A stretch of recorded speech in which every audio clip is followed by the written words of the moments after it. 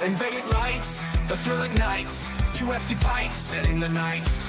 Fox Sports Radio, the crowd's alive. MMA locker room where legends thrive. Just my 2 cents, the stakes are high. Joey DFS, watch the champions fly. Get ready for the thrill, the crowd's alive. UFC fans can feel the vibe. Fox Sports Radio, we're ready to go. This Saturday night, it'll steal the show. Joey DFS, watch the champions fly. Get ready for the thrill, the crowd's alive. UFC fans can feel the vibe. They said California is the place where you should be, and I actually completely agree. And that's where we are, Sacramento, California, UFC Fight Night 285, aka UFC Sacramento. I got Joey the DFS with me. How are you this evening, sir? I'm good. It's how the song goes. California love. That's how we do it now. Me and Cali in Sacramento. Action-packed fight card. Robocop versus Fluffy Hernandez in the main event. But guess you know what? We starting on the very first fight of the fucking night. We got Miss Chanel Dyer going against Miss Booty Reed, Elise Reed. If anyone's considering Elise Reed, just leave your Cash App. You can send it to me. Whatever amount of money you're going to put on Elise Reed, I'd appreciate that for my donations. But I think Chanel Dyer actually knocks her out early. Well, before I get too far into that, I'm going to shout out the chat here. First of all, shout out to Big Show Picks behind the scenes. Handy. Some Solution, T. Moss, Ron Lofton, Kyle Brusso, Stimmy OG. What do it really be like, dude? We about to find out here. Shout out to all you guys. Make sure y'all get subscribed. I'm sure all you fine gentlemen are. But if you're not, anybody new that's joining us, consider becoming a member. If you're silver or gold, you get access to the Discord. All my bets for this card and every other bet that I make on any other sport, I do my best to put it in the Pub Sports Radio Discord. They are there now. I have 4 pre-flop bets, 2 underdogs, and 2 props, but I do not have anything on this first card. But I thought we had Billy. Oh, yeah, Billy the Kid joining us. I was going to give him his proper introduction, but nah, man, I don't have anything on this first fight. I thought about maybe taking a flyer on Elise Reed. Chanel Dyer is certainly not a fighter that I'm going to be laying that kind of fucking chalk on. This is not the level to do that, in my opinion, but shout out to Big Show Picks. He likes Dyer in the over, over 4.5 minutes or over half a round? 8.5 in this one. 8.5, excuse me. Nice. Well, let us know what you got in the chat, and let me know how you're doing tonight, Billy Briz. I'm doing good, man. Shouts to everybody in the chat. I'm excited for UFC Sacramento out in California. They say West Coast is the best coast. So let's see what's up with the money tonight, because I did not do too well in Philadelphia. I kind of like how this card's set up. It's got a couple of my favorites. We got, a couple of headliners. One of my favorite Cage Warriors man himself, Mason Jones, double champ. If you follow me over on the gram, that video got posted today. Didn't make it over here to the YouTube shorts, but we got a nice little 500 on it. So hopefully you guys get the Mason Jones play. There's some other names on this card as well on the prelims. Chris Taco Bedilla in the building. Taco, the man, the myth, the legend. He's came on the podcast before back in the day. So, there's a lot of names, a lot of folks. High hopes for tonight for UFC Sacramento. For Saturday night, Shael Dyer and Elise Reed. Elise Reed is kind of in that Jeremiah Wells setup spot from last week. She's one of the biggest underdogs of the card. She's coming out of Sacramento. Probably one of the only reasons why she's on this card, just in general, because she's one of the only female fighters from Sacramento. But she's fighting Shael Dyer. I like Shael Dyer a lot. We're talking about her coach on the podcast. There ain't a whole lot of European coaches that I feel like really embrace grappling. Like, I think it's one of the only ones that really does. Like, if you look at his fighters in the UFC, they're all doing very well. I mean, look at Lerone Murphy, Leonard Kavanaugh, the kid over there in Cage Warriors, Nick Bagley. We'll probably see him come over into the UFC. He just became champion. He was like one of his proteges.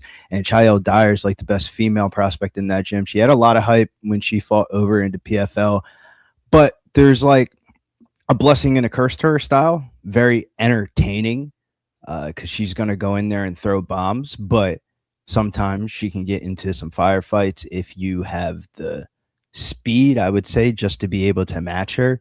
But her power for this weight class is absolutely ridiculous. Like the way that her jabs when she lands on girls in this weight class hit significantly harder than other girls in this weight class.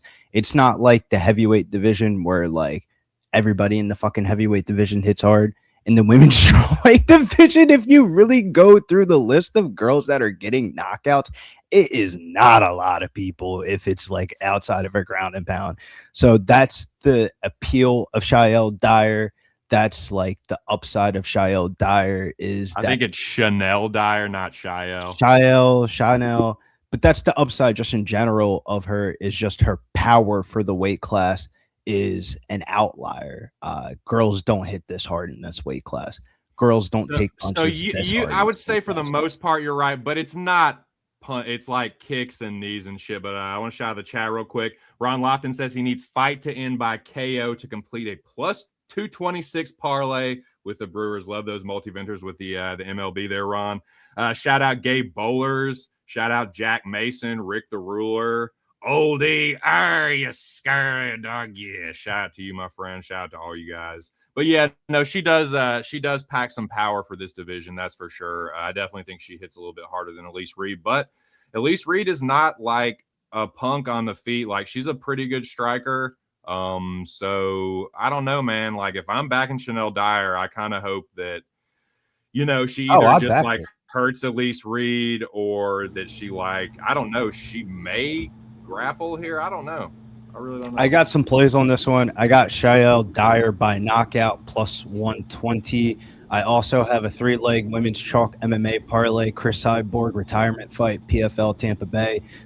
She's the third leg of the parlay. Second leg of the parlay is Carly Judice, and then the first leg of the parlay is Shael Dyer. 3-leg parlay minus 112. It's women's chalk. What the fuck else am I gonna do with the fight? I took the money line in a little 3-leg parlay. We got Chris Cyborg. If you did not see the weigh-ins yesterday, Caitlin Vieira makes her PFL debut, showing up at the weigh-ins 7 pounds overweight. Tell me you about to lose a fight without saying you're about to lose a fight. You're showing up to Chris Cyborg's retirement fight 7 pounds overweight. Chris Cyborg's going to knock you out in 5 rounds. I like Cyborg by knockout minus 110 if you wanted to play that as a straight bet. But that's just some women's. It's an outlier weekend. I don't know if it's Amanda Serrano weekend or something like that. But just look at the women's MMA price tags or just combat sports price tags throughout the card this weekend. Amanda Serrano was minus 3,500, only won by a majority decision. You got Shael Dyer coming in here at minus 900. I believe she's the second biggest favorite of the card. You also got Carly Judice. She's the second biggest favorite of the main card. Then you also got Chris Cyborg this weekend. I mean, she's kind of like the GOAT of entertainment for women's MMA, I would say. Like, she's not the best ever, but she was definitely one of the more entertaining ones. You knew when you watched a Chris Cyborg fight, it was going to be a banger. So I'm excited for the women's MMA chalk this weekend. I think the UFC is trying to compete a little bit because Dana White, obviously, we came to a conclusion Tuesday. Dana White has a hatred for the MVP organization. The way he did Namo Vasil. Yeah, he don't like Jake Paul. They don't like each other. And Dana's going to take this one to the grave. And he said, y'all got women's MMA knockouts? Watch how we do women's MMA knockouts. Because some of these match-made fights for this card just make no sense. Like, why is Shael Dyer fighting Elise Reed? There's only one thing they want in this fight, and it's probably like a knockout in this one. So I got Shael Dyer by knockout plus 120. Yeah, I'm right there with you. I got plus 100. Lots of luck, gentlemen. I mean, I feel like I do would definitely co-sign the knockout or a prop, some kind of plus money more than I would like the money line. Like, I get it. I definitely lay some chalk myself from time to time, and I join the parlay boys. But yeah, best of luck. It would be. I get it though. Like, Chanel Dyer should be the favorite. She is the harder hitting striker for sure. Shout out to Slaughter. He says highly doubtful we see a women's KO. Like, yeah, I mean, I could like a Take the decision then. Plus 200 for Dyer's good as well. I think. I mean, if this fight goes 3 rounds, I think she's winning a unanimous decision. Yeah. Right. You know what I'm saying? By decisions plus 200. I think she gets a knockout because Elise Reed's been finishing all of her pro fights. Or she was undefeated before she came to the UFC. She's lost 5 times in the UFC, and all of them have been like inside the distance. So I kind of like the Dyer by knockout. I do. I like that, and I definitely support that. I mean, I support you regardless, Billy, but I definitely would co-sign that bet more than just her money line. But I get it too. Like, What a decision prop, bro! Plus 200 on a minus 900. I get it. Adrian, how many times have we seen that hit in the UFC this year? You know what I'm saying? Like, I think there's ways to attack this. Just don't skip it because you see minus 900. Like the prop market, you either got to make a decision.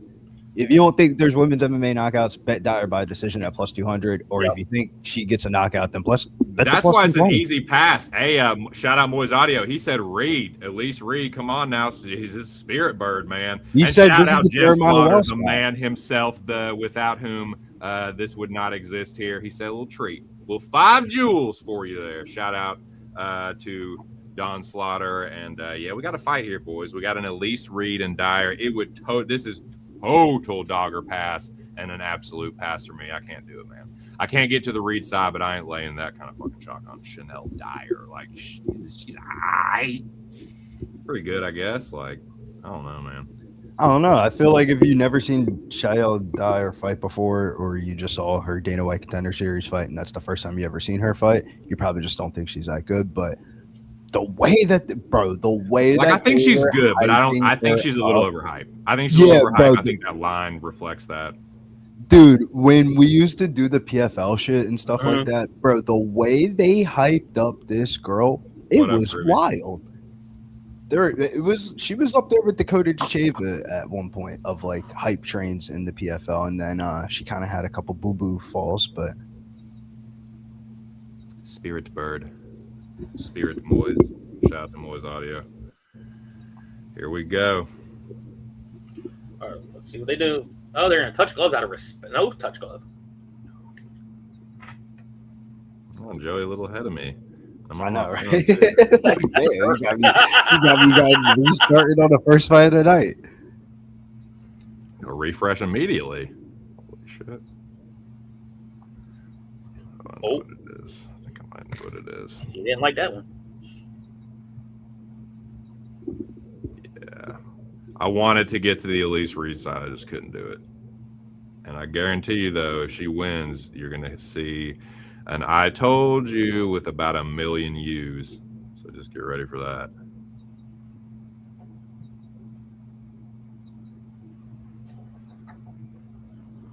All right. What do you where you at, Joey?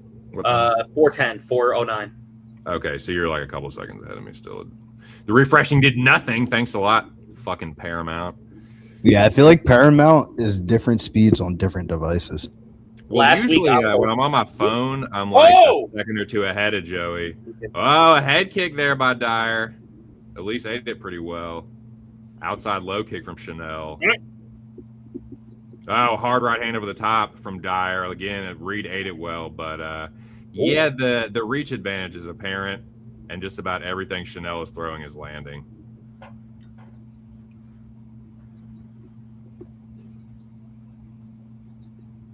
Yeah, I feel like last year in the Dana White Contender Series, there was a couple of girls that the UFC liked, but the women's MMA divisions are so shallow. They were just trying to find people to put up against them, and they had just ended up being way better than what they probably expected. Like the Shael Dyer versus like her Dana White Contender Series fight, that shit was wild, bro. She is sniping Reed with that right hand, man. She slipped it once, but you've got to start doing that or defending it somehow. Reed's got to throw more leg kicks. Mm-hmm.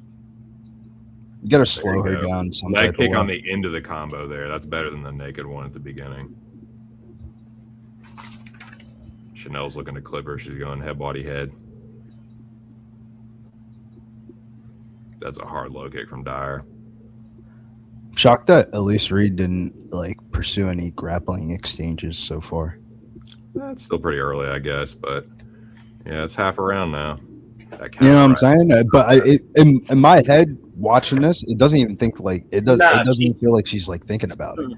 Billy, Just 'cause I think you might be okay for this KO prop because, dude, she is getting cracked with this right hand. One of these 3-2s is going to sit her down. That head kick from Dyer. Reed's already. Dude, the head kick is catching her almost every time. If she eats that clean, it's nighty night. 157 is what I got. Joey's a second or two ahead. They're still fresh, being a though. gentleman.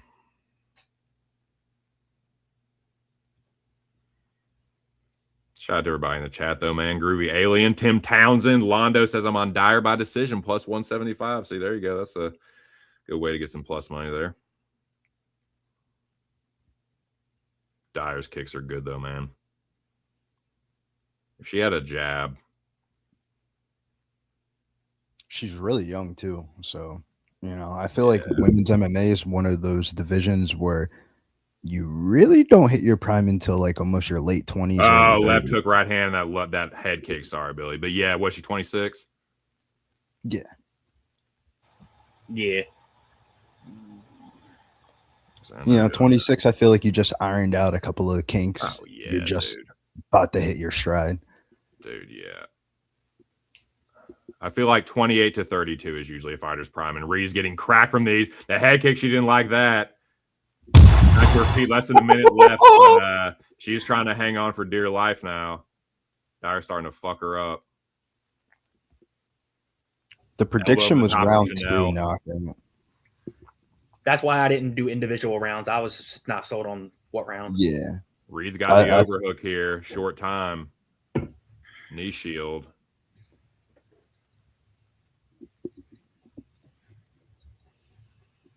Yeah, Chanel's getting to her. Yeah, her ear's already bleeding.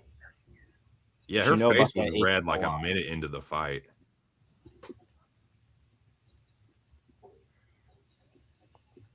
Knee to the body. Do it. Very short time here, and that's he's going to survive. That was spinning back elbow. I think that's what Joe was talking about. Great. What up, top set? Dyer by KO minus 105.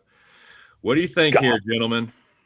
What I could tell you is Chanel Dyer is minus 10,000 with Elise Reed plus 1,600.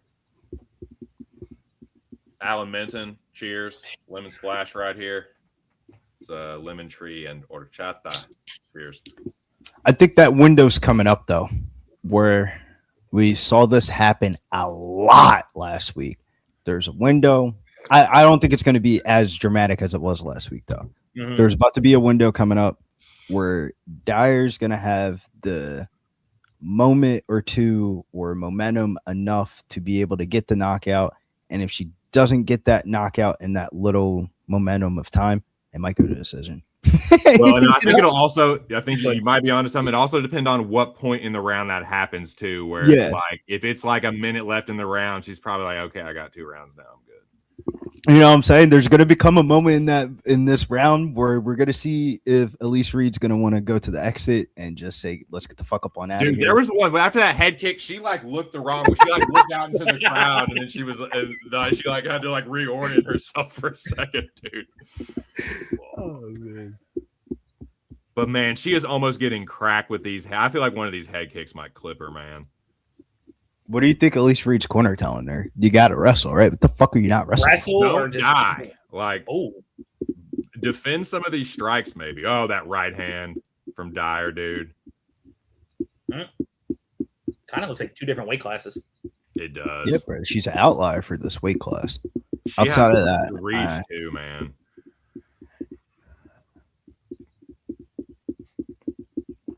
And Reed, the problem like with Reed is like she doesn't have a lot of stopping power. Like she's just there. Bro, not a lot of women strawweight fighters do, bro. I swear to God, bro. If you go through the strawweight roster and look at girls that get knockouts, it's like 3 or 4. Yeah. Reed disengaging is the only thing that's preventing her from getting knocked out in some of these exchanges. Without them tell one of these head kicks, dude. Oh, that spinning back kick, ridiculous.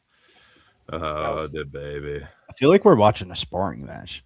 Yeah. It started to turn into that. I go, you go. I go, you go. We're going to work on low kick defense. My favorite way to bet an over, Billy. This is about to be like a like when you watch an All-Star game, like the NBA All-Star game, and they just start doing trick shots and shit. This is what fucking Child Dyer is doing right now. She's just trick shotting like a jerk off. She's trying some shit she's been working on in sparring. Yeah, 100%. She feels no danger at all.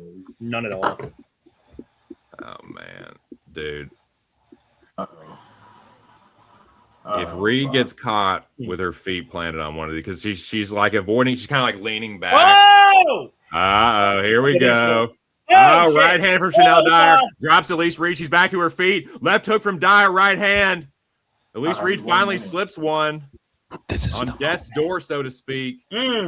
Right hand to the body. Left hook, right hand from Dyer.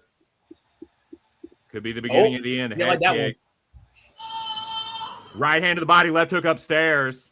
The baby. Oh! Fuck the kicks. The Keep going your baby. overhand, Hard girl. right hand to the top from Dyer. Oh, Head good kick punch. hit her shoulder. She lucky. Left hook, right hand, left hook from Dyer. Head kick from Dyer. Oh, good knee. Oh man. Step in knee to the titty. 30 Fucking seconds. A-cup. Fuck. Knee upstairs. Oh, not that high. Dyer is giving her a pasting here, gentlemen. Knee to the body from Dyer. Up against the fence here. This and might go another to one. decision, man. It could be.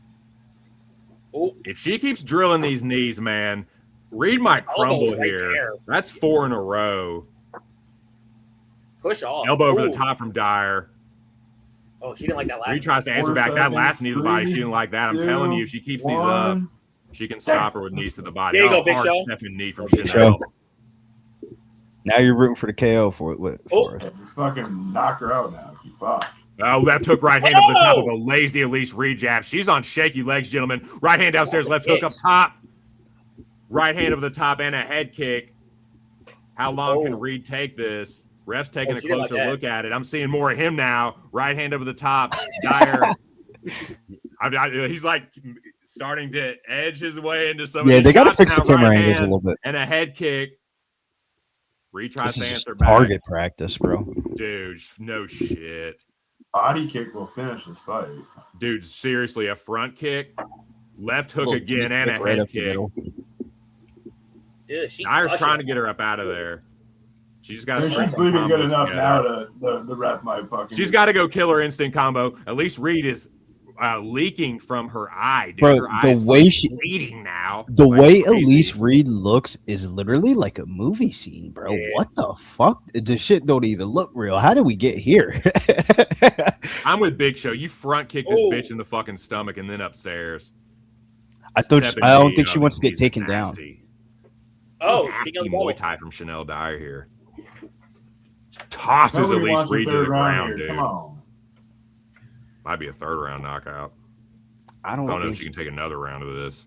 you don't think she's going to be able, but is Dyer going to be able to throw that many Yeah, volume that's of the strikes? question. Yeah, that's the question. If She Di- definitely how, popped the tank in that round. right. She I said, think- "We I gonna think it was pop the enough tank and sparring, we I going." think it was enough of a sparring match. She didn't have to defend at all. No, So bro, she- I'm telling you, bro. She went hands on the hips immediately as soon as the round was over, bro. She popped open that tank and she said, "Bitch, we Oh, going for dude, a that ride." might be her dude. Her cheekbone is fucked up. It is swelling It is. bad. The orbital might be cracked right here at the bottom. I don't know, dude. Stop the Bottom fight of the for her. orbital. My thing is this. This is what they need to start doing a little bit in the UFC, a little bit more. I know people aren't going to like this from a gambling perspective. If you're down 2 rounds like this, not like Jeremiah Wells or by last week, that wasn't anything crazy. But if you're Okay, 2 so rounds last down like this and your face is all fucked up, bro, can we just call the fight? Fight's over. What?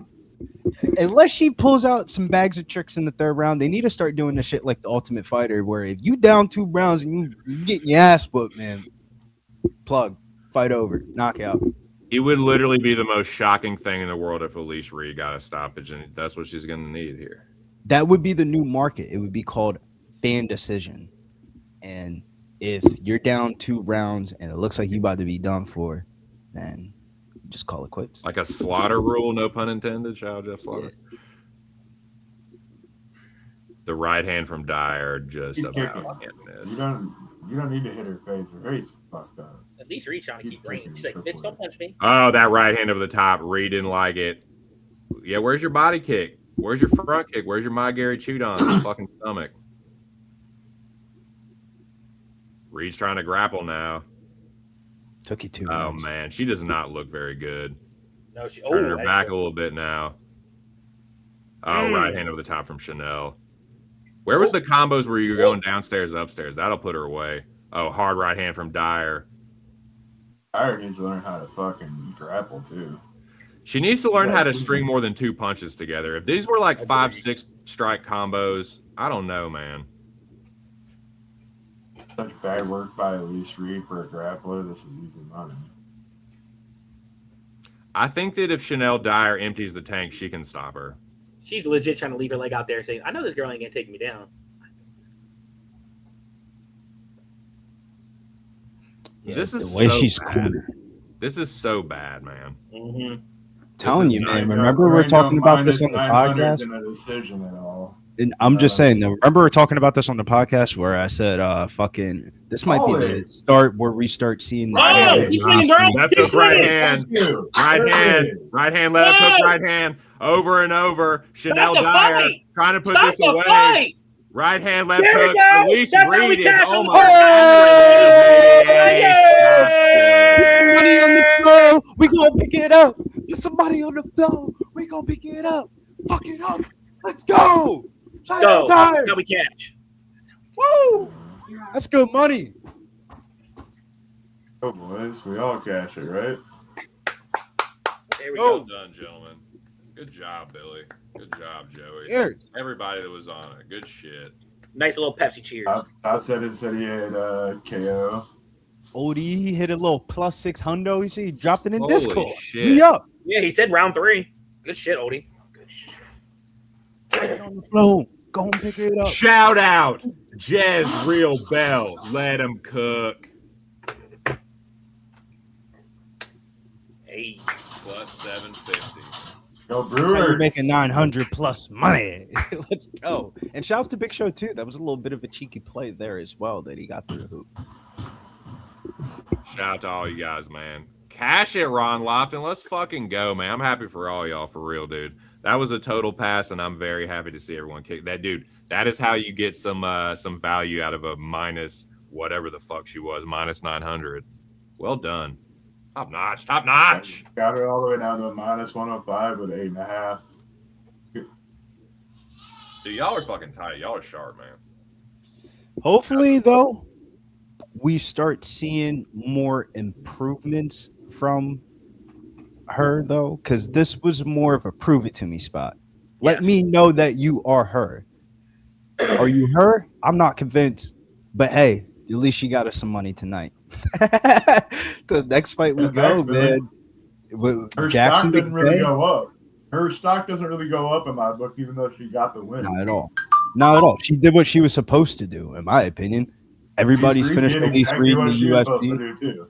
Yeah, all of Elise Reed's losses in the UFC has been inside a distance. Bitch, you just got added into the list. She just got like, we're not gonna go there. But you put those visuals in my head, you know. Dyer was just at the I'm end with of you, it. Alien. It was a 7. She got if she hadn't finished it, my stock would be way lower. Third round stock. would just have I down guess, what- yeah, because I think kinda 7.5. forgot she finished it really because nobody wanted the third round to start. All right, we What- got to get into the next one though. We got to Oh, get do into the we next now? fight.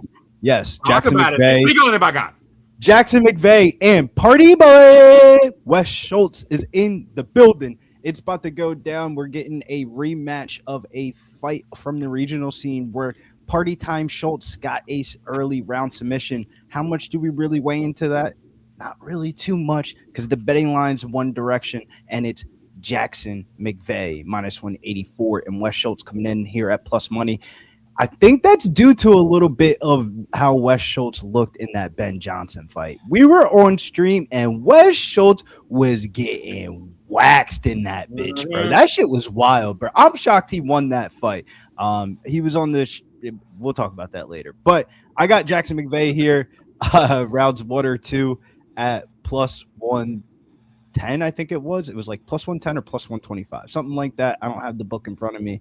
I bet too many bets this card, but rounds 1 or 2 for Jackson McVeigh. If he's going to win this fight, I think it's going to be knockout. I think Wes Schultz's dumbass is going to try to clinch up with him to take him down to the ground, and Jackson McVeigh is going to throw a big knee in the middle, hit him with some bullshit like that, and he's going to knock him out.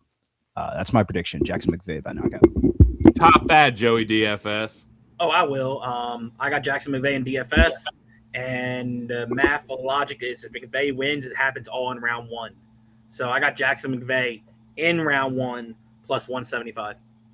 That did not top Billy's breakdown, but I appreciate the effort. Shout out to all you guys. Moyes, it's all right, Londo. Hey, that's just the very beginning of the night. Again, I am not fucking interested in a Jackson Moose McVeigh and Wes motherfucking Schultz rematch. I just wish you all lots of luck. It would be Schultz or pass for me. No, it is certainly a pass. Moy says, keep your finger on the live bet button. Yeah, I don't hate that angle. Like if Wes Schultz doesn't fucking die, then you can probably get a better number on him. Like if Moose don't kill him. I'm just not a Jackson McVeigh backer. Like the argument that it was early in their career and it was like an arm bar and that Jackson McVeigh's improved is valid. I just don't know if it's so much so that it's not still just like a fucking blind coin flip. That's what it feels like to me. It feels like this fight should be a pick'em. But again, man, Wes Schultz. If Jackson McVeigh just beats the fuck out of him and knocks him out, it won't shock me at all. That's why I can't get involved pre-flop. But like what Moyes is saying, I think a better way to play it if you like Schultz is maybe see if he lives. Old E says, I worked on this one for a little bit. Felt like I was forcing the action. Nothing for me on this one. But he did say spreadsheet like favorite ITD. Full of traps. What do you think about that, Billy? To be honest with you, I feel like this card is going to be a carnival results of just all over the board tonight. Yes, that's literally what I feel like UFC Sacramento is. Last week was like somebody's going to bust up the parlays. This week's more of just like a carnival show.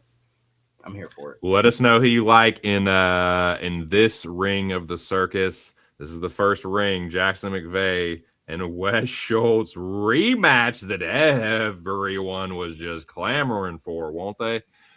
Well, we got it. In any case. Again, I don't know, man. Sketchy. Like, yeah, I could see McVeigh knockout. I don't hate that. I don't hate Schultz sub. I don't hate Wes Schultz live bet. But, you know. McVeigh does hit harder, better striker. He has gotten better since didn't they like fight as amateurs or something? Yeah. Ron Lofton says McVeigh with the Marlins and the Astros plus 244. Ron Lofton, I just love these multi-eventers with the MLB, man. It's awesome, man. You seem to cash quite a few of them as well. T Moss says some live bet odds are worth putting a few dollars on. Did that with the Wells fight at plus 1,500. What up, Lucky Power? My fault, Big Show. What were you saying? Actually, Astros been fucking killing me lately, dude. Astros been killing me lately, and I had to stop fucking betting the Tigers too. They just gave up. I actually bet this baseball game coming up at 6:00. Phillies are playing the St. Louis Cardinals. A little bit of a homer bet, but it's also one of my things I like to fade. Like people that are just coming in the rotation. Fuck this dude, Quinn Matthews, my boy Andrew Painter. About to paint some corners in this bitch tonight. Let's go, Phillies, run it up. I mean, FanDuel gives you like a MLB boost every day, and I click the shit, and I never use it. Today, I'm using it. Big Show, what you just described the Twins and the Mets and the Pirates actually this year for me, dude. All of those teams, well, the Mets always put the fuck to me, but the Pirates becoming like that, and the fucking, dude, the Mets, there's nothing like the Mets. I cannot get the Mets right. Houston, Jordan, and Detroit, and my three boys that I always tell you guys about are really the only baseball bets I do. The other day I got a little froggy with the Yankees, and they fucking whooped ass, and then I got Angel. First, no, but I can't fade them either. No, I don't bet on them. I try and fade them, and every time, just if you look at the Mets losses, or all the Mets losses, or all the Mets wins, excuse me, there aren't that many of them, but A few of them in there have been times that I tried to fucking fade them. So Just ready for a new season, boys. Let's get this NFL season up and going. no shit. Yeah, man. I finally lost some rankings, moved some shit around. I'm hyped, man. Hyped for NFL season. Here we go. The rematch everyone was asking for. This is getting stupid already. Spinning back fists and fucking Wes Schultz almost got clipped already. Holy fuck. This is the clinch thing I was talking about. Wes Schultz goes for the fucking judo flip and he gets it, dude. He gets the hip toss. He's going for the guillotine. Wes Schultz going for the guillotine. He might have it here. Uh-oh. Uh-oh. Does he have it? He's going for the mounted now. This is a better angle. In. That shit looks in than a motherfucker. Sweaty. Very sweaty. Shout Sweaty Butcher. That was close. Holy shit. Why did that shit look in like a motherfucker? But I think when he fucking turned in, he let his arm go. Well, Wes Schultz is going to try and do this the whole fucking fight. So if there is ever a nickname that's more fitting, like Party Time Wes Schultz, you know Wes Schultz ain't that good, but you're going to get a party in this bitch. This shit's hilarious. He's a hilarious for a good time. He's here for something. A good time. Mm-hmm. Yeah, because when he first fought on Dana White Contender Series against Mansour Abdul Malik, that was not a good spot for him to show his character, like who he was as a person. Well, Jackson McVeigh showed some character in not getting subbed here, but Wes Schultz is still on him. Now they break. Now we see what's really good. McVeigh looks for the straight left. McVeigh operating from southpaw goes right hook to the body. That lead right hook now. The tricky. If you're McVeigh here, you got to use your length advantage in the striking. You might not be a striker. He is jab to the body and a straight left. Right hook left hand from Jackson McVeigh. He is doing just what you're describing, Billy. He is going. He's using his length and the reach advantage that he has to his advantage. Wes Schultz on the end of his punches. Striking. Well, yeah, it's Wes Schultz. Right hook over the top. If you ever watched a Wes Schultz fight, that's how it goes. Right hook left hand, the old 3-2 from Jackson McVeigh. Uh-oh. Wes Schultz trying to fight back with an elbow from Jackson, spinning back fist from Schultz. God. What the fuck was that? I don't know. I think it's an illusion to try to, think. He tries, I swear to God, bro. Doesn't it feel like he tries to throw an illusion so he could just take you to the ground? Yeah. It is. It's a little like, hey, look that way. It's like, you just, because if you're looking across from him, you're like, I'm going to whoop this dude's ass. And you just keep on walking it's forward. Fucking weird to say, but 3 minutes into this fight, I think he is currently winning this round. Well, yeah, for sure. With that sub attempt. And like McVeigh hasn't really like hurt him necessarily. Not yet. Yeah. And I would say the strongest punch might have been the spinning back fist. How lame it was. It's still connected. Nah, McVeigh's clipped him with a couple of shots. I mean, McVeigh's starting to land on him. The straight left is landing. The right hook's starting to find its home as well. And he's starting to slip these counters from Schultz. McVeigh kind of just picking his spots here. Shouts to Nasty Nate in the building. What up, Nate? Howdy. Over 1.5 can get paid out in this. I think it was like plus 150.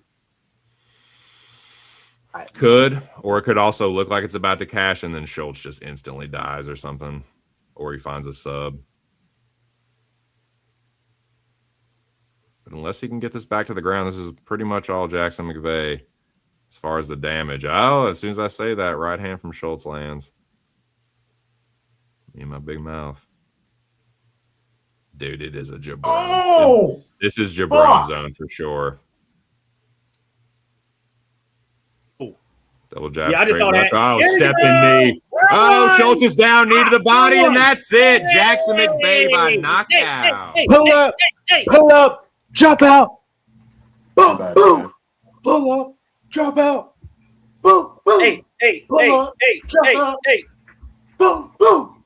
Pull up. Pop out. Boom, boom. Jackson McVeigh.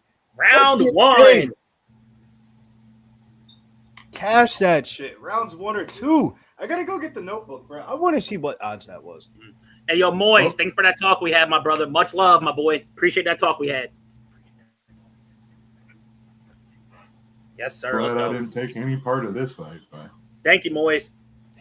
Oh yeah, another fight I was happy to pass on. It's like, yeah, maybe. I was going to be the over 1.5 at plus 150 for me if I did anything. You're welcome, Gabe. Hey, thanks, Moise, for that too, Gabe. Yeah, Big Show, what'd you 120. say? You're kind of trailing off at the end. Said if I took anything here, it would have been the over 1.5 at plus 150. But I'm glad I just stayed off because I would have lost. I love you too, Moise. Yes, sir. Really? You wanted to hurry up to this fight. You knew it was going to be a win, remember? What, this one? Yep. Oh yeah, bro. There was actually something that happened maybe Wednesday or Thursday night. I saw I'm happy, dude. I'm so happy to pass on fights like that because Schultz close to getting that sub. Like, this I'm is glad the I didn't one. bet Schultz. This is I'm the glad. one. I'm where happy to if pass you Jackson watch the McVeigh, tape- dude. Jackson McVeigh is not gonna. The tape gave you the answers to this fight. Remember the last thing I said to you was he's gonna hit him with a knee in the clinch, and it's gonna make Wes Schultz collapse. I said the elbow. The elbow didn't come. He just collapsed off the knee. But that was a the tape. body, boys. Yeah, bro. Wes Schultz, bro. If you watch that Ben Johnson fight, there's just a couple of sequences where, like, bro, Jackson McVeigh can do the same exact shit, and he's probably way better. That was entertaining, but we're about to get to some boring shit. The solution says minus 1,400. Now my parlay payout took a hit. Yeah, draw, not a loss. This is about to be a boring fight. All right, look at this. The storyline of this fight is more interesting than the actual fight itself. But man, I didn't think Jackson McVeigh was going to get that in round one for a second. I thought he was going to get this into like round two. I thought that was very possible. McVeigh knockout I thought was very possible. That's why I didn't like Wes Schultz. It's like, yeah, Wes Schultz survives, but I don't know if he's fucking going to. So that was fine. I'm fine staying away with that. It's like, obviously I would have loved to jump in and make some money, but those are the kind of fights I'm totally cool passing on. But McVeigh gets his revenge, dude. Jackson McVeigh, first round knockout. What up, Mills, dude? Tim Townsend says 1-1. And for real, Billy, who you got in this next one? For real MMA asks. Let's get into it. Let's not pop the bubble. Gage Young and Stan Dorsenville. This is actually one I should probably read from the book. Well, I'll go ahead and give you my take on it real quick because I do have a bet on this fight. So I think that this is a potential level spot for Gage Young. Him and Stan Dorsenville are the same age, but I think Gage Young hits a little bit harder. He obviously has more experience. And I think he's a stronger wrestler. And I think watching the tape back, Dorsenville's a little slow. He's a good fighter. I'm not saying he's a bad fighter. He throws decent combos together. He has good cardio. He works at a good clip, but he doesn't hit super duper hard, and he's not very fast. I think Gage Young's going to have a hand speed advantage here. And I also think that the fact that this is 10 days notice, I know Dorsenville was getting ready for another fight, but it's still like Gage Young is a significant step up from the dude he was getting ready for. So give me Gage Young here inside the distance, plus 240. Shout out to Big Show Picks for constructing that sweet beauty there. But yeah, I think this is a bit of a level spot. I think this could look potentially kind of like Jalen Turner, Kyle Hernandez. Dorsenville has been hurt before by jabronis, and Gage Young, pretty fucking good fighter. I think he might knock him out of club and sub. Gage Young inside the distance, plus 240. That's the bet here for me. Joey? Yeah, this is, I came out with action the first two fights. This is the fight I'm going to chillax on. And maybe if I like a potential live line to see how the fight goes, because we're seeing, I know Stan in a lot of his fights starts out hot and aggressive. So if we see him potentially slow down after round one, maybe you can get a plus sign next to Gage Young. And that's more my lean. If we see Stan really do the damage round one and we get a way better line on Gage Young and plus money, that's the lean I'll go towards starting round two. All right, Billy. I know For Real MMA is waiting with bated breath here. What do you like here? Gage Young, Stan Dorsenville. Yeah, I just had to pull up a couple of things because I always say this for G Money, a.k.a. Gage Young's fights. Who is his manager, bro? what are they doing? This happens every fucking time for Gage Young. So it's like a weird stylistic matchup, and I don't think this one's any different. I feel like what makes this fight tricky is some of the answers aren't going to be right in front of you. Stan Dorsenville came back from a 2-year layoff, returning from an ACL injury in his last fight. He was like a plus 3. I think it said plus 300 underdog when I was looking into it. He's a brown belt, pushes the pace. But the reason why I bring up the ACL injury thing is because, yeah, you're probably going to look a little bit slow coming back from an ACL injury, dude. That's a serious fucking injury that could end some people's careers. I don't know if that's a blessing or a curse because he looks like he pushes a fast pace, but it's also regional scene fighters. Gage Young has a very slick jab, head movement. He's going to move around, good cardio. And before he got into the UFC, he was bopping people. When he got into the UFC, it's been going to decisions.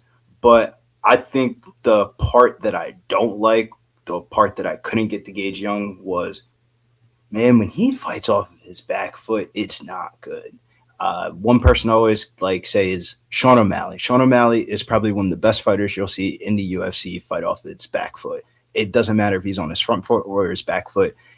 He's fine. Gage Young, when he fights off his back foot, bro, that shit looks terrible, bro. The Thiago Boyces fight, he was able to get takedowns and stuff like that by pushing Gage Young and stuff like that. I think this fight goes over. I think this fight goes the distance. I think this is the first one that gets a little bit greasy. I actually parlayed the over 1.5 in this fight and the over 1.5 in the Chris Padilla and Nazareth Hackerass fight. I won that a third one to it, but it was a 2-leg totals parlay. I'm going to sit back and eat some popcorn because this shit's weird. Gage Young had a womped up fucking eye all fucking week. I was waiting for somebody to bring that up. That has been the talk of the town, ain't it? This is weird. I think G Money personally, in my hearts of hearts, I personally think he gets a 3rd round knockout. But, man, let this kid get some takedowns and he's not gassed and he doesn't cardio dump. The reason why I say the takedowns is always a big one is because if you can get takedowns, remember Chapolin last week? Chapolin got some cheeky takedowns and he was winning that fight. He wasn't tired. Once he stopped getting takedowns, boy gassed the fuck out and got knocked the fuck out. Or not knocked out. I think that's going to happen. We're going to see a condensed version of that. I'm predicting a Gage Young mid to late second round knockout. Over 1.5 parlay. If you wanted to get cheeky, I think Dorsenville plus 3.5. If this goes to the decision, bro, there's no way he doesn't pull out a round. We'll see.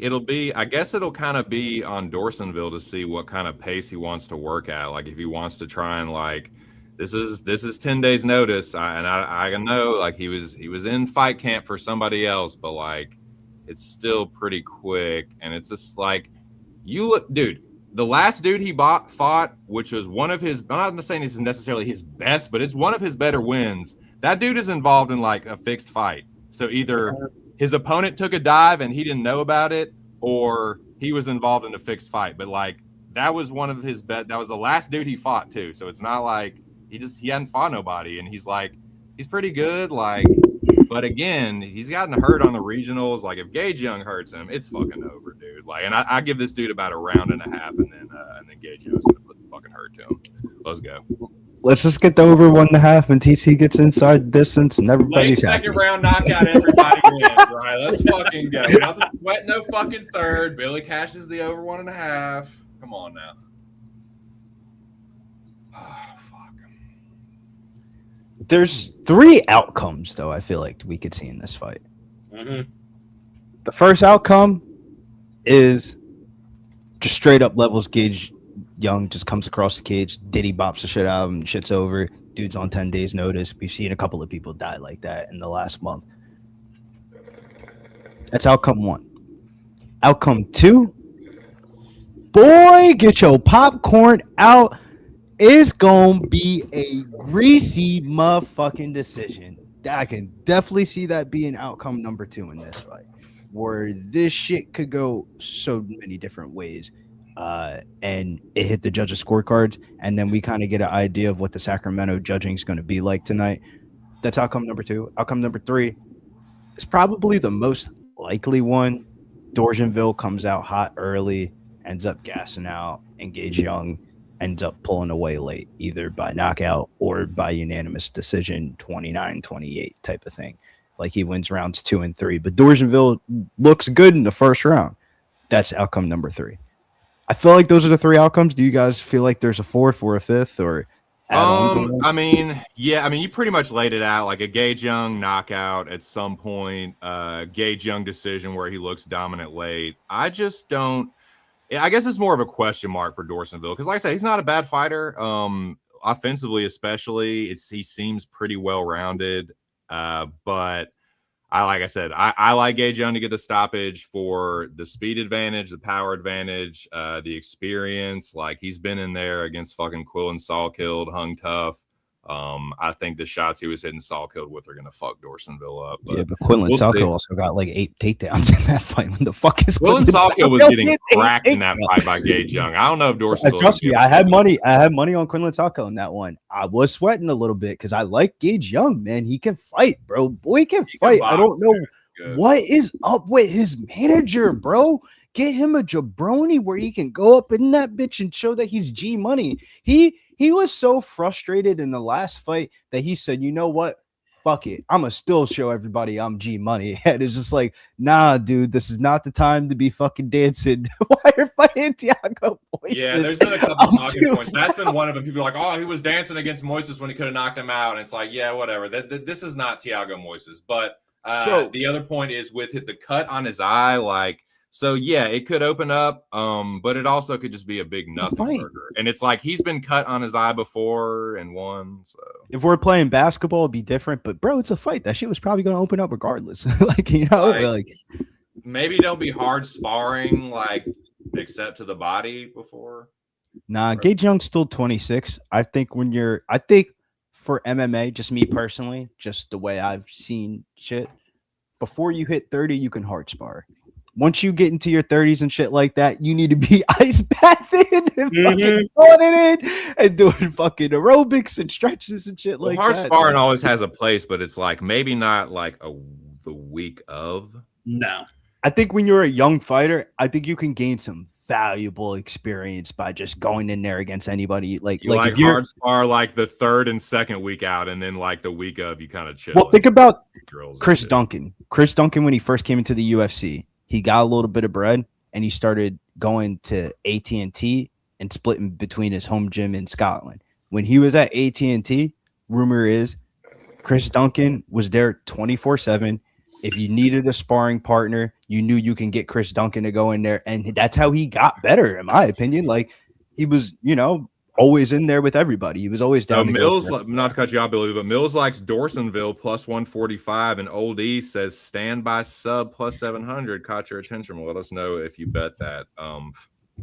Yeah, here we go. About to start. Gage Young, Stan Dorsanville, short notice. I think Thor likes a dog too. Beltran, don't you do that, Thor? Thor, you're not loud. I fuck with the California the referee shit that they got going on. Finally, we don't get the little corny shit that they always wear. California love. But here we go. The only thing that's missing is Uriah Faber in this bitch. Come on. Dude, where is the Cheshire Cat, dude? That cheesy ass Cali broken. What fight are we gonna see? We might see Uriah Faber for the Mason Jones fight. We might. I saw Uriah last night. This is Sacktown, dude. This is like Faber's like.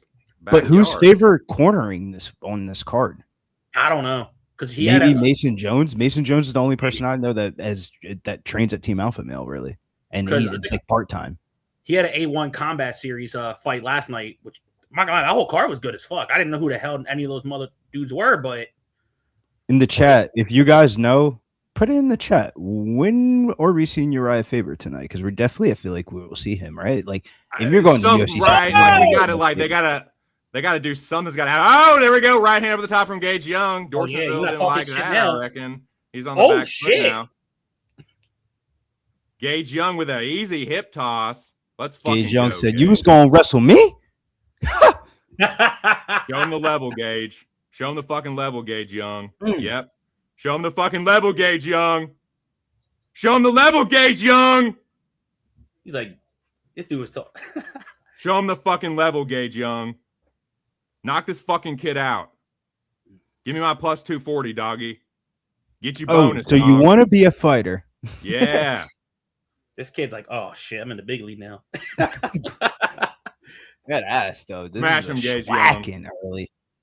He said I should have been on Dana White.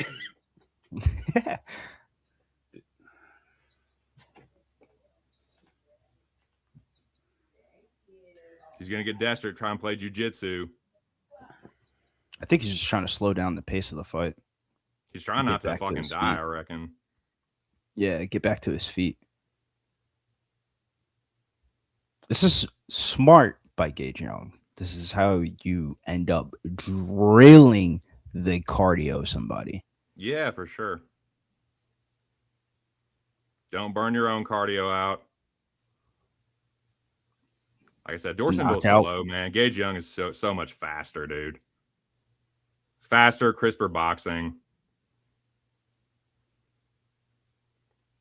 G Money. Come on, Gage. I wonder what the live line is on G Money. Yeah, that shit probably going. Yeah, it's probably going. Oh, the kid took him down. Oh, but Gage Young's like, I'm G Money. Gage Young minus 800 live line. Easily back to his God feet. damn. He's gonna play jujitsu. The kid's gonna play jujitsu. Yeah, he's swinging like a jackass. Yeah, he's swinging like crazy. He's gonna gas out and get knocked out. Just stay within yourself, Gage. He's trying to put on a facade. Da, da, da. Yep. So what fight are we gonna go out in the garage for? Planning it. There we go. Maybe not. Well, you gotta remember, I got some Right hand, family left here. hook. Dorsonville didn't like that. Maybe Hang on. hacker ass Padilla. But hacker ass Padilla. Especially if you think that goes 15. I'm not gonna lie, bro. This card's flying. It is. When the card's good, it goes by fast in UFC. Dorsonville's hard. That man, was this an eye poke? This We're is about to find this is bullshit. This is kind of fucking bogus. bullshit. This is kind of bogus. You got punched, dude. That's why I just started immediately. Ooh. Oh, yeah, I was punch. What's the Stevie Wonder song? Ooh, child, things are gonna be easier.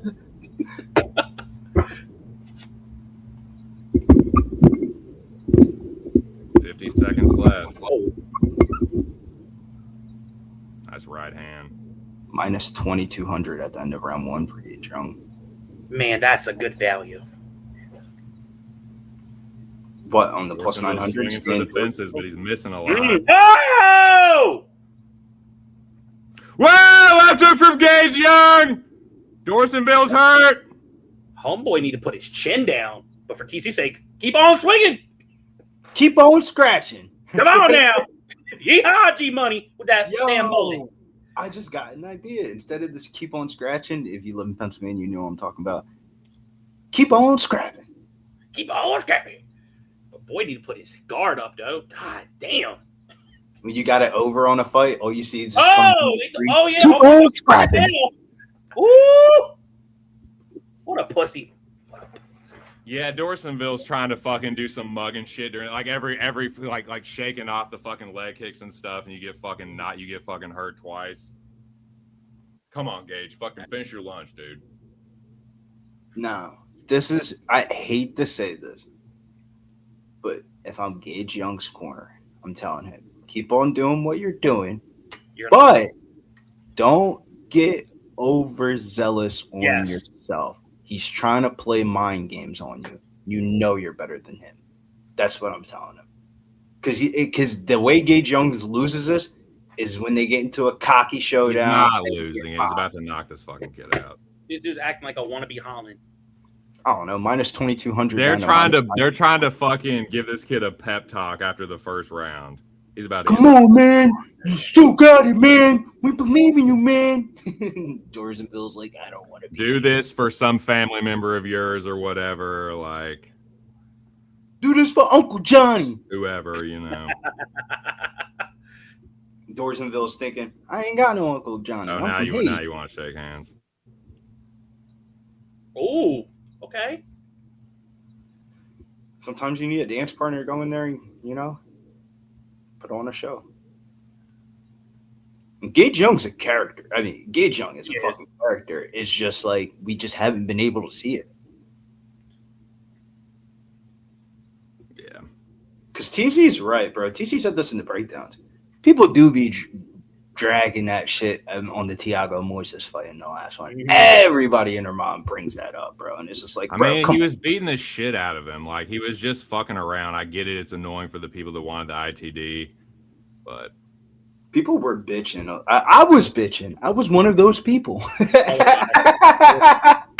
Oh, he's swinging. Go ahead, mullet. 100% Alex Cruz says Stanley's tough as fuck. Most dudes would have quit by now. I agree with that. Shouts to T Moss. Homeboy need to fucking leave his guard up or fucking Gage Young. Shouts to Ron Lawson. There we go. Nice right hand, Gage. Nice left hook, too. We got to get those commercials for football season together, too. Got those contests coming up on the website. He is just evading some of these punches.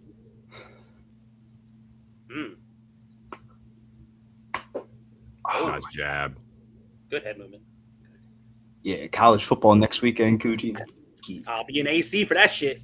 I'm so disappointed. I got a fancy football draft next Sunday, depending on. I got one Saturday night, too. On Sunday. I got one Sunday. Since you guys aren't in my league, I'm gonna drop the update to the rankings probably sometime late Sunday, Monday. The rankings are for PPR. Look at your settings. It's for PPR. There's going to be laying a standard, or you pay in a half point PPR. It works for half point. Dorsonville's definitely landing here. Some head kicks, 2 head kicks in a row. Gage needs to work on his own defense.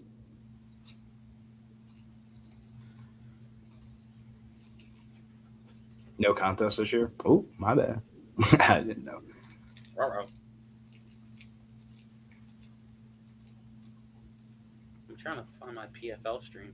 Forgot that fight card's on the prelims. Yeah, I gotta bet on Marquez Forrest. When we start doing Dakota Bush at minus 215, when the fuck they start doing that? When Dakota Bush was an underdog in his last fight and we made money on that, that was the time to bet him. Not at minus 215. I think Marquez Forrest might be able to shock some people. Well, Dorsonville has definitely worked his way back into this fight, into this round. Gage Young is really having to hang tough here. Oh. There's a nice uppercut from Gage. Now Dorsonville wanted to grapple.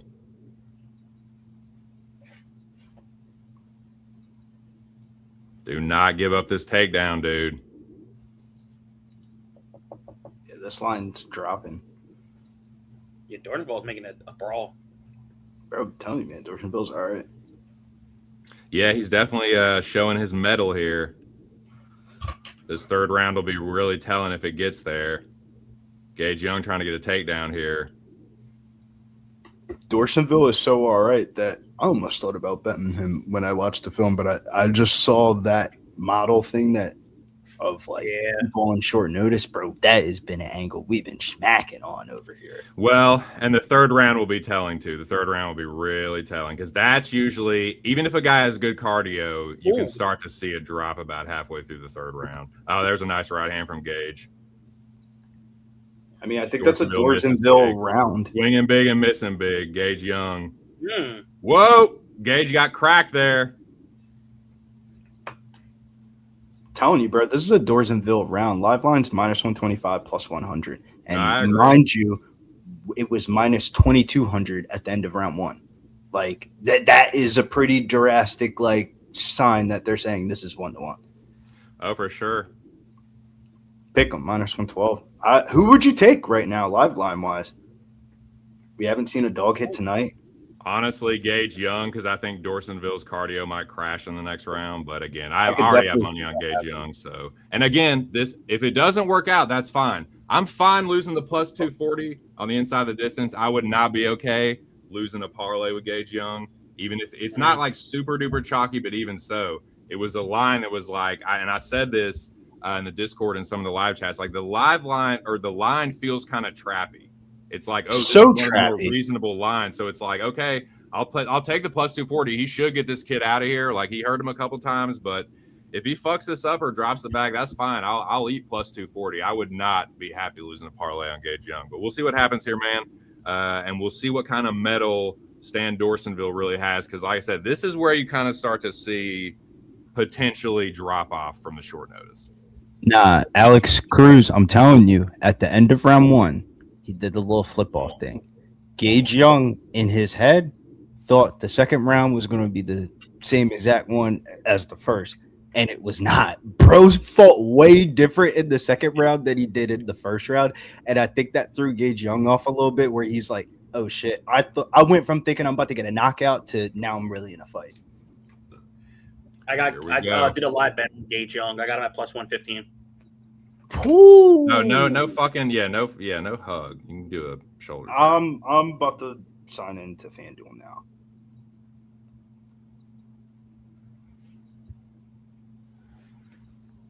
Head kicks early from Dorsonville. Dorsonville with the right hand. Gage Young ducks under a right hand and takes Dorsonville down. A timely takedown. Dorsonville trying to reverse position Gage Young. He gets back up to his feet. Gage Young still got the body lock. Dorsonville trying to get around now. Gage Young has to defend with a whizza, Johnny.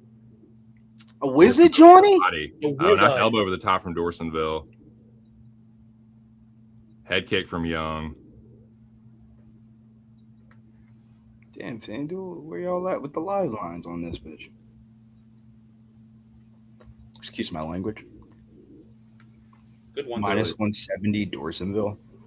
Minus 270 Dorsonville on Bet365, minus 220 on FanDuel. Dorsonville definitely like he's starting to use his weaponizing his pace. Dorsonville with a two-piece. Gage Young counter left hook. Gage Young looking for another takedown. Dorsonville looking for those fish poles. Yeah, I'm chilling. Double jab right hand from Stan. Right hand again. Right hand left hook from Gage Young. Right hand left hook again from Gage Young. Dorsonville resets. Looking to Muay Thai Gage Young. Gage Young looking for another takedown here. 325, excuse me. A little dyslexic reading there. But yeah, this is a dogfight, man. Stan live minus 3,000. This dude trying to act like the new modern day Kevin Holland, man. Minus 200 on Bet365 went down to minus 185. Gage Young with a takedown here. Gage Young is getting steamed on Bet365. You can get the difference between the books is plus 160 and plus 270. I'm about to bet this shit. What the fuck am I talking about this shit for? Nah, I'm not. I pussied out.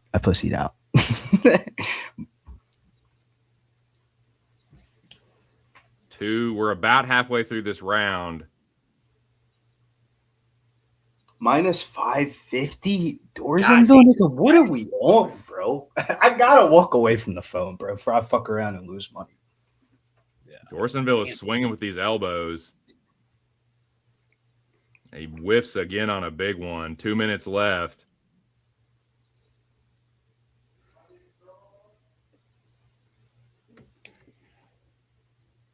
Gage Young trying to put the pressure on him.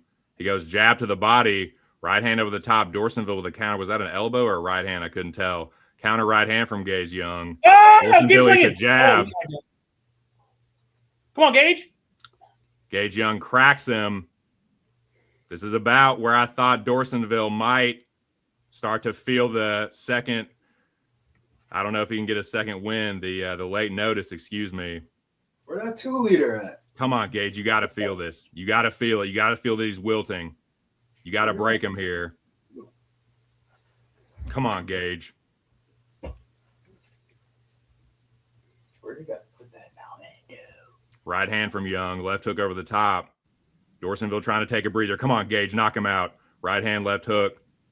Dorsonville trying to grapple now. You don't want to be a tough guy now? You don't be Mr. Tough Guy Muay Thai? Knock him out, Gage. Knock him out, Gage. Oh, He's ready to go. Knock him out. Oh, nice knee from Dorsonville.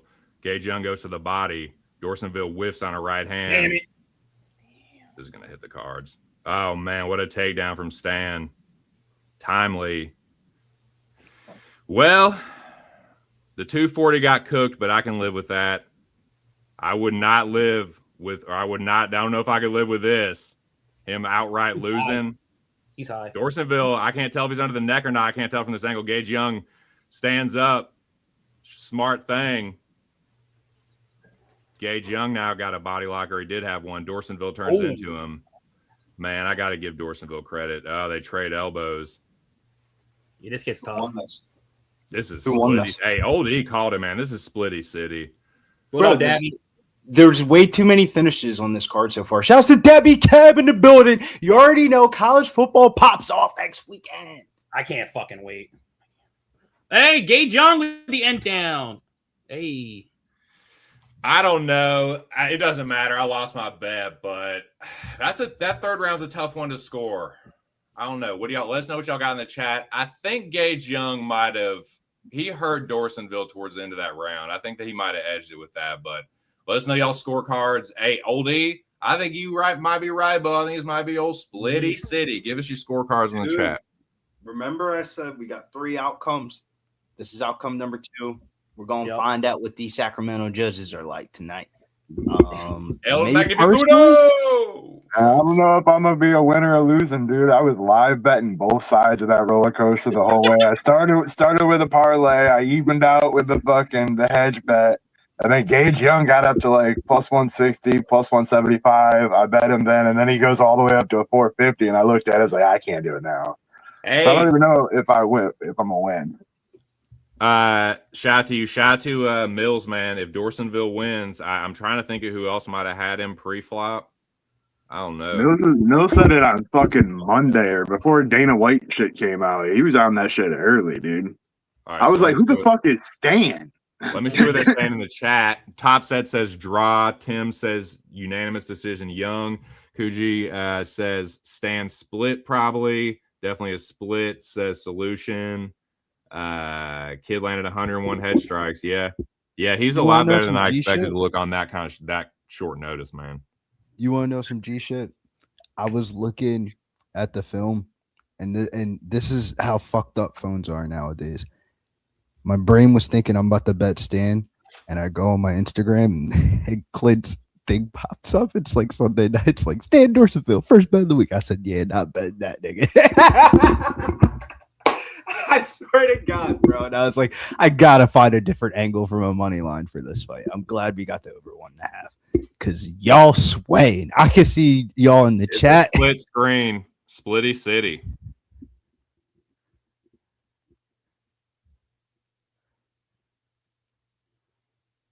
I have no idea who won the fight. I had to walk away when I was about to live bet Gage Young, and I was like, yeah, I'm about to lose money. It's unanimous. Why'd they split the screen?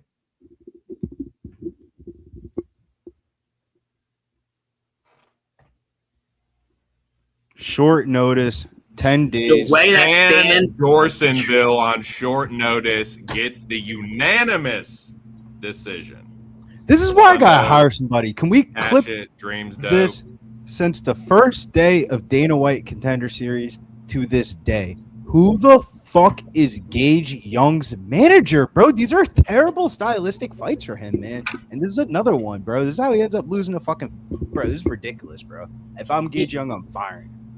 Oh, Dan looked like he didn't think he won the fight. He was like, I won? I don't think when they said he looked unanimous, pretty surprised. Unanimous, Dude. He looked pretty surprised. I mean, I get it, but it's like, I don't know. A draw might have been fair, but hey. Mill There says it is. 3Gs stand.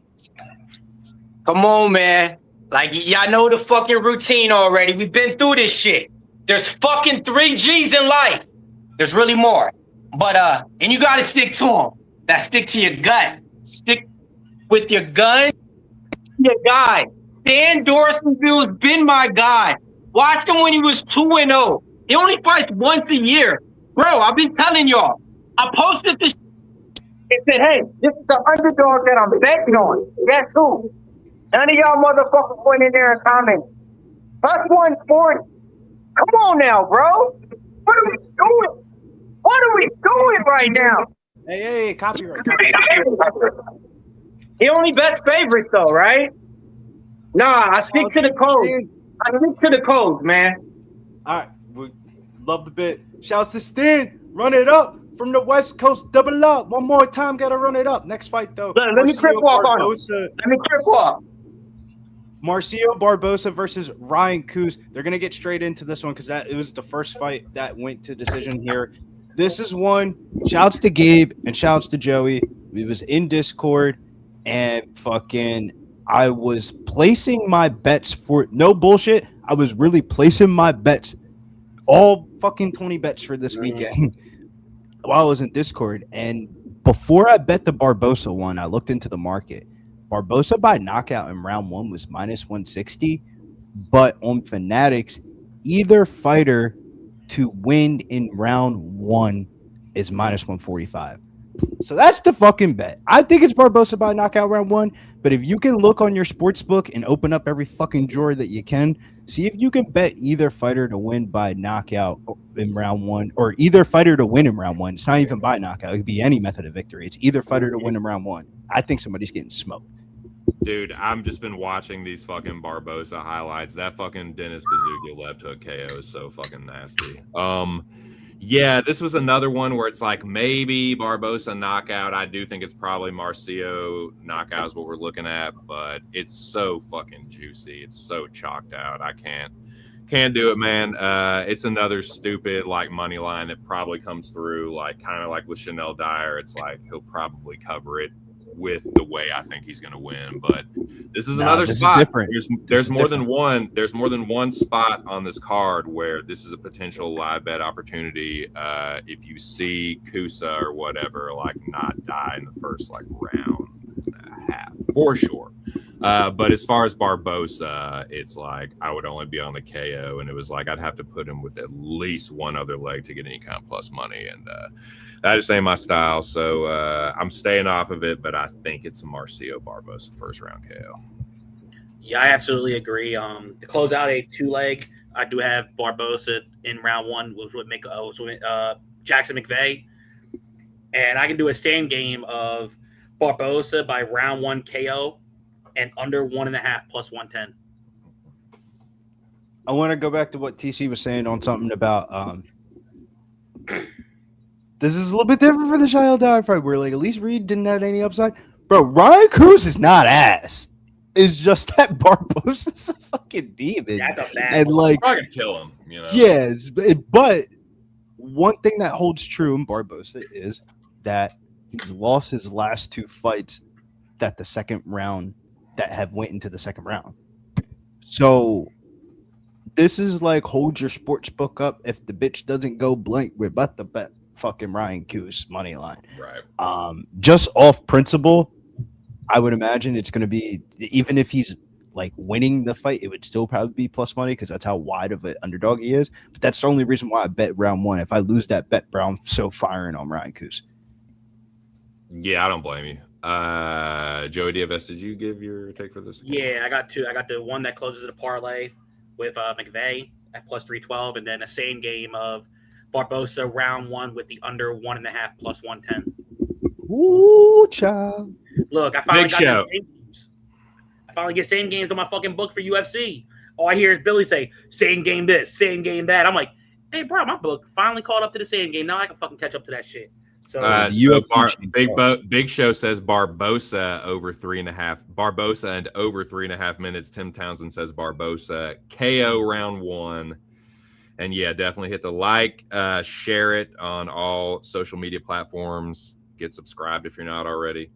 Join if you care to. I've only had one bet so far. Lost that one on the last fight. And I do not have anything on this one here, but I think it's a Barbosa knockout. I think it's what it's like. Not thinking about it too hard. It's like probably over. Ron Lofton says round 2 does not start with Cleveland and Rockies first 5 over 5.5 for plus 170. Best of luck. Shouts to Ronnie Lofton. Get it often. And shouts to Tim Townsend. I don't know why, but the more and more we get closer towards the time, why isn't Chris Cyborg like minus 900? Your guess is better than mine. Bro, it's hurt. So we got to start bucking in these as like when a jobber retires, like Darren Elkins. Eric Anders isn't watching this. Eric Anders. It's different than like a legend like Robbie Lawler, Michael Chiesa. You know what I'm saying? Cyborg is above that tier. She's almost Mount Rushmore worthy. Yeah, she's a former champion. I think, bro, I think if you're trying to spin some shit here late, you know, as these fights are going on, man, I would throw Cyborg in a parlay, man. TFO Lopez fights later tonight. I have him and Renner DeRader parlayed up together, minus 145 to like parlay. I like Timofo Lopez to win this fight by decision. Fuck Rolly. What are we talking about? Like, yeah, he's so much more of he's such a better boxer than Raleigh. Like, it's not even funny. If you wanted to get stupid and play a knockout on it, go ahead. I would think it would be like late knockout, but this is one of those nights you get stupid.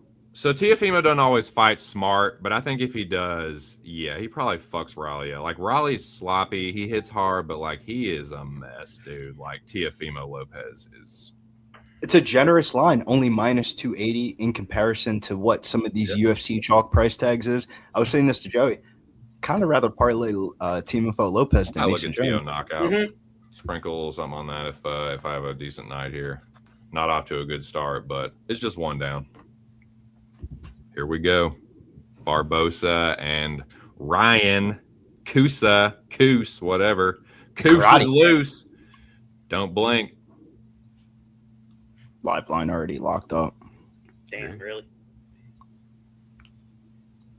Yeah, we gotta go to bet 365. FanDuel ain't trying to take a lot of bets on this fight. FanDuel's been on some weird shit with that. We're 30 seconds in. Nothing's happened yet. Coos ducks under a left hook for a takedown attempt. Barbosa counters with a gilly, trying to get silly early. Wouldn't that be crazy? He hits the submission prop, all the KO tickets. Dude. It's out there. I think that's the scam. In a parlay, so if he did it. Now that I've seen that, I think that could be the scam because that looked way too easy. He just snatches a front choke off a bad tape. Bro, what? That was so wildly easy. I don't know why he didn't pursue that. Maybe not to gas the arms out. Barbosa is really looking for this counter. Oh my God, he's trying to right get this hand. one. Jesus Christ. Looking for the gilly, looking for that. Almost hit the high elbow gilly. He's like, no, bro, I'm a knockout. Snap down city. Pushes him off. Dude, so many people will be fucking pissed off if that happens.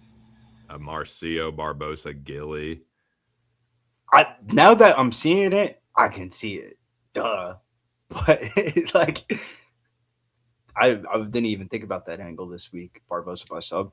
Well, because that's what happens with stuff like this. You have to get cute with Pryo, man. One punch, like one right hand from Barbosa, and Coos just about hit. He's gonna knock him out. Yeah, but the time is going by really fast. The first one that lands, he's gonna torch him. The first one that lands clean, Coos is in trouble. Plus 1,000 on Coos. They better double that shit. I need plus. Yeah, if it's 1,500, 2,000, maybe we get stupid. But good name. That's a 3-2-3 from Barbosa, and Coos is like, let's grapple. Fuck, dude. Marcio. Coos is loose.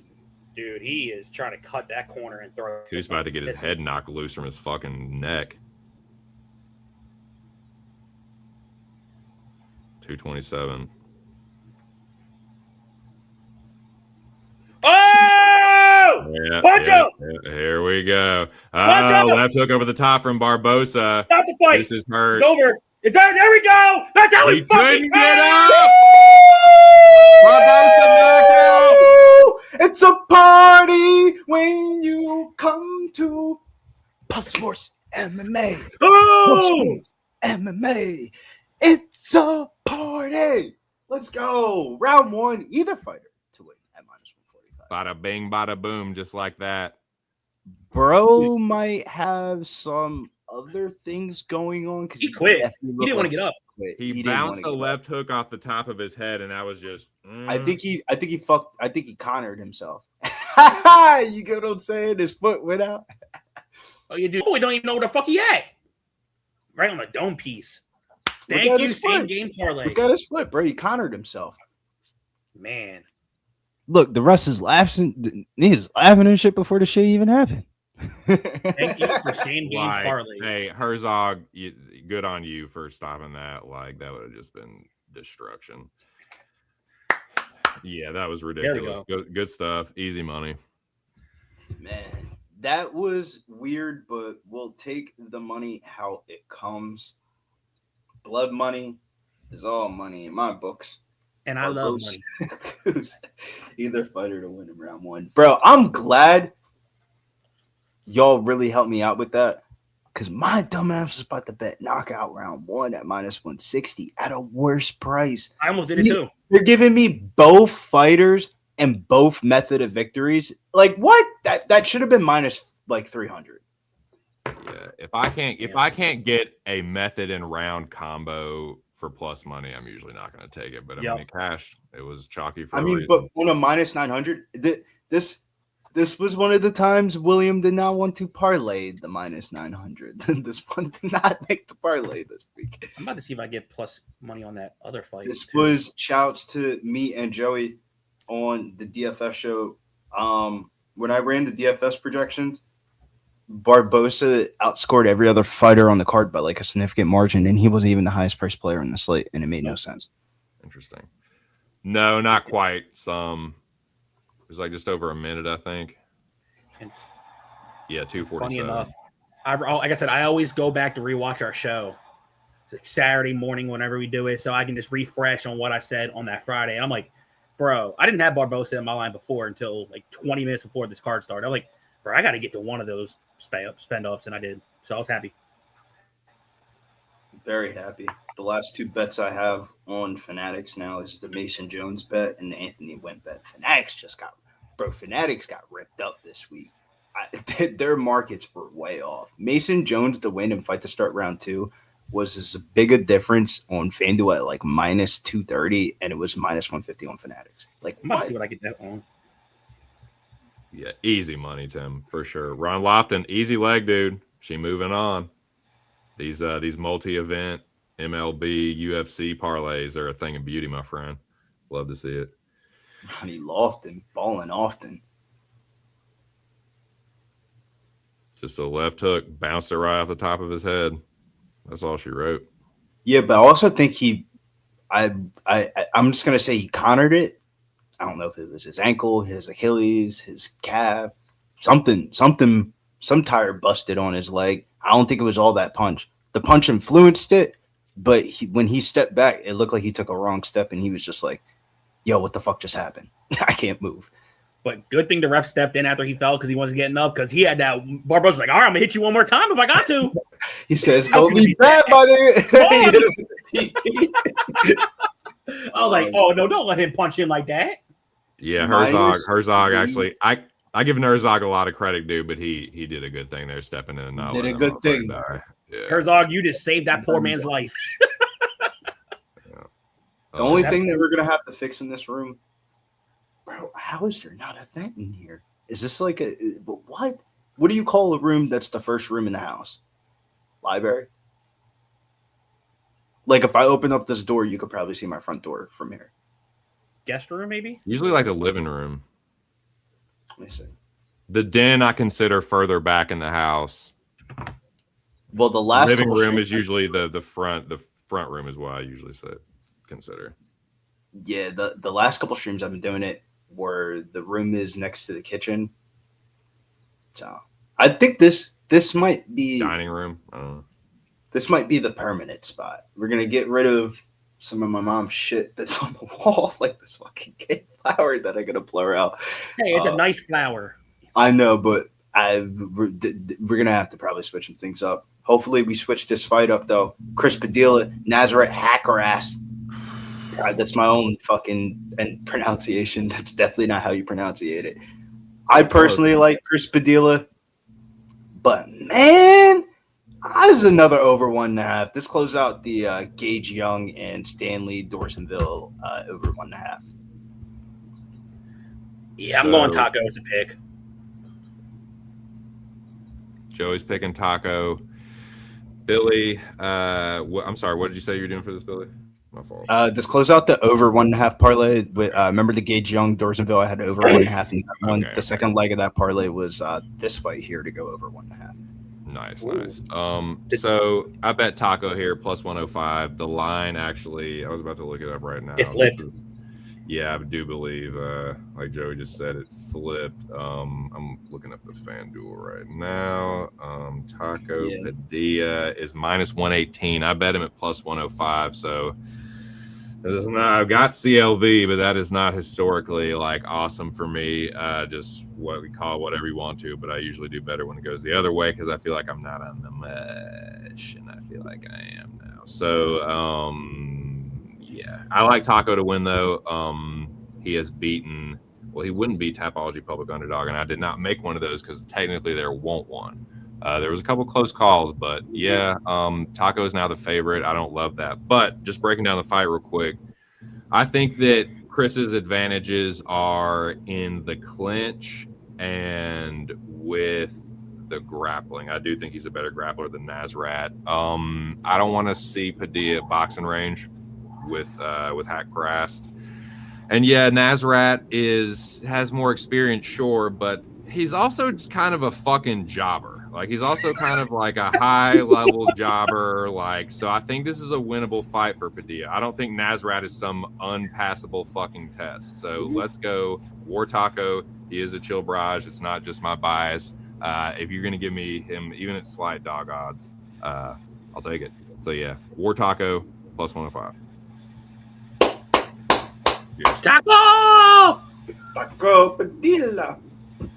It's like, but it's legit 50-50 to me. So it's like, I'll take dog odds on like a dude that is like Taco. The thing about Nazrat too, contextually, or to contextualize a little bit, this fight a little bit, he's got knocked the fuck out brutally. I went back and watched that Saw Killed head kick knockout. Buddy was face down, leg twitching, unconscious. So I'm not quite sure how he's going to approach this fight. I don't know if he's going to be scary and just box from distance, in which case I think he could win kind of like, you know, a very lame fucking like, you know, split decision. But Taco, I feel like I can trust him to move forward a little bit more and just make it a real nasty fight, dude. I think he can win a dirty dog fight with Hack Prast. But I mean, Nazrat, fast hands, cleaner boxer, probably hits a little bit harder. I recognize all that. So yeah, even Nazrat, maybe slight favorite. I don't hate that. Like, but yeah, I don't really like Chris being the outright favorite now. For some reason, it's giving me the heebie-jeebies. But we'll see if there's something to that. What up, Samantha? Shout out to you. I know I got a bet on the other side. What do you want from me? Shout out to you, Dirty Red. I'm just a disrespectful fucking prick, dude. You know how many times I've been told that's awful disrespectful? I know. I'm sorry. I apologize. No, Nazrat's he is though, man. Like, he is a high-end jobber. He is. Even when he's ranked, it's like, is Nazrat? He's not ranked. Like, not ranked. He was ranked for like 2 seconds, like 6 fucking years ago or something. I don't know, man. Nazrat's kind of a jabroni. He's a high-end jabroni, though. So one thing that kept me off actually betting this fight, I know he got sent to the Shadow Realm. Yes, I'm not going to keep bringing it up because I feel bad for old dude. But if you actually think about it, I don't care who the fighter was. If you get caught like that, that's like getting something swung at you at full force, and it just lands clean right on your dome piece. I think it knocks any person out. But outside of that, he was actually doing the jab well on Sawkill until, we heard Shao Kahn say finish, or Sang Shung say finish him. But my fault, Joey. Ron Lockton says fight goes the distance with Padres plus 166. No pick here, says Tim Townsend. Pagula and Swiatek going to war right now, says Samantha. Alex Cruz, you in the Discord. I don't know if that's a question or a declamatory or declaratory, whatever sentence. Yeah, Taco will fight for your money, man. He's a good fighter. He's a good dude. I'm more than happy to back him as an underdog. The only thing that concerns me, though, is, and this is why I didn't get to the window personally, is the market's caught up to Taco Padilla, if that makes sense, where he was lined as an underdog in all of his fights. Mine has now, too. And now he's being lined as like a short betting odds favorite. So it's like, yeah, maybe the time they get on Taco Padilla, the jury has been missed. But if you got a plus 105 ticket in your pocket, can't be mad at yourself. Lines flipped. So you're doing something right. You were on the wave before the wave started going. You feel me? If you got the plus 105 ticket. Now everybody's like, hey, I'm a Taco fan too. But dude, I don't like it. People are like, yes, dude, I'm CLV. I'm so smart. I'm like, fuck, dude. I'm on the I don't like CLV all the time. CLV, as I've learned, honestly, from working with Jimmy, bro, that shit don't mean nothing, bro. That shit's more of a reference point. Like, you know what I'm saying? Like, it's nice to know. It's nice to have a part of the arsenal. It's usually an omen of my fucking destruction, like of what's about to happen in the fight, dude. But it's not the end-all, be-all sometimes. So, like, I'll give you an example. CLV on the Dana White Contender Series on Tuesday fucked me. That means everybody had the same exact fucking parlay. CLV on a WNBA game on Tuesday, that shit fucking moved like 4 or 5 points. Like, the CLV is created differently. When you get a football line, when football season comes up and the line moves, that's good CLV. Samantha knows it is. It's like, oh, yeah, dude, it's like. Shouts to Samantha Bauer, my boy Todd. It's like, I just feel like it's cooked. Hey, people don't know about that YouTube Premium. I shit. honestly think YouTube Premium is worth the money. So Taco was actually a Tapology public underdog. So Taco can break curses. He can break CLV. He can do all that shit. Come on, Taco. One thing I'm waiting for. There's one thing I'm waiting for. If you don't know about the Taco Padilla story, this is before he got signed to the UFC. This is time when my fiance pays for premium. He puts on a Jason mask, and he means he's about to come out and kill. In the UFC, props on your face cannot be used in damn near any fucking state. But in the state of California, I actually think that is, because remember, Taco Padilla fought regional scene in Cali. I think that is one of the states he can pull the shit off. Now, he asked the UFC if he could do it. If I see homeboy walk out in the Jason mask, I'm betting Taco. Not inside the distance. I'm just betting Taco. It's a pick'em. Why the fuck am I betting inside the distance on a pick'em fight? Like, what? One thing out of it, though, there was a fighter from Brazil ages ago named Ronnie Jason, and all he did every fight is have his mask. So I don't know what changed throughout the years, but I got a step further for you. If you like Taco Padilla, and this is what I was gonna do, I would parlay the plus 3.5 at minus 200 with whatever you like on the card, because if he does lose this fight, I don't think it's just like Nazareth like just doinking him. I think it's just going to be like Taco selling the decision. Like, I think that would be the way he would lose. Like, how does Taco lose selling the decision? But if he sells a decision, I bet you he grabs one of those 3 rounds though. Like, I think the plus 3.5. He's not a punk dude. He's not a bitch fighter. Like, he will fight hard. Like sometimes like he might make a mistake here or there, but he's not just gonna like. That's too low of a price tag. He's gonna try and fucking win.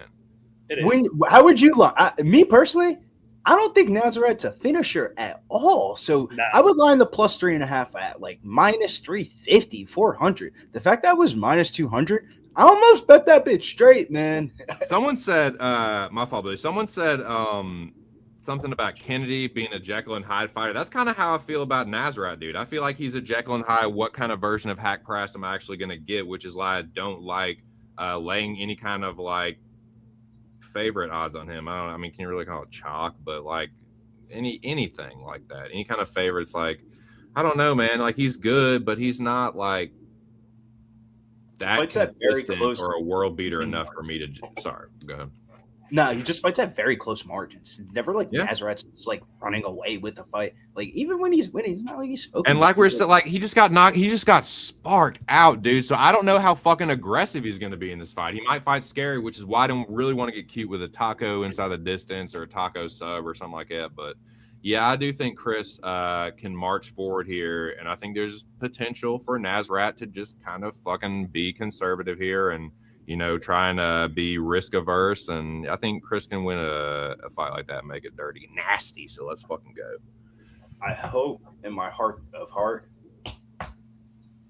So this is why I'm not smoking right now. I think we can get a live bet on this fight. There's got to be a way that we're going to be able to get a live bet. Like I got the sportsbook pulled out, money loaded into the account. Let me sign into sportsbook because you know FanDuel on a tablet, they be on. TC, you use it on a tablet, right? I did for the longest time. I've been watching these on my phone so I can try and stay kind of up to speed with you guys. But yeah. Hey, shout out to Old E. Gifting the 5 Pub Sports MMA memberships, dude.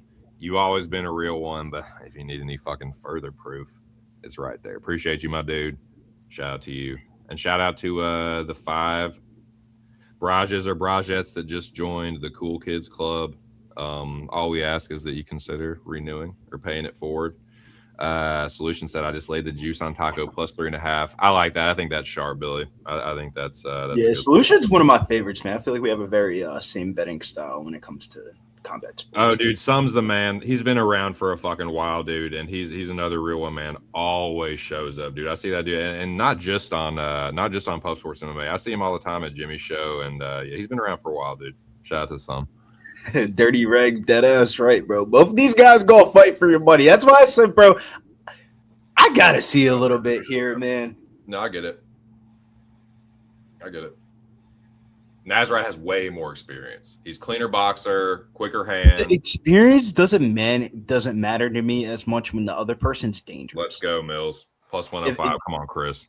You get what I'm saying, TC? Like when the other person's dangerous, like Padilla, I can throw out a little bit of the experience advantage. Well, it's experience, but it's like he never like. I feel like Chris would probably have about the same record as him if he fought. So it just feels like a 50-50 to me. You know what I mean? And Mills on a plus 105 as well. Shouts to Millie Mills in the chat. Shouts to Mills, baby, giving us some money. Make sure you guys check out Millie Mills videos. LFA ran up some money last night.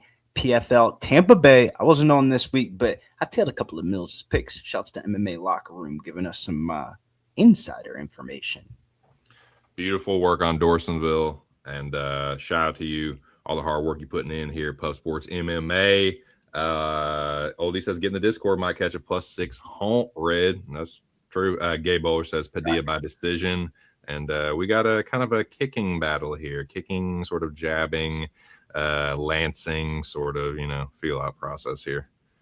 Yeah, I always feel like the end of the summer right now is like the right before the season begins. When NFL season begins, Discord becomes a way more popping. Oh, dude, the NFL is going to be on hit, dude. Yeah. For real. College football, too.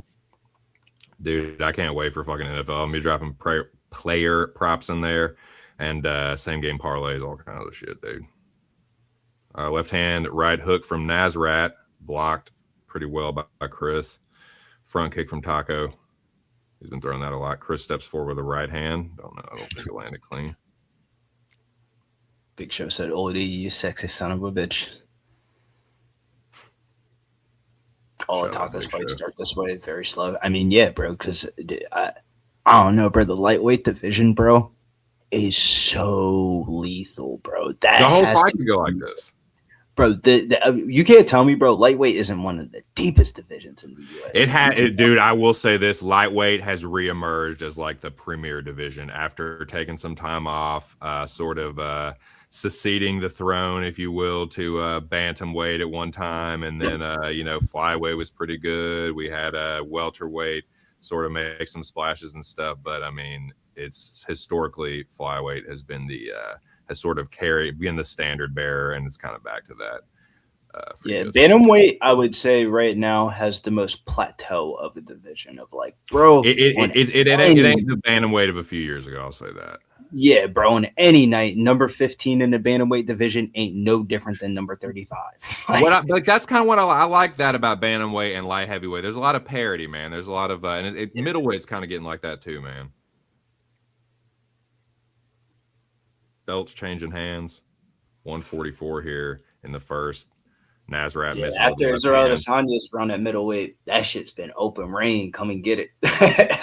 Dude, that belt has taken a crazy path, dude. Same with the light heavyweight strap. The light heavyweight division is a created division. Shouts to Scarzy856. Shouts to Scarzy gave me Wyndham Clark in golf. Bro, that name was like 30-1. I saw that plus 180. I said I'm convinced. 30-1 down to plus 180. I'm in. And when you look at those golf, bro, you look at the golfdata.com shit, bro, that shit is fucking ridiculous, bro. It's like if I watched the whole entire fucking tournament, I haven't watched a second of it. Well, not to cut off the golf talk, but there's been quite a back and forth round. Got less than a minute left here. Chris has been doing a lot of kicking. Nazrat trying to counter him with that overhand left and the right hook. Chris has thrown a few punches, but he's been kick heavy. I'll tell you one thing. Minus 145 plus 115. Damn, can we it's whack as fuck. I'm not trying to bet that line. Yeah, it's kind of indicative of how the line moved all week too. Just didn't bro, really. This is a 50-50 round, bro. Who the fuck knows? I'm saying like it's not. And after the Dorsenville Gage Young fight, we're noting fights that have the potential to go to distance could go weird tonight. Bro, what the fuck? Stan Dorsenville unanimous decision? I did not think we're getting that.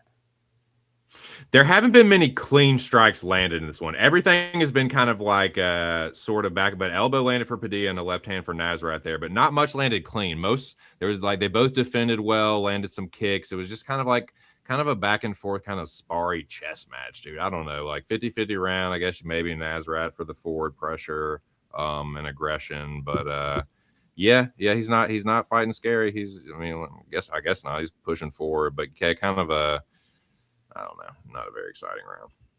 The biggest adjustment I feel like Chris Padilla is having in this fight is the last couple of fights, he was kind of like the counterer, where he like the person that he was fighting was being super aggressive, and Chris Padilla has the ability to be either super aggressive or reserved. I think the UFC gave him this matchup because Nazrat is super reserved. And if they're both going to fight reserved, then we're just going to get an ass fight. If Padilla puts himself in danger, then we're going to start seeing this fight. I'm telling you, Reg, it was not very good. Close round, though. I slightly lean Padilla. I thought he cage control. When rounds are that hard to judge, I go cage control as like my end decider. Who was really trying to fight? I think Chris Padilla was trying to fight. Nazareth was on some bullshit. Like, I hope so. I would love it if Chris won the first round. Minus 190. It was very close.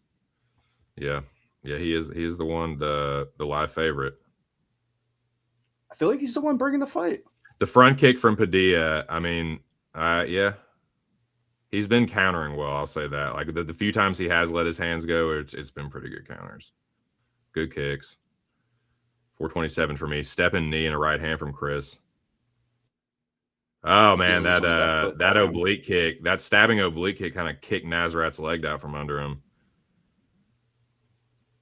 I have no idea who won the round. I don't have money on either side. I just need this shit to go over 1.5. Dude, yeah, it was close round to score. What up, Godfather? Nazrat. My fault, go ahead. No, I was just saying what up, Godfather. Oh yeah, shout out to the Godfather, man.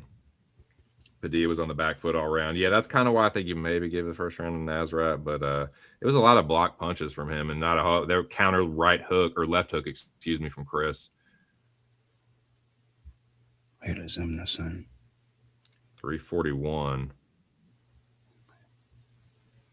See the chat. Yeah, now I can see the chat way better. Nice. That's way better. And this oblique kick from Chris is nice. Step in knee to the body from Padilla, and he tries one upstairs as Nasrat circles back to the center. Yeah, that's crazy. I wonder how much did her parents fucking pay for that win. For anybody that doesn't know, Jessica Gula's parents own the Bills. Greasy. That's so greasy, dude. So greasy. Shenanigans. Skullduggery. Yeah, WTA is very political. That's an R. I mean, it makes it on the bet. You'll never see more underdogs ever in any sport than women's tennis.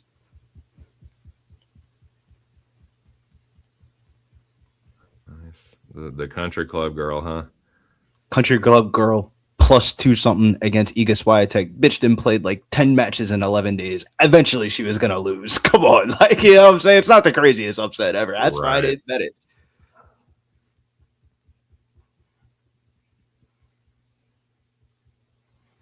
.220 here. Nice body kick, Padilla. Nasrat answers back.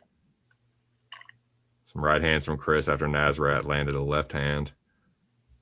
Right hand again from Taco. Nasrat whiffs on a big old left hand, overhand left. Excuse me. Nice front kick, Padilla. He said Gage Young scored 77 in a loss. Stan scored 93. Me and Joey were talking about this yesterday, that FanDuel does their pricing later in the week. They had Stan Dorsenville lined as a betting favorite in the game. Let's go, Chris. He caught that kick. Cracked Nasrat. He's starting to get to him. Right hand from Padilla. Chris starting to be the dog here. This front kick is getting to Nasrat too. Might get it shoot on ish. Telling you, it's going to be like a spear.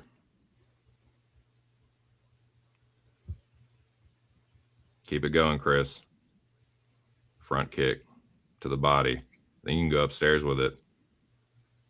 Nice right hook from Nasrat. Nasrat with a nice 3-piece. Straight left right hook on the end of that. Slip and rip there from Hack Prast. Chris again defending well, though. Trying not to get hit super clean. He's trying to roll with it. Chris Padilla up to -360, over 1.5 cashes, and we get another one to the hoop here.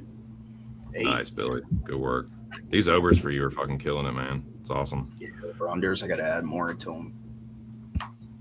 Damn, Gage Young scored 77 in a loss. Jesus Christ. Bro, on FanDuel, both of them scored 100. Stan Dorsenville scored 105. Gage Young scored 100. Let's see. Oh, nice counter right hand from Padilla. Nice counter straight left from Nasrat. Nasrat with a nice uppercut. Nasrat again, uppercut right hook. And straight left from Nasrat. Make a value. Prast doing good work at the end of this round here. It's another kind of close one to score. I thought Padilla was clearly walking away with it, and now Nasrat kind of cracked him a few times. And the defense lacking a little bit here at the end. Another close round, though. How do y'all score in the chat, man? Let us know what your score is. It could be 1-1. I agree, Londo. But I don't really know how the first round was scored either. The first round was super close. -430 Padilla? Ooh. I don't know about that. I mean, I thought it would, if anything, it would have tightened, not expanded there. I don't know. What do you think, Joey? You've been watching it? From what I was watching, look at Padilla was definitely the one going forward. But I didn't get the best overall looks on the fight, so I don't want to talk side of my neck.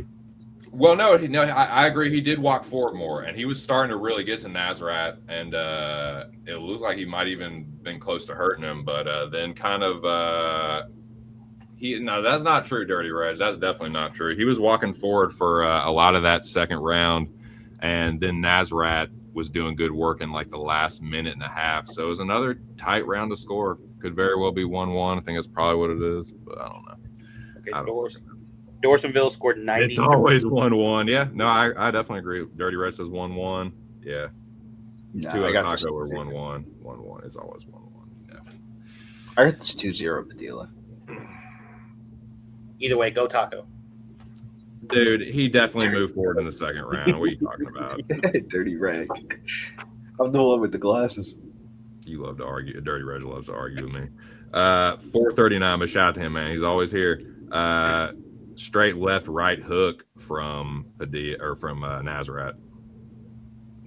Yeah, that man And Taco. this is what Nazareth was doing in the first round. He was the one moving forward, which is why I kind of gave the first round to him. Man, I kind of want to bet Nazareth live line. Nice counter left hand from Chris there. Damn, I gotta fucking redo this. 407 for anybody listening along. Nazareth misses with the right hook. Padilla tries to counter. Nazareth, good defense there.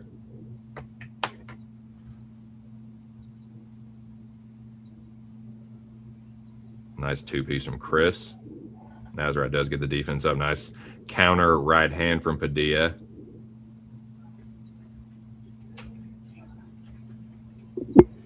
Nazareth with a nice left hand over the top. And again, two left hands in a row for Hack Parast. That's his best work of the round. Yeah, I'm going to take a little bit Nazareth live, man. Oh, nice uppercut from Padilla. Padilla, oh, what do you know? Padilla moving forward. Crazy, right?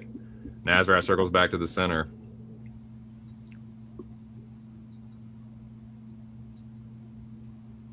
Yep. You do need to put some more pressure on though, Chris. This ain't gonna be enough. You gotta definitively win this round, dude. This has been a close fucking fight. This is a close fight, bro. I don't know. Chris Padilla moving forward. Oh, crazy. Oh, yeah. That was a nice right or left hand from Nazareth though. Needed the body from Chris. I don't know how this isn't a pick 'em live. Oh, it is, man. Nice right hand from Padilla. Doing the man dance on the monster can. Oh, man. That stabbing oblique kick, yeah. I mean, he hasn't really done it that much in this round though. There's a nice low kick though and a right hand from Padilla. That's why I said, Dirty Ray, you got to bet plus money on whatever it is live. Of like, bro, neither guy's separating themselves. This line, I'm not even going to hate. The line movement is reflective of what this fight has been. It's been a fucking 50-50, gone back and forth. The line went back and forth. I don't agree with that live line, man. Padilla's a really big favorite. I'm sweating this. Right hand from Chris. Let's go. But like Dirty Red says, Nazareth has been moving forward for the majority of the fight. I will obviously grant that. Body kick from Padilla. But he's also been doing good work countering on the back foot. And Nazareth's been doing quite a bit of swinging and missing, but he has landed there. He landed there. And Chris misses on a two-piece. Left hand from Nazareth, left hook from Padilla. It's not minus 240 worthy. Yeah, I think we're looking at a split. 136 here. Just finish it, Chris. Leave no doubt. Nice right hand. Nazareth misses the counter. Oh, this is gonna be fucking sweaty. Body kick. No! Let's fucking go! Right hand for Padilla! Finish it, Chris! Finish it, Chris! Oh. Finish him! Oh! Oh! Oh, come on, Chris! Give him a reason to quit. A 50-50 fight. Chris just put a stamp on it right there. That's the fight. Chris Come on, Chris. Knock him out. Finish this motherfucker. Elbow over the top from Padilla. And knee from Padilla. So I hate betting on what I'm Who's watching. fucking going forward now? Come on, Chris. Nazareth definitely lost. Who's going forward now? Looks like Nazareth's running like a fucking little bitch. Knock him out, Chris. Knock him out, Chris. No fucking. Whoa! No way!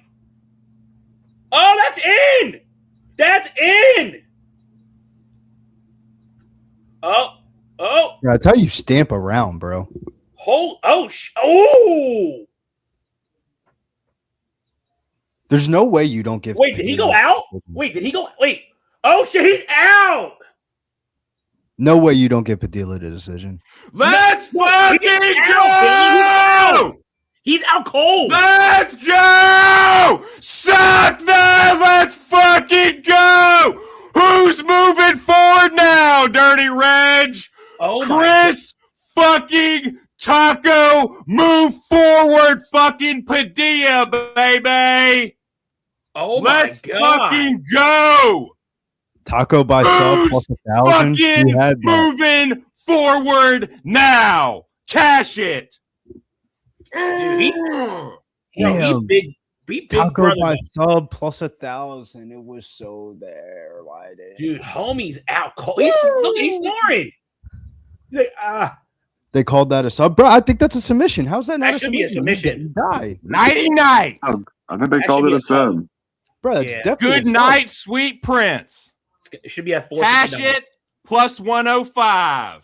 Why you never bet on what There you're you are. watching live? Cash it, Mills. Let's fucking go. Taco! Woo! That's my dog. I don't know which plays Mills has and where they're all at. You got Yeah, and 19 you would have. different Yeah, plays. Dirty Reg, I wish it would have gone to the judges. You would have fucking lost that bet too, my friend. Just hold the Dirty- fucking L. Dirty Rag, you can't go to the scorecard when homeboy's sleeping. Nah, he was taking a fucking nap. Nice try, though. Just take the fucking L. I take my L's. Just take your fucking L. I could choke him out. Mills, Taco baby. Mills, wait. Taco. What's the If you can't stand up when the fight's over, you have to call it. Yeah, he's out cold. Can I ask you a question, Mills? Since you're watching it, What's up? what was the official ruling on that? Did they call it a submission or did they let it go to the They didn't scorecard? call it a submission yet or anything, but they're saying it though. That's what they're trying to say at the end. The time did go out before he was out, but he couldn't get up. So like, hey, my son wanted to say something. Taco Padilla choked him out. Taco Padilla choked him out. You seen it, huh? Yeah, we was just watching it, bro. Like 3 G's back to it. Stick to them. You know what I mean? Plus 105, you know. Check out the interview. I think we had like 500 and counting. Let's go, baby. Run it up, run it up.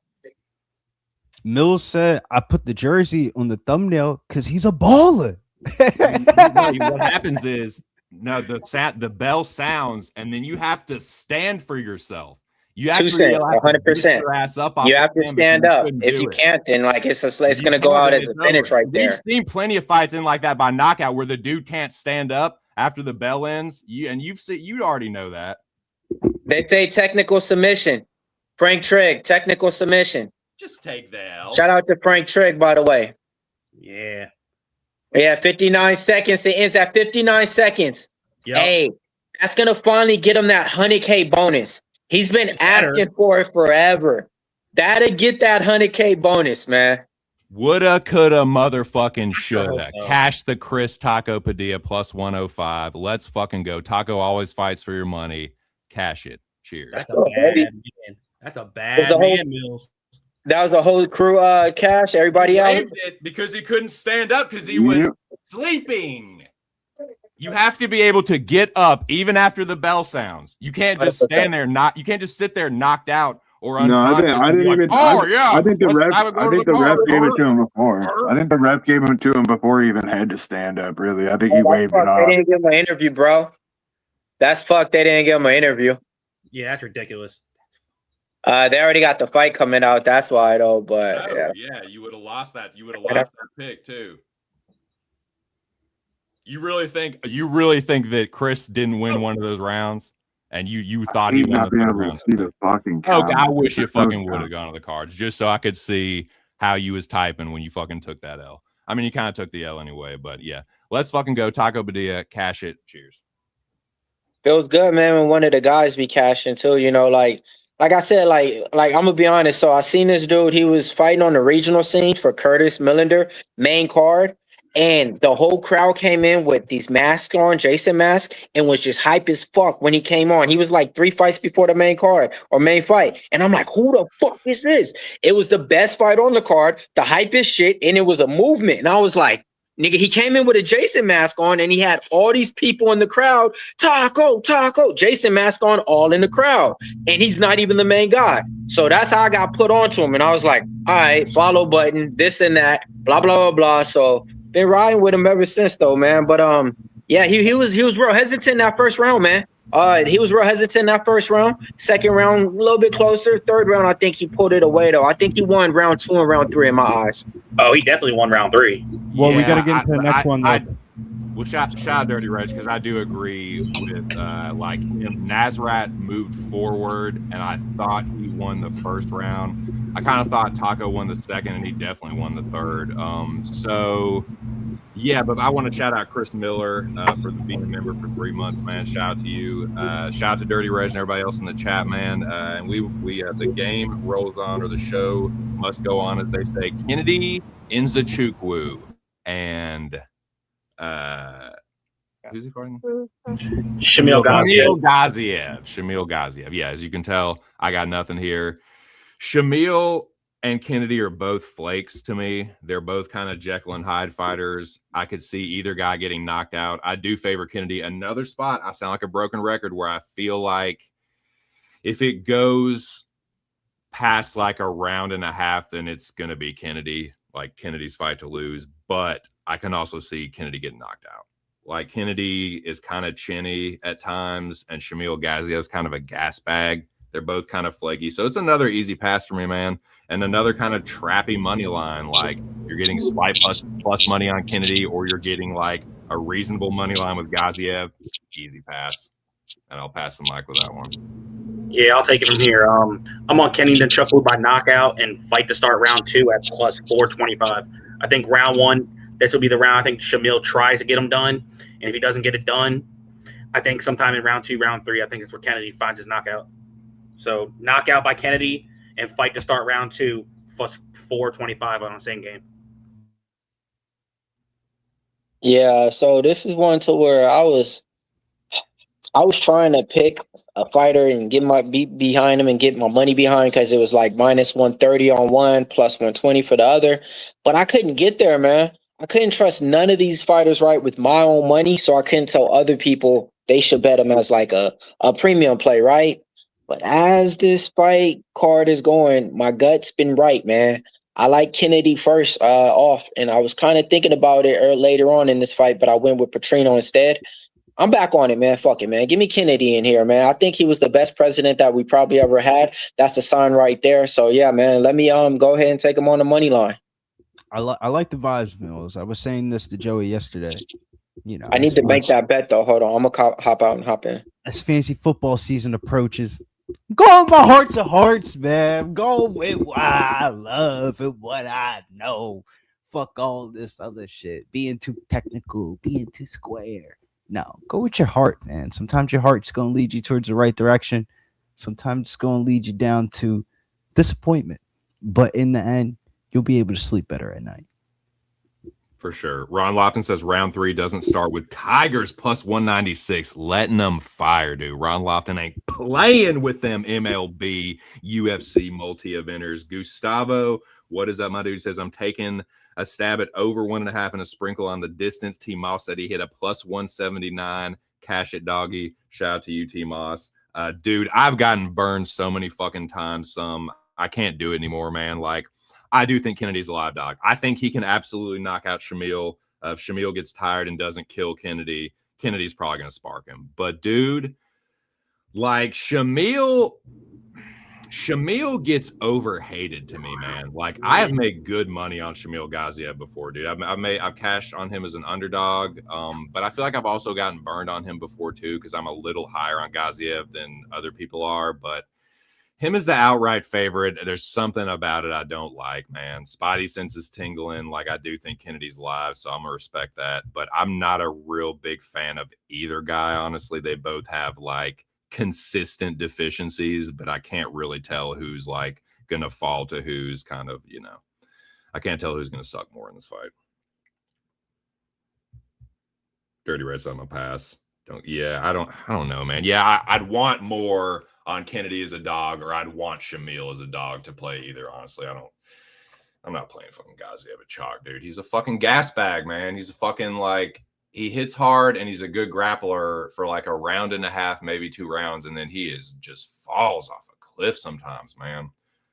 And Kennedy's like a slow starter, and I've seen him win like weather storms and win 2nd round knockouts, 3rd round knockouts. Tim Townsend fight does not go the distance. Douglas parlay. Londo says Kennedy money line plus 102. Yeah, I don't hate that, man. I do think Kennedy's live. I just can't do it myself. Like some said, he's burned me, man. He is really him. I think he was blacklisted at one point, man. But yeah, I remember watching Kennedy's first fight when he first got into the UFC. It was the Justin Gaethje Barbosa card, and he fought Paul Craig, winning that whole fight until the very fucking end. That was sickening. Yeah, dude. Doma, what up? He said, who I got for money line in this fight? It would be Kennedy or pass for me, but it's at pass. I would bet Kennedy, but one thing I factor heavily into my money line bets is, dude, if I'm betting on you, man, you gotta win the first round for me, dog. I ain't trying to be betting on you and know that you gonna drop round 1. I hate making those bets, especially against a dangerous first round fighter like Shamil. I hate that shit, bro. You betting on a favor, you betting on a favor underdog, and you know you about to lose round 1. The over 1.5 was like minus 125. The under was like plus money. I was so hesitant on this fight, but I was just thinking like like heavyweights, right? But looking at them, man, both these guys are slimmed up, man. Like Mills, look at. We got some shirts coming over to the channel. It's called Heavyweight Over 1.5, man. Heavyweight overs. That's dope. We taking all of them tonight, man. Every heavyweight in these fights tonight, we are taking a little bit of a slither on the over. But Mills is right. I'm frauding you. I ain't take the over on this one. Top bet says Nzechukwu by finish plus 170. Kennedy 2nd round. It's like, bro, if you bet the over under, you might as well just bet the fighter. Because if Gaziev wins, probably in the first round, if it goes over, you might as well take Kennedy. Yeah, that's why I want to bet Kennedy pre-flop, because I feel like it'll be Kennedy if he survives, Look at the way Kennedy's moving out here. He has a whole new game plan. Look at him out there like he's a boxer, just moving on his feet, like hands down. Like he's literally a whole different.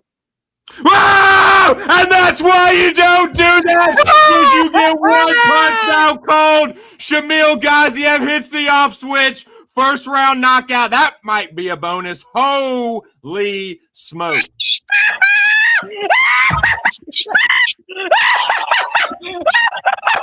Oh my God! Y'all gotta see the way he just got knocked out, bro. That was crazy. Look, hold on, man. Reenact it. It's the funniest shit I've seen all year. Look, he like this, right? Dancing around doing some dumb shit. I'm like, what the fuck he doing, right? God. Imminent Hippo with a comment of the fucking night. Kennedy assassinated. Man, that is some. And we talking about his new guard saying, "Hey, you a boxer?" Holy shit! Yeah, like what? Trying to be fucking Floyd, dude. That's some of the dumbest shit. That's some of the dumbest shit I've ever seen ever. I'm like, what is he doing? I'm like, who is this and what is this? He's like over here. Mills, can you reenact that again one time? Hey, I'm done. I'm on the floor, bro. God. Like that shit was the funniest shit ever, man. I can't believe it. Dude was just dancing around like, hey, look at me. I'm like, well, who are you? He's like, look, I learned this. You learned what? That was the cautionary tale, boys and girls. That's why you don't fucking do that at a light heavyweight and heavyweight. Some of the dumbest shit I've ever seen in my life, bro. You at heavyweight and you fighting like you Bobby Green. And not everybody.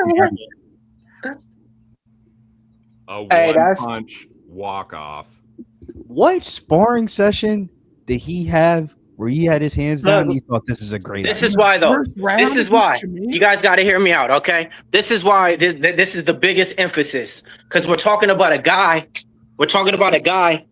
Watch this. Who used to fight like this? He's standing like this. How do you go from standing like this to? No, Mills has got me fucking crying.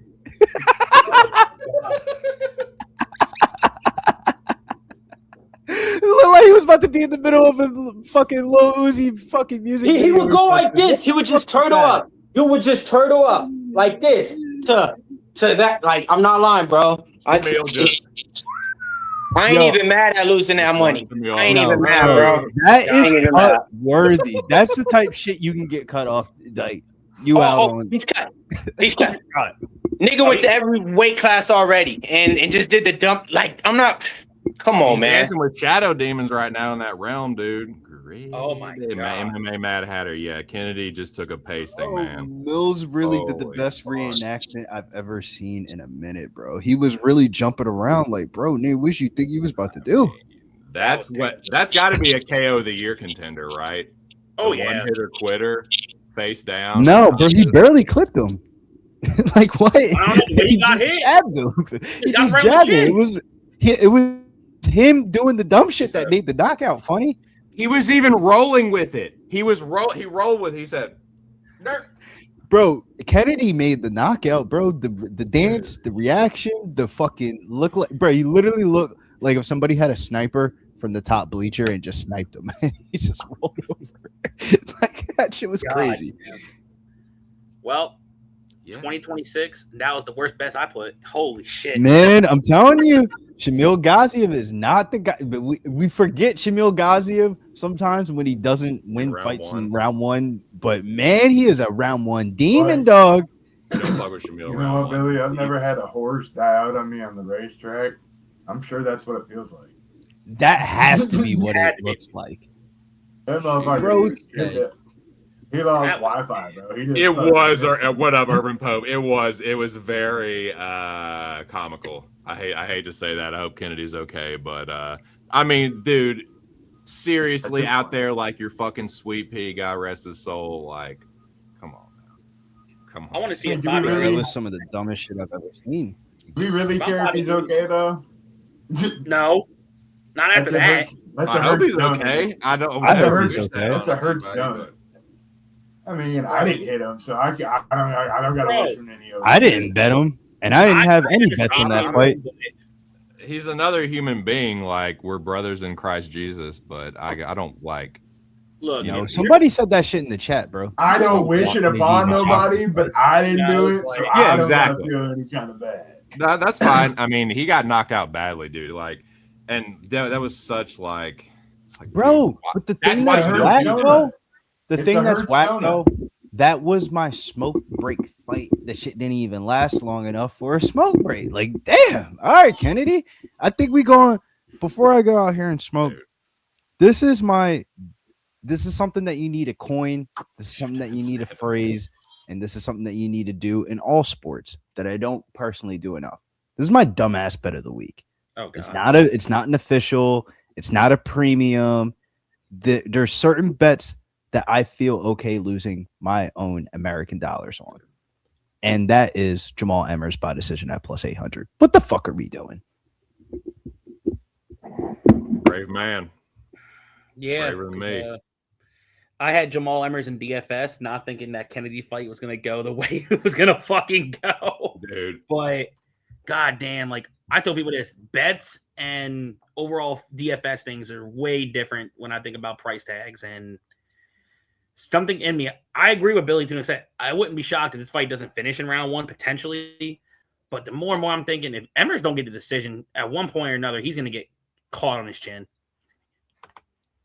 I don't want to get cute here because, I mean, y'all pretty much described it. Like, Emmers is not like the worst fighter in the world, and he's kind of being priced like that.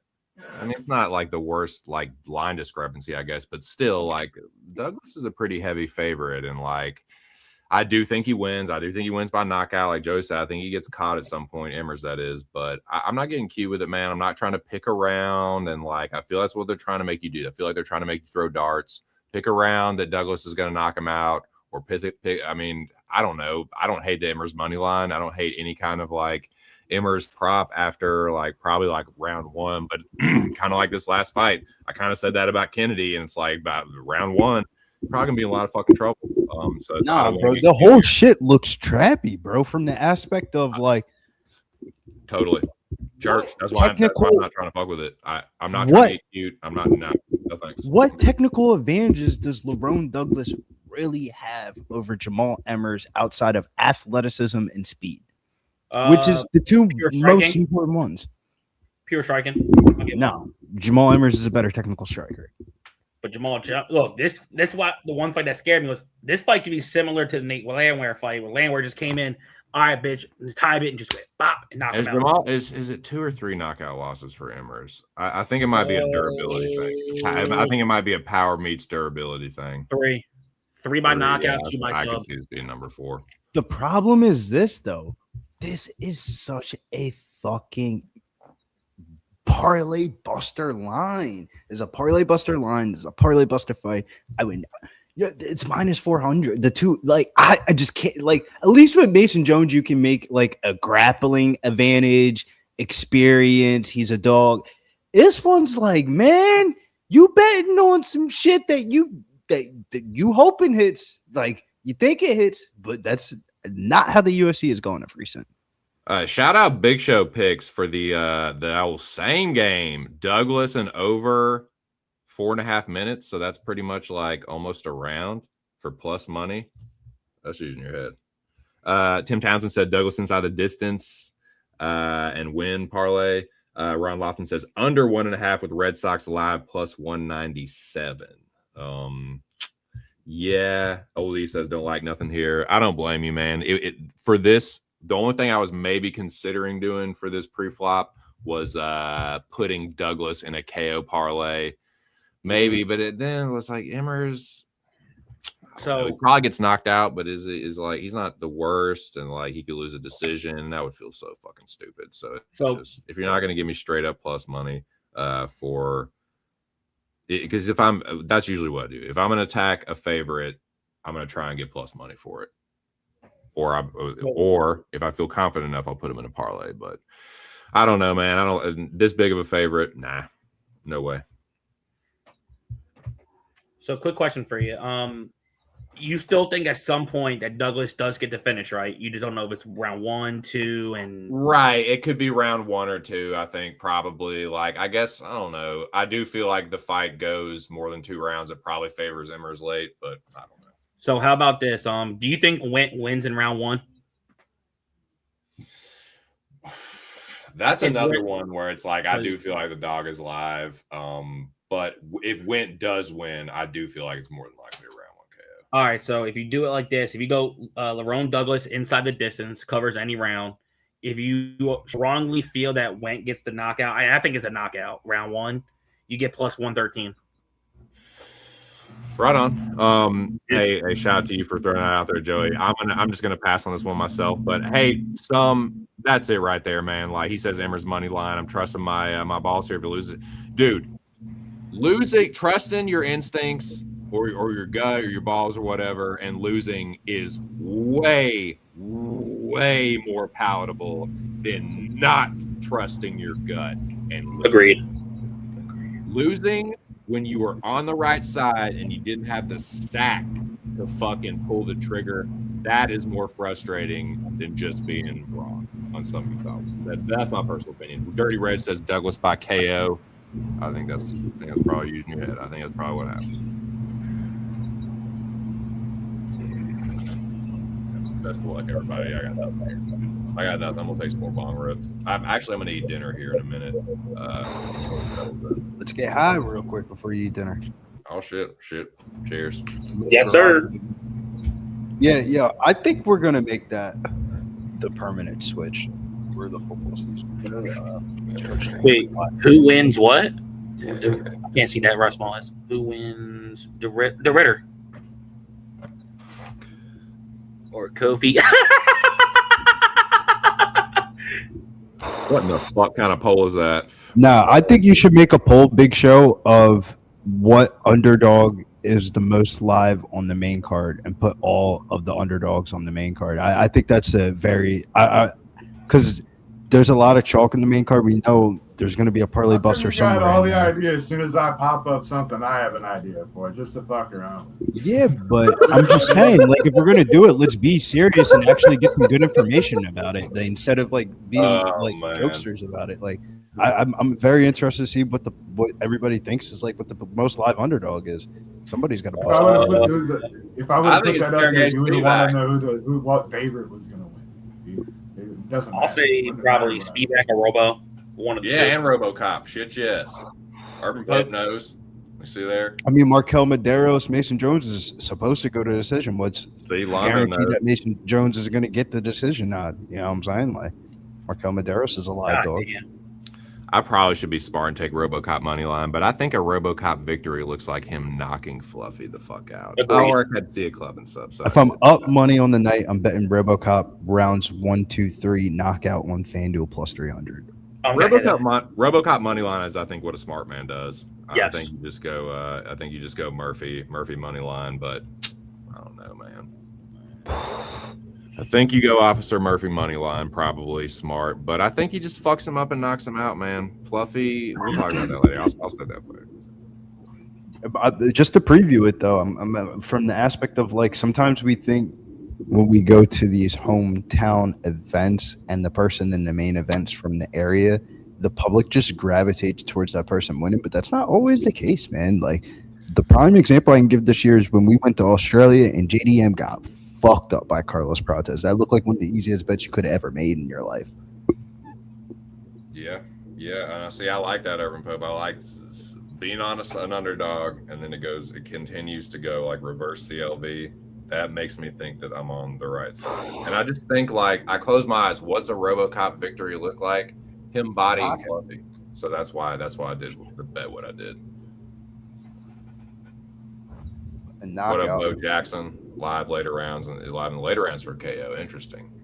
What does a RoboCop knockout look like? Fluffy getting his takedown stuffed by BJJ black belt and ends up taking jabs to the body, and he crumbles against the cage, and RoboCop gets the knockout. That's kind of how I would see the knockout happening. I don't think it's going to be like a doink.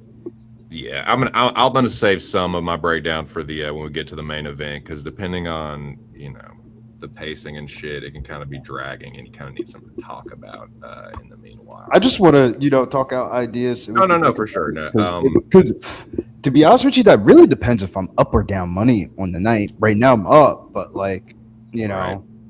let some of these let Ritter to Ritter lose. I'm fucked. Oh, I'm gonna be pissed. I'll be pissed.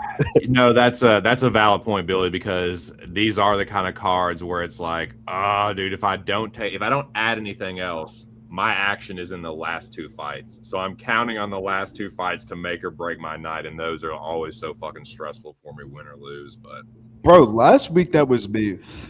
I felt like I was losing my ass the whole card up until the last two fights. The last two fights, I basically won all my money back.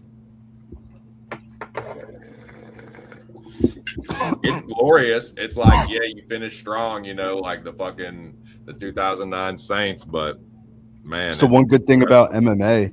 You can be down all night, but all it takes is one fight to really zip right back on up. NFL, one punch, you lose. one mistake on the ground, a guy getting tired, boom, money. Just in general of like, I don't know. MMA, sometimes you kind of see how the card goes a little bit. You can kind of get a little bit of lay of the land if you know what's going on. The NFL, sometimes I feel like you're going to place bets and you're either going to be up money or you're going to be down money. There's not going to be that opportunity to be like, unless you chase on Sunday Night Football, but the books, everybody knows Sunday Night Football, everybody chases. Yeah, for sure.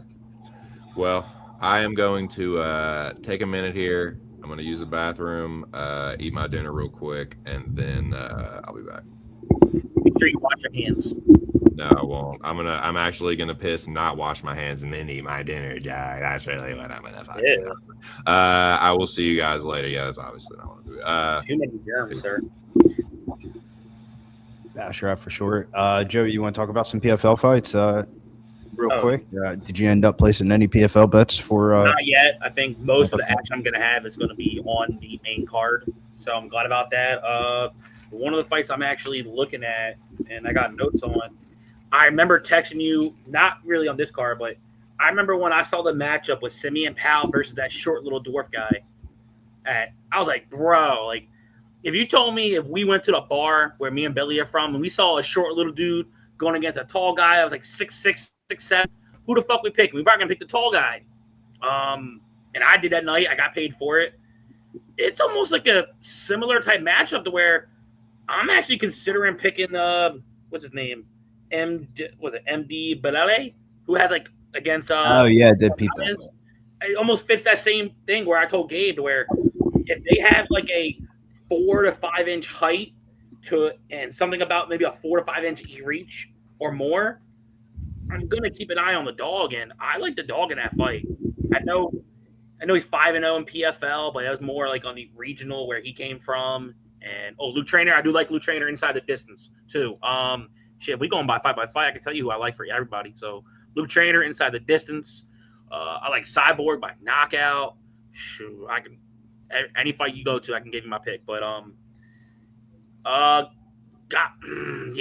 can knock out. I think it could happen. I kind of want to play the sub, but I always like playing them little gents because I know he has decent subs, but I think he gets to finish too. Cyborg gets the knockout. Like, I'm sorry, you better get to that now because that knockout probably is going to go up and up and up. But it's minus 110, but I looked at it earlier. Oh, and that one fight I forgot to say. Crazy enough, I know I like this girl from the regional scene. I liked her in her early career, but I'm sorry, that Talia Santos fight should be higher. I think that's going to be a level fight. I don't like Talia Santos in that fight. I think that line looks trappy at minus 135. I think Santos got this. Like I've been praising De Sosa. I just think this is a levels fight, bro. Like, it's a levels fight. The one thing that I think that's going pretty big in her advantage. Pull that back up, Big Show. Look at that height and reach. 3 inches in height. Exactly. See, it fits into where my stat thing goes. Probably going to be stronger than her. That's why I'm saying that line should be higher. Like I like De Sosa potential wise. I like they're watching her on the amateur scene, but that's a level fight. And it looks like my cowboy fella from Brazil, Lerone Douglas, is coming out. And I forgot to place a bet for what I was going to do for this fight. It came at plus money. I was going to place it. It was like Lerone Douglas inside the distance with Justin. I do now. Shout out to you. Normally I wait to see how much I win in UFC the night before on the Sunday Man City game, but I had to get in early. That's a good little play.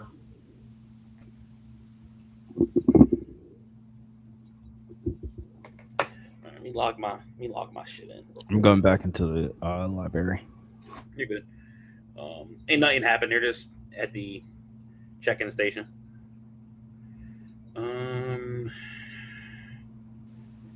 Douglas knockout. Parlay like there, Ronnie. Went. Wait, let's see. Can I do the same game of this one? I watched a lot of soccer today. No real team really stuck out much either. Man City come out and put up a 4-0, 5-0. 3. No. You know what? I could probably do that. No, I'm just gonna say if it doesn't go. Parlay with that. Bush wins by split decision. Is that an actual result? Or is it a play? Then went. Judy's and parlays. All right. You got them in deep parlays or like 2 legs, dude? Who? The way I got went is I did the same game. It was Lerone Douglas to win by knockout and fight not to go to decision with Anthony went round 1 knockout. I got plus 145.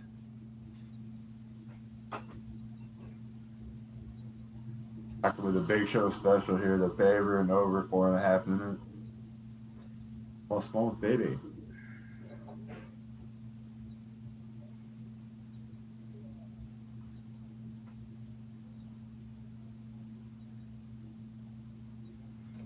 Yep.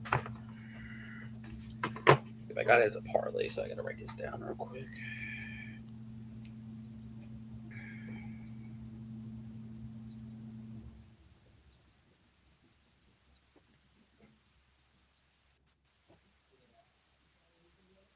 Distance. KO. So.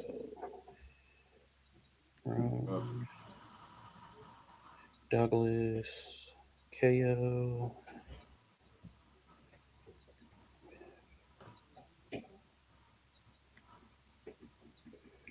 Distance. Joey, I'm gonna go outside. I'll be right back. Oh, you're good, brother. Let me see the chats. Douglas got the death touch, I believe. Alex, anyone got the Halaland juice tonight? Dakota Bush wins by split decision. Boo! But it doesn't shock me. He had a full can for that fight. His opponent came in pretty good in the Cage Fury scene. I think he'll stay around for PFL. Plus.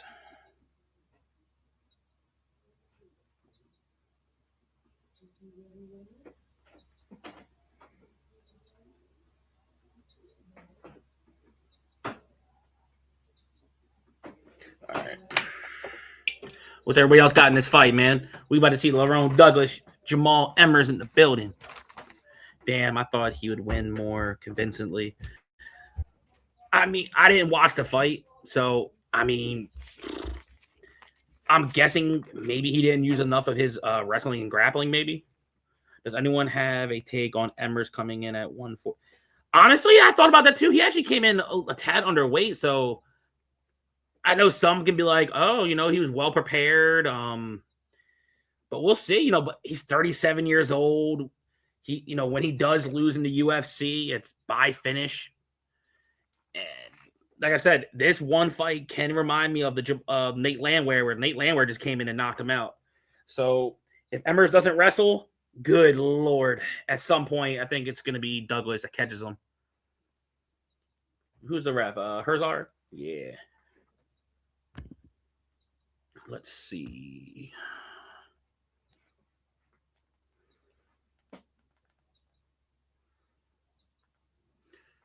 Let's see if they touch gloves. And they don't.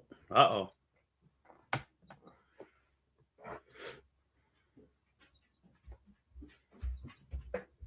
We'll see what type of fight that Douglas does come out with, because I do think he needs to worry about the wrestling early, potentially. Ooh, Douglas trying to throw heavy. The Godfather got Douglas round 2. Ooh, you probably got a good plus money on that one. Because I know all the hot money came in for round 1. Let's see. Oh, good kick from Mr. Douglas. Oh, another kick from Emmers that makes Douglas spin a little bit. Both fighters trying to have a feel out. How's your GFS going, Joey? Kennedy killed it from dying. So it's going to be a sports book type of night, hopefully. So it's a bad bet and a fucking bad Oh, GFS. yeah. I didn't expect them to come in like the heavyweight Bobby Green trying to strike. Yeah. That was, if I knew that was part of his game plan, I would have maxed Bechamel. Oh, these good kicks from Douglas that stopped Emmers in the track. Oh, look like Douglas trying to hunt Emmers down. Man, Herzog's trying to stay close. He's like, look, I know Douglas got that pop. Yeah, my bad. Everyone just came in from the party. You're good, brother. What time we got, Joey? I got 324 in round 1. No big punches really landed outside of some kicks. Yeah, bro, what's going on here? There's really been no big moment. Let me know when there's 30 seconds left of this round. All right, 10-4, I got you. You want a countdown for it? That's a long time. I ain't counting down that high. No, I'm saying like a countdown. Oh, okay. Like a 10-second countdown. Like 10, 9, 8, 7. You could surprise me. Just let me know I'm there. Man, Emmers just dodged a big lead left. Violence again, please. I agree in La Lofton. I want to see violence. Minus 800, Lerone Douglas log line. I don't really understand it, because David's been no really. Sports books are just trying to cover themselves. People aren't really betting Jamal Emmers like that. Jamal Emmers by decision was plus 800. So yeah, that was it. I mean, bro, plus 800. That's not a bad line. That's he just missed. And he's 10-3 on the decision. So you get 10-3 on the decision, you get plus 800. That's not a bad take. You just gotta hope that he don't get cracked and get shadow round. I shouldn't have ate that deviled egg. I want to get like another 5 more. Yeah, bro. Get what you got to get. No, we're comfortable. Yeah, you eat 5 more of them things, you'll be uncomfortable too. Oh, good hook that landed from Emmers. Not Emmers, Douglas. I see Marty was watching a stream earlier. I want to see if he's trying to get a couple of insights for draft night. Draft night week away, baby. Finally build out the big board. The big board's coming along. Oh, good short shot from Douglas. With a minute 30 left in round 1. Emmers hurt him! Emmers round 1 knockout. Woo! Of course. Parlay shitter.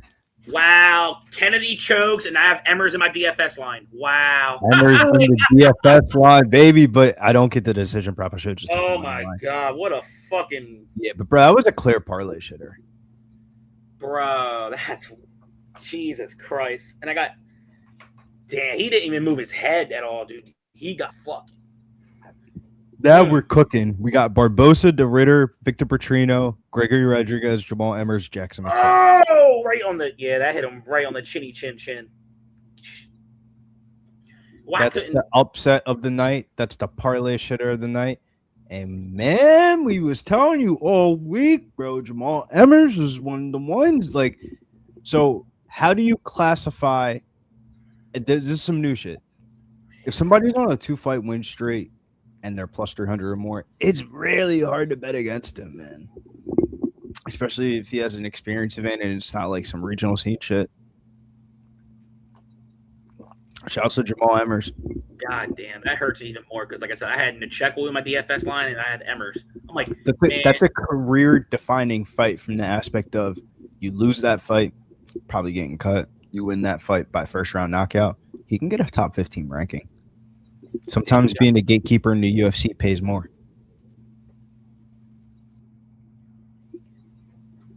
I feel like a dickhead. I bet Emmers by decision. I should have just took the money line. God damn. Granted, it was plus 800 though. I'm not gonna lie, bro. I hate Kennedy even more now because, like I said, I had Emmers by knockout plus 700. I'm glad we got it in the DFS lineup though. That's like the most important one because I think we can cook something tonight for DFS. Nothing crazy, but you know. I need my last 2 guys to win to even possibly cash a little bit because I don't think Kennedy scored shit for me. Bro, I said that shit to you last night, bro, when we were on stream. That's wild. I said, close your eyes and tell me you really think Kennedy Njoku's in the millionaire making lineup? Fuck no, bro. No. That's fucking. Shouts to Jamal Emmers. First round knockout. Dude, I got to see what ownership I got Jamal Emmers. Bro, it's the craziest. I knew he was live, but I didn't think it would be a first round knockout. No. That was the surprise for me. Jamal Emmers. I had Jamal Emmers like in the big GPP under 20% owned. Damn. Yeah, Lerone Douglas minus 400 was not the vibe.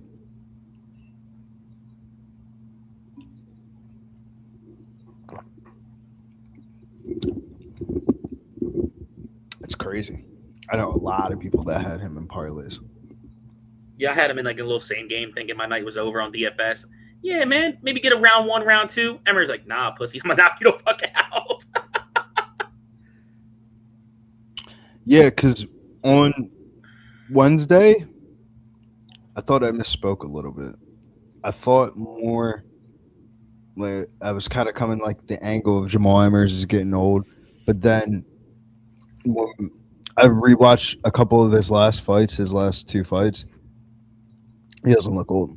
And that's what made me kind of get on to him when we were talking about that on Friday. I was like, yeah, he doesn't look as old as what his age says. Like he looked great. Looks like he's good physical condition. Definitely performed on the night. Definitely upset of the night. But let's get into the next fight. Next fight. We got the debuter. The man told Dana White on that Tuesday night, bro, I'm not leaving Vegas until you give me on a fight card. And what happened? A week or two later, this man's on a fucking fight card. And he's versing some Chapman guy, Terrence Chapman. Look, I'll say this. From what I've seen from Chapman, outside being, you know, one of your bigger, pudgier heavyweights, he doesn't look a bigger, pudgier heavyweight. He got decent footwork. The man got some nice kicks for a heavyweight, which not many heavyweights we see really throw that many fucking kicks. But I'm just going to do the math. I think at some point in round one, Wentz going to get him out. It's not going to be like, I think people are going to try to play, 60 seconds. Look, I'm the 60-second guy. I'm not playing 60 seconds. I might regret it after this. Who the fuck knows? But I like Wentz to win. I think he gets it done round one knockout. And I had a parlay I gave out for the DFS show that I did on my little clip. It was under 1.5 parlay with Marcio Barbosa and Went. And let me see what the odds I got for that bitch. I think it was actually minus money. Minus 141. So both fights to end by under 7.5 minutes, which I think does happen. And it covers each side under 1.5. So I get crazy enough and gets fucking smashed. Hey, thank you, Terrence Chapman. You cash for me. But I think it's going to be Went round one knockout. I like it. And I'm learning from Billy because, like I said, short story, because this fight's going to take a minute. I was primarily a DFS player until I met Billy on Twitter. And I didn't know me and him lived in the same goddamn state. He's like, bro. Yeah, that's the craziest part. I did not know we lived that close. And he tells me, bro, all this DFS plays that I seen you hit, why the fuck you got on a damn sport book making money on that shit? I'm like, and I'm not going to lie, I didn't know too much about a sport book. I just thought, like, okay, you just hit this to win, that to win, that win. Billy took me under his wing. He taught me the sport book. I'm thankful for that. And look at that. Now this motherfucker lives like 10 minutes away from me. So worst case scenario, yo, Billy, man, I'm about to come over, man. Let me know what to play. Easy as that. Sometimes you just spark an idea for some people and let their ball roll with it. Sometimes I feel like I hear Post Sports Radio, Post Sports MMA, that's the best service that we can do for you is get your ball rolling for you. Sometimes it might spark an idea. You might agree, disagree with us. Shouts to Infinite Hippo, Whip by KO, Mason Jones, and Judy spread plus 285. Let's go over some bets here for me. What do I have on my card left? Oh, that's a prelim main event. What the fuck? Yeah, that was the prelim main event. I'm gonna read out some bets that I have on my card. Yeah, now we're gonna be on here talking for like a good minute, so I can check out these bets. Cool. I got Renner de Ritter, Timofo Lopez, 2-leg parlay minus 145. I got Coco Golf coming up at 8:30 to close out a 2-leg parlay with Arthur Fees. That was in the Discord in the tennis section. What else do we have? WNBA games are coming up too. I like that under in that Connecticut Sun game against the Sparks. It's a second game of not a back-to-back, but like they've just played each other the other day. I got a main card parlay here for the UFC. Renner de Ritter to win, to land 2+ takedowns. Medeiros and Mason Jones to start round 2, and no distance in the main event. That was minus 108. I got a 3-leg parlay that hasn't started yet. Luke Trainer, Renner de Ritter, and Ghazi Rabidanov, minus 110. And this upcoming fight, I got Anthony Witt to win and over half a round. So let me tell you, man. I think Anthony Witt wins, but there is like I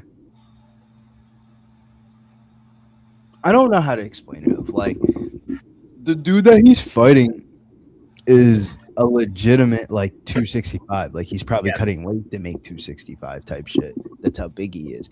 But he actually moves pretty well for his weight. Like I don't know. Like he's kind of like you think. I watch not an extensive amount of film, probably like 1-2 fights, and I thought I was just gonna see a fat sloppy fuck, to be honest with you. And it wasn't really like that at all. He was actually moving pretty well. He was leg kicking. I think that Anthony Witt, to get the knockout, he's gonna just have to it's gonna have to be a process knockout. It's just not gonna be walk across the cage, say go, one punch knockout, fight's over. I don't think the fight's gonna work out like that. I feel like Anthony Witt's gonna have to work himself into this fight. Joey brought up a good point. I don't think it really matters too much. That's why we haven't even really brought it up too much. They have a common opponent. The common opponent that they had, Anthony Witt. It was like one of Anthony Witt's longest fights. It was a split decision, and then the other dude knocked him out in like 30 seconds type shit. So it does make an appeal. I don't think he's going to lose the fight, but how can they scam the fight? I think the sports books are copy and pasting just the performance on the Dana White Contender Series and not really looking at the matchup itself. The matchup itself could play out a little bit different than what we all kind of think it will be. Like, I don't think it goes over 1.5 or anything like that, but bro, a half a round, bro, that's a little bit ridiculous here. I'm gonna have to take my chance with that. Over under a half a round, I'm gonna take the over. I think Anthony wins with the over half a round, though. It was minus 200. It's my chalkiest bet of the card. So you can just call me Thomas Anderson because I'm dodging fucking bullets tonight, dude. Mhm. I just saw that shit. The fucking Jamal Emmers knockout. Shout out to everybody that was on Emmers, man. That was fucking insane. And again, just another dodge bullet, man. So glad I didn't put Douglas in anything. So glad I didn't bet Kennedy. Definitely become a silver and gold member. But yeah, man, I just ate some din din. The wife made a delicious, it was like baked ziti with meatballs. It was fucking chronic. Ooh. And yeah, just freshened the binger and gonna take some fresh rips here. So shout out to you guys. And good to be back. Imminent Hippo went by KO. Mason Jones and Judice spread plus 285. Man, I got nothing here. This is another one I feel like could be another dodge bullet. It feels like Dogger Pass, but another one where I would, if I was going to do anything, I would wait till the end of the first round or maybe like a minute or two into the second, see if Chapman or whatever is still alive, and then maybe look to bet his live line. But I don't know, man. Like, Went does hit hard. But hey, we just saw another dude, LaRon Douglas hits hard, and it's not the same situation because like Chapman isn't like Jamal Emmers. He doesn't have that kind of UFC experience, but he does hit hard. He's not the worst fighter I've ever seen, like regional fighter I've ever sseen. He does have fast hands. He kind of reminds me of like a combo of kind of like the striking of like Josh Hockett and what's his name? The Chris Dawkins. Sort of like fast hands, kind of like chubby, and I could see him weathering a storm and like mounting a comeback. So I want nothing to do with it. It's a total pass. I'm gonna sit here and smoke weed and get ready for the rest of my action, which is coming up later in the card. Best of luck, everybody. I know, dude. I'm just a rude piece of shit. Godfather. I know. You would think I wouldn't be, being a Southerner, like I would have better manners than that, but my parents did raise me better. For the record, though, Imminent Hippo went fight set to start at 8:15, probably closer to 8:05. I hope, dude. I hope. I'm looking at a goofball right here. No, I'm not talking about me. I'm talking about what I'm seeing on my screen. But yeah, I do want nothing to do with this fight. I do want absolutely nothing to do with this fight. Cheers. All right, well, let's go round of picks here. You have to get into the breakdowns, but quick little preview. People are putting in bets, people are putting in parlays. Let's go around the table and ask the panel what they got for some fights.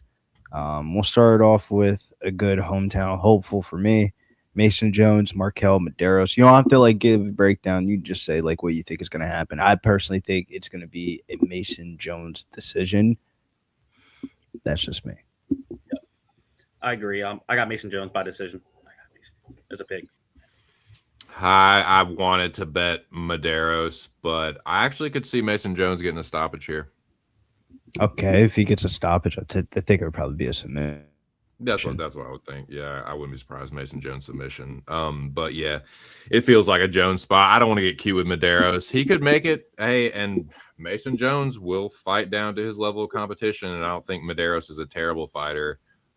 He kind of snaked out a draw against Taco, but he's pretty decent. So I was kind of thinking about him as maybe a dog, but man, Mason Jones is a better fighter. Like if Mason Jones, I'll say this is Mason's fight to lose, in my opinion.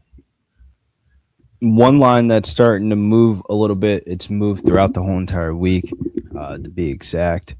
I believe I saw this line as high as -160. This line has fluctuated throughout the whole entire week. Sergey Spivak keeps on getting bet down, man. Opened up -174 in the beginning of the week for Victor Petrino, down to -146. Do you guys agree with the line movement on Sergey Spivak? To a degree. Right. Like, I'll say to a degree, mainly due to the fact that I know Petrino's been fighting like these lower tier heavyweights. Now he's getting a guy that all his losses are by big time heavyweights ranked in the top 5 also. So I can understand the money coming in on Spivak. It's a tough test for Petrino, but I think if Petrino's smart, he doesn't mix into grappling and he just like, you know what, bro, I'm a better striker than you. I could throw bombs, but sometimes Petrino fights like a jackass, and I think that's where I think Spivak could definitely take advantage of maybe taking the back, maybe even taking him down. And I think he's the way better grappler. Yeah, my opinion. I don't know how I feel about the line movement. Like, I don't love it because I'm on Sergey Spivak. So it's like, I feel like it's mush again. But hey, it was kind of like that with the Taco money line. It kind of came in a little bit, not as much, but yeah, when I bet Spivak, it was +124. I'm not sure what's sitting there right now, but +124. Okay, so it kind of went back and forth. It was like +136 or something at one point, and it was +124 Wednesday, August the 19th, and it's +124 again. I feel like I bet it Wednesday. It was either late Tuesday or early Wednesday. But shout out to my dude Aaron the dog. I think he is on Spivak as well. I wouldn't be surprised if can be a bit of a whale sometimes. I wouldn't be surprised if he knocked that line down a little bit. But I'm not saying he did it all himself. But I think Spivak feels like the side, but it also feels like mush now. Like, so kind of, I won't be surprised, I guess, if it was a Petrino knockout, but he's kind of sloppy, man, and he's not like always a one-hitter quitter. Like Spivak was able to weather some big bombs from Ante D'Elia. I do get the Petrino knockout angle for sure, but I don't know. I'll save a little meat on the bone, but I like Spivak. He's my other dog in this one. What Swish says, Jones sub +500. Yeah, man. Talk about somebody that'll sell for you. Victor Petrino will sell that shit for you, man. So there's certain chambers fighters go through for me. And, we watch fights for a long time. You go from going on to the list, prospect list, you kind of go on to the list. Then you could be blacklisted. Then once you come off the blacklist, the first test that's off the blacklist for me is I'll put you in the daily fantasy lineup. We'll see how you do. We'll see how you do. If you come through on some daily fantasy shit, you'll still make some money and stuff like that. Like you'll reap the benefits of it, and then you'll go back into the bets. But if you fuck me over, and Lupe Godinez, I'm talking to you. You just go on the blacklist. I get it, man. And everyone's got their threshold, but it's like there's only so much a man can take. It's like you're not going to make me look like a fool again. And once you get every man's got his breaking point. Once you hit that, it's like, no, you're going on the list. That's what it's for. It's so you don't ever have to feel like that again. It's like I just don't have to worry about it. I'm taking you out of the fucking equation because you're not trustworthy. That's why you ended up on the fucking list in the first place. So much money when Victor Petrino lost to Anthony Smith. That shit was stupid, bro. That saved my night, dude. That made my night. That was my first. That was my and main then here. This is how he got blacklisted. Spun the block, and he got popped by Justin Jacoby. That shit was crazy, and I was like, "Nah, I can't fuck with you." Blacklisted. Then he won the next fight. Then I was like, I'm gonna hop in. I'm gonna throw you in the DFS lineup. I mean, he's in the DFS lineup stage. The DFS lineup is this is something that could go to the top. So it's like I gotta start thinking these out, because now I can actually start hedging some situations here, because this lineup might be the one here. I have Barbosa as the captain.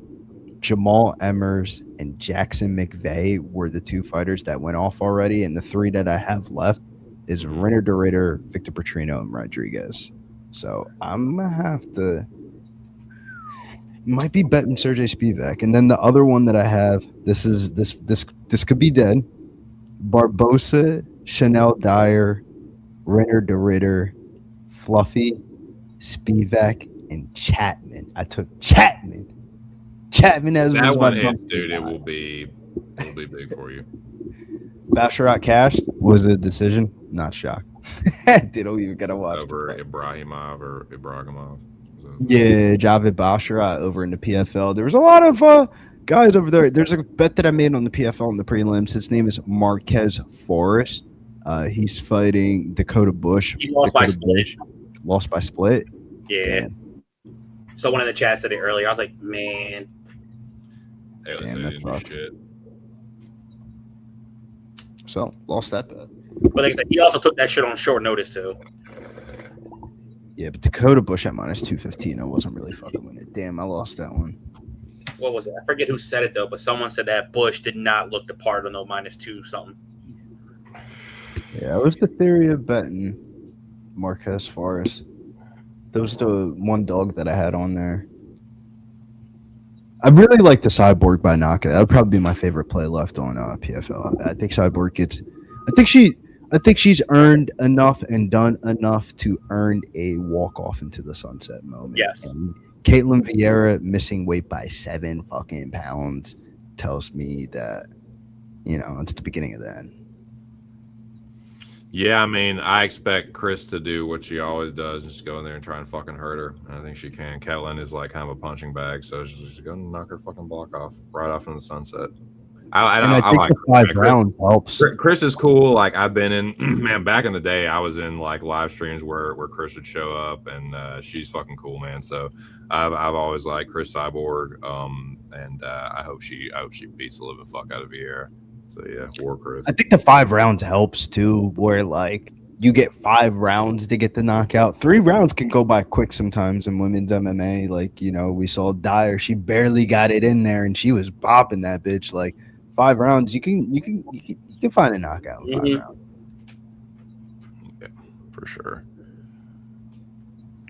But if I had to say favorite underdog left, for me it's the guy in the main event. I like Gregory Rodriguez over Fluffy Hernandez. I won't go too deep into the breakdown, but man, oh man. The big fight for me, though, on the card is the Ritter, though. If I can get the Ritter and Jones is like back-to-back. I have the Ritter and parlays, but I do have a bet on Mason Jones. But if I can get those two through the hoop, then it's like we're party dancing tonight.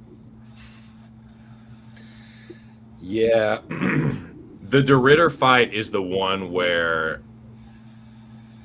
I passed on quite a few, but that one is going to be like an information downloader. It's like I kind of want to see what how de Ritter performs here. Like I think it's a winnable fight for him, but I want to see if he fights smart and like takes the path of least resistance.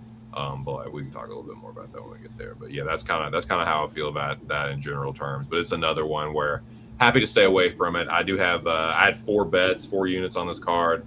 Cashed 1, gotten 1-1 so far, and then I have my last 2 are in the co-main and the main event. So I'll save the rest of my breakdowns for that. But yeah, I like the thing is after this is one of the only matchups that it's going to be like two middleweights moving up at the same exact time. Like after this, it's going to be like we're going to have to talk about the size of like the Ritter versus the other guy and like how they match up. Of like, I don't know who they could find as a better dance partner. So it's like I have to gamble. It's like this is a personal gamble for me on like I got to get it while it's hot because yesterday's prices aren't. Like, who's to say the Ritter doesn't get a bad matchup in the next one? And it's like, I don't want to bet him. Well, I will say this, like Roman, and why this is, I think, a good information downloader for RDR especially is like Roman is old, but he like when I watch the weigh-ins and the stare downs, like he's sized up to the Ritter pretty well, and he's old, so it's like you should be able to beat Roman, but. I don't know, man. This is another one. I'm just happy to pass. Like DeRitter, you should be able to beat Roman Dolidze at this stage of the game, but Roman, like I don't know. I think he probably loses, but I'm just not high on DeRitter, man. I'm really not. I feel like it's just not going to look aesthetically pleasing. I'm telling you. Whenever you bet on DeRitter, like if you've never bet on DeRitter before, I'm telling you that shit does not look like what you think that you're getting pre-flop. Like I'll give you an example. When he fought GM3, if you'd never seen the Ritter fight before, you would have been pissed if I told you. Hey, and then Roman, dude, it's like if you never seen Roman fight, that motherfucker, he will put out a stinker. You better believe it. And Roman's so fucking low volume. If the Ritter is just like happy to stay on the feet and not try and initiate grappling, we could be in for the snoozer of the night for real. That's why they're not the co-main on a card like this. That's the exact like if you talk about like level ranking of fight, that's probably the most important one, bro. Whoever wins that fight could really.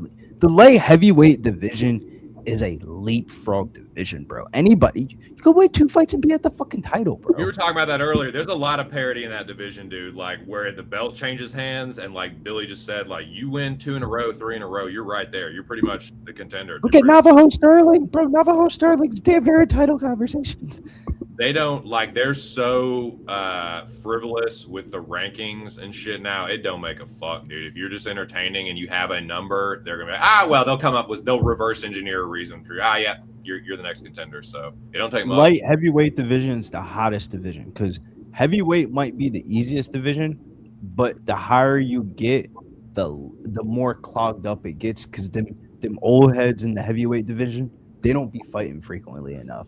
Light heavyweight division, everybody be getting it while it's hot. Dude, everybody will fight. There was a logjam at light heavyweight for a little while, and now it's just like it's awesome. Like because you can say whatever you want about the skill level, but it's pretty much you've got like a combo of heavyweight power and middleweight speed. So it's like it's entertaining. Light heavyweight. Look at all the fucking top 15 in light heavyweight. It's all like these big ass like kickboxers that can kind of grapple. It's like it's fucking fun, dude. Light heavyweight's awesome. They definitely have done a good job of like restructuring the light heavyweight division since John Jones has made his departure, because it used to be so easy to just be like, we're just going to build up John Jones for a light heavyweight division. And then once that happened and went, it was like, what the fuck is this division for the longest, bro? For sure, man. It's like, and then like Poatan has kind of come along and he was kind of carrying the division for a little bit, but now there's just another like, it's just another shakeup, and I'm interested. Like, you never know. You fast forward a year from now, who fucking knows who will be the champ at light heavyweight? I couldn't tell you. You know, should be fun, man. Should be fun. I mean, this is one prospect that could. This is heavyweight, right? Yeah. I think Anthony Witt could fight at light heavyweight, though. So do I. This is a live bet spot for me. Speaking about Wint and Chapman, it would be like wait to see if Chapman doesn't die. I know we kind of talked about it a little bit before, but yeah, it would be Chapman or nothing. But I don't want to bet. There's no reason for me to bet this dude pre-flop, even with that kind of number, because if Wint beats the fuck out of him and he barely survives, holy fuck, the live line will be stupid. And if he fucking does die, there goes the fucking underdog bet. Even it could be plus 2,000, risking to get it so much more, like crazy ROI. But if it gets torched, they don't really make a fuck. So it's like, I don't know, man. I'm perfectly fine just like staying away, but it would be the strategy for me if I wasn't gonna do anything would be like wait to bet Chapman like after a round and a half. Yeah, I definitely feel like you got to get greasy on this one for an aspect of like, if you really, really like Anthony Witt, I mean, going in 60 seconds only at plus 500, that looks, man, that's super short for that specific market. I think this goes over a half a round, like man. I really So do do. I. So do I. I did the same game parlay. I did the same game parlay of Anthony Witt to win and over a half a round at minus 200. It was my chalkiest bet of the card this week. I didn't put the most money on it, but it's the chalkiest one. Yeah, my man got Michael Aswell in his corner. Not the ass.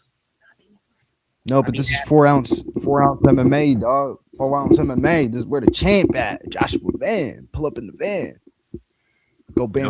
Billy, watch out for whatever's swinging. I'm getting some feedback on the like here bumping the mic.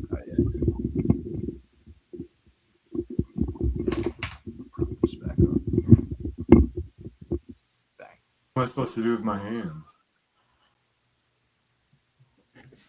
Grow brain. Kind of want to get some. Book.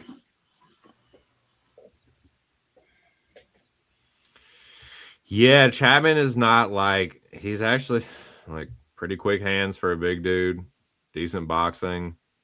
I'm like, if Went gasses out, man, he might be in trouble, but he also might just starch this dude. Let's go, Went.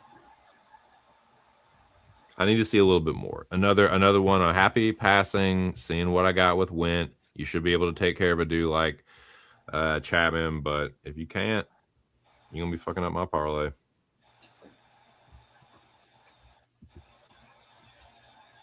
He's fired up, man. A little bit too fired up. Ron Lofton wants a quick stoppage. I agree. Not early, quick. Round 1. Not like, oh, that was an early stoppage, or yeah, I was gonna say Godfather. Like, all right, you better. I think he probably does, but to cover that price tag. But that's how you do it. That's how you cover that price tag. He should, yeah. Covers that price tag when he covers 3.5 minutes. I'll tell you when he covers the price tag. I'll tell you, buddy. When he covers that was funny, dude. tag. That was pretty fucking funny, dude. You're fucking pretty funny sometimes. This motherfucker just got done doing some Tai Lo, dude. He's hyped up.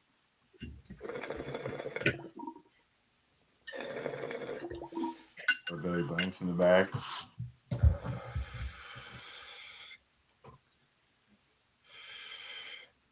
Yeah, he's fired up. Do some karate in the garage.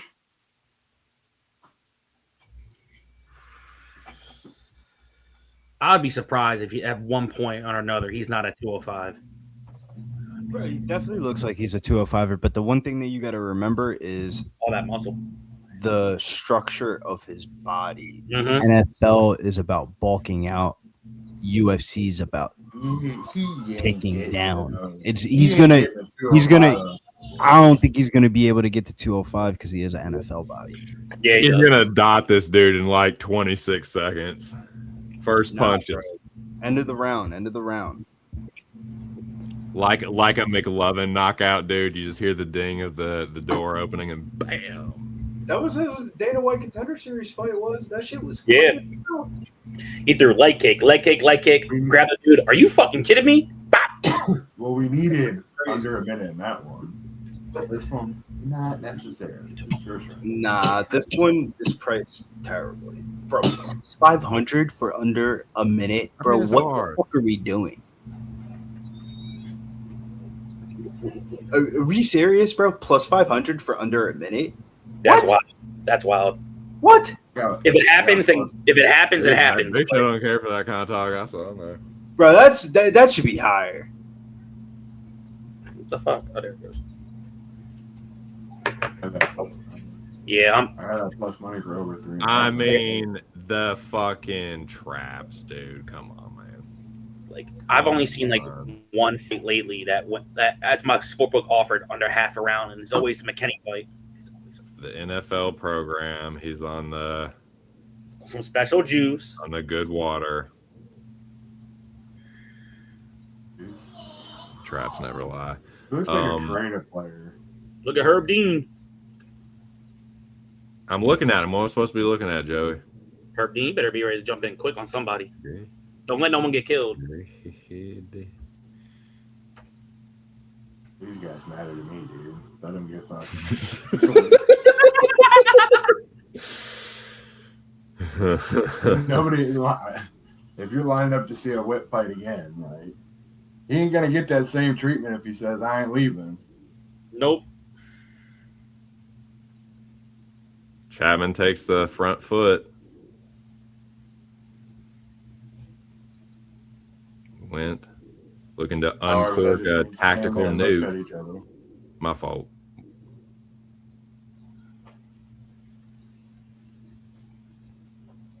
Went goes jab to the body. He that was cheeky. Jab to the body, left hook upstairs. Chapman read it. Hard low kick from Anthony. Great. What was that jumping? Now, what was that? What's What in the What's that, baby? was that? All right, he might need a Trojan horse to get in on this dude, bro.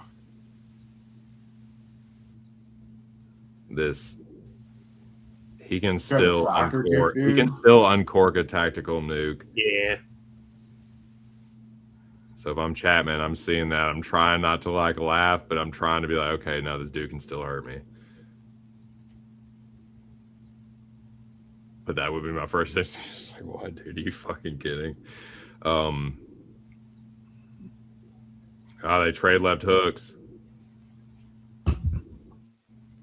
Chapman, what up, Parasenses? I never watch MMA live. Hey, I appreciate that, dude. Good to see you, man. Wow, holy shit. I'm here. Hey, went with a takedown attempt. Chapman with the wizard, Johnny. You're not taking me down when I use the fucking wizard. Come on, walk us into over a half a round, please. He's really trying to throw this. I mean, Chapman's a big dude. Bro, he's twice the size. No, he's trying to like upper body a dude that's like almost 300 pounds. That's that big boy, baby. Wentz trying to sag on him too. It ain't working. Bro, he's twice the size of him. As soon as I say that, he hits the single leg. As soon as I say that, he turns the corner, hits the single leg, and he's down. I think the athleticism is the huge advantage. If you had a over one, dude, what? Over half a round? Do we get it? What's one takedown? Cash it. Over one and a half take. Over half a takedown for old D. We got over a half a round there. There we go. Now we get Anthony with the win. Now we're good. Chapman's looking for a Kimura, dude. Looking for a Kimura sweep. Don't you get the leg underneath too? He's got to get that arm. Yeah, I wonder what. This is kind of cool to see though, from the aspect. Well, not from having money on it, but we get to see a little bit of the jiu-jitsu from Anthony Went. Oh, he pulled it. He pulled the Kimura. Chapman's pulling it. Oh my god. Dude, nothing's fucking crazier than big guy Kimuras, dude. From bottom. From on top, it's very understandable. Mm-hmm. That's like the amount of strength. From bottom, dude. He's going for it too, man. Chapman is. That shit is straight, bro. I don't care who you are. That shit is straight. Your elbow's not. I think that shit hurts like a motherfucker, right? Your elbow is not supposed to do that, and your shoulder's not supposed to Hell do that. fucking no, dude. Yeah, but he's also a lime. He was a lineman, so he's used to being in the trenches. Chapman doesn't have the angle now. He'll have to pull the arm back towards him. The thing is that Anthony Witt's doing no technical jiu-jitsu to get out. That last one hit the back of the head. He didn't like that. Oh, he's out. Wait, Chapman, that hurt Chapman. He didn't like that. That was kind of like hit the back of the head, but that fucking hurt him. That dumbass bunny ass. Right hand over the the top. What the fuck was that, dude? He was going for guillotine. Guillotine. Chapman is definitely ready to give up. That was his go. Was the Kimura? I thought he was just gonna capitulate to the DMT. It really looked like he was out. I mean, I thought he was if Wentz tosses up, he might knock him out here. Up, going for arm triangle. Went going for arm triangle. He moved all the way to the other side. He cleared. Going knee on belly.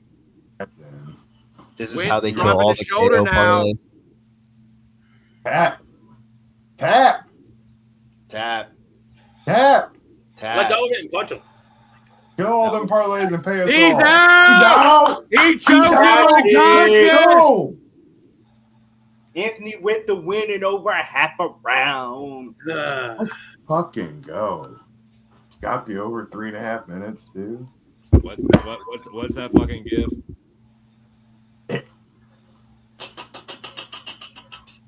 Let's go. I can't dude. believe what was Anthony Witt by sub?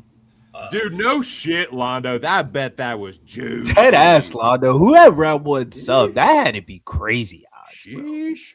Plus Yo, 2,500 lesson or learned. There's been a something. couple No of sub shit. attempts tonight that have almost came through, and that was the one. Hey, Almost lesson got learned, sub to getting the sub. I Dummies mean, that's out a there big taking dude to one have way to that kind of win. shoulder pressure down on you, and he was just like, That was ridiculous. fuck, dude. Bang, baby. We get that one through the hoop. Another All prop. right, but let me see something, Whit. That was something. I learned a Give him little credit. something. Yeah, about good him. That was nice. That was nice jujitsu. I didn't think he had that. You were like, oh, he ain't doing nothing on jiu-jitsu. As soon as he got that fucking Yeah, bro, you got some hopped fat ass over. dude that's holding the Kimura for like he waited long enough to gas out. That's a tight arm triangle from a big dude. Bro, look how We big his seen a tight shoulders ass are. arm, and that fucking Kimura was. And Chapman's big too, man. So it's like there ain't no room. There's no room. That's such a tight pinch. His own dude, Chapman's own ham hock shoulder against his fucking neck. Nah, that's Yeah, over. this is a good card. This is a good card so far. Good vibes. Good Let's- vibes. Good money so far. Man, I'm so happy you guys are kicking ass, man. Oldie said pretty work next. We up. Let's go. That's the best feeling, man. Shout out to you guys, man. Everybody in the chat, smash the like. Yeah, man. Absolutely. The tension's starting to build, dude. The tension's building inside of my chest, man. I got my action coming up here in a couple fights, but I don't think there's anything for me on this next one. The next one is the next one Mason Jones and Markel Medeiros. Mm-hmm. I can't even start that one. I gotta let Billy start that one off. I thought it was Judy's. Oh, is it? Oh, it is Judy's. Yeah. I'm I gonna gotta go go grab to the bathroom and I gotta go get some food. No, go ahead, Billy. Go ahead. Go ahead. You're That's good. all Go good. ahead. You're good. You're good. Okay, so Judice and former ring card girl Gisla Gisla Chavez. Kind of like Elise Reed. I wanted to bet the dog, but I didn't. But I think she's a little bit more live than Elise Reed. Call me crazy. Judice might beat the fuck out of her, and I am not really going to find out either way. It's another pass. I've dodged quite a few bullets. I stayed off of Went KO. I stayed off of Douglas altogether. I stayed off of several spots that would have burned me. So right now, like I said, 1-1. I'm doing okay. I got 2 bets coming up, and I'm happy to pass. It's Gisla or pass, but man, I don't know.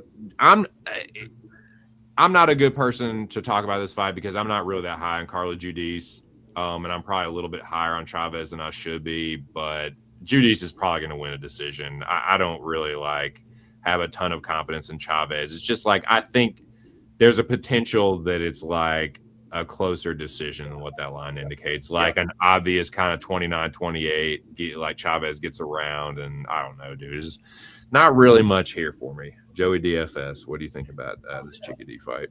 Yeah, I wanted to maybe even straight bet Judy's by knockout, and mainly due to the fact they have a common opponent in Dubin, and Judy's knocked out Dubin with no problem. Chavez went to a fucking split decision, which I don't think it was a split, but they gave it a split. But one thing I think Chavez can do in this fight, she looks like she could be the potentially stronger fighter. She has a strong upper body. I think she could try to clinch up Judy's for a little bit and make it a boring ass fight for a little bit, get some booze going, and that's why I didn't parlay the knockout. But I still think Judy's wins. I think when they're not clinched up, I think Judy's is 1-2 is just going to keep touching her the entire fight.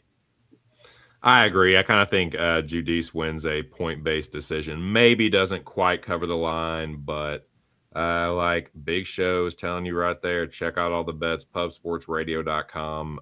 We do our best to give you as much free content as we possibly can. If you want to get every bet that we're all betting as soon as we do it, then get up in the Discord. But we try to give you all as much free action here as possible. So shout out to you guys. Jack Mason thanking Mills for the Perez pick. Eminent Hippo says Judice -7.5, -125, and Judice and Jones spread +208. Nice. Yeah. Another one where it's like I either throw a dart. Well, you see Mills, see what he likes here. Cash those two. Jones RDR -180. Oh, those aren't actually checks, but yeah. Shout out to Mills. Sorry, I was looking for action on that one.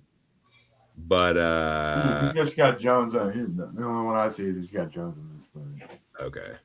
Yeah, I don't know about this one, man. It's a dart on Chavez or nothing. Carl GD's probably wins though.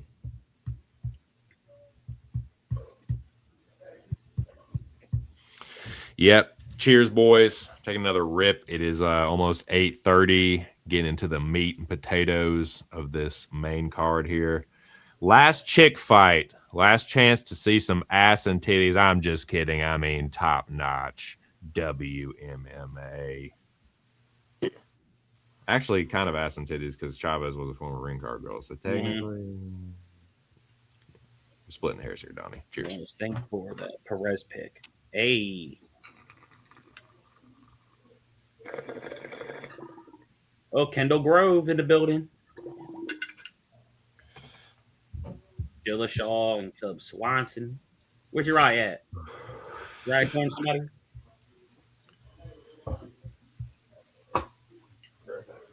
You're good, brother. Do you? See the event schedule here. Phoenix, Fort Lauderdale, Indy, Old Naptown, and then Denver in November. Yeah, going all over the place, bouncing all around. Southwest to Florida to Midwest to the Rocky Mountains. Shout out to Paracensus for the 10 jewels. He's hiding, and then he sends a treat. Shout out to you, my dude. Appreciate that. Man, yeah, I kind of, dude, if Chavez wins, if she wins like a board, like I don't think she's the better fighter. I think she can maybe rat her way to a split. I think that would be her path to victory. She can make fights close. She made the Contender Series fight close. I think Judy should be the favorite, maybe just a little bit closer. And a gold coin on top of that, man. Appreciate that. What I don't get, why doesn't it pop up on our screen? That's what it should do. And another gold coin, man. I got to take another bong rip for that. Shout out to Parasenses. Cheers to you. Appreciate that, doggy. You can, I think you can actually purchase bits now. I think they opened up the market, so you can actually go in there and purchase, a allotment of bits and spread them out through everybody. Old E says favorite in round 3 to start on my ticket. Playing with a little house money back out. Let's go. Hey.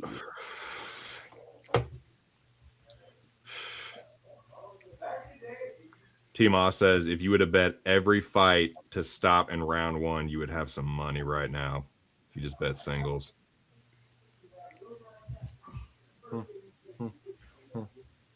This is how she's fucking shadow boxing. Yeah, this might be a Judice smash spot. Yeah. She might just beat the living JC out of this girl. Yeah, dude. I'm not playing with house money, so I gotta hang tight.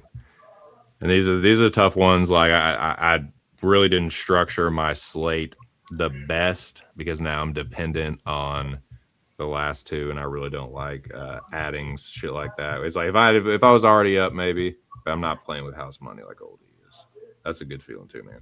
Urban Pope says last 6 fights, dog favorite. Will it be the underdog? That would be a big old juicy cheeseburger over money line for Gisela Chavez. She wins a greasy fucking cheeseburger of a split, dude. Oh, they shot for that. They both Lucky Power. They both JC. Yeah, it's like, geez, Jeez, crackers. Parasensa says I pay out some online poker soon. Yeah. Man, like it feels like Chavez could maybe win a greasy split, but that's probably it. I mean, Judice is better than I probably give her credit for.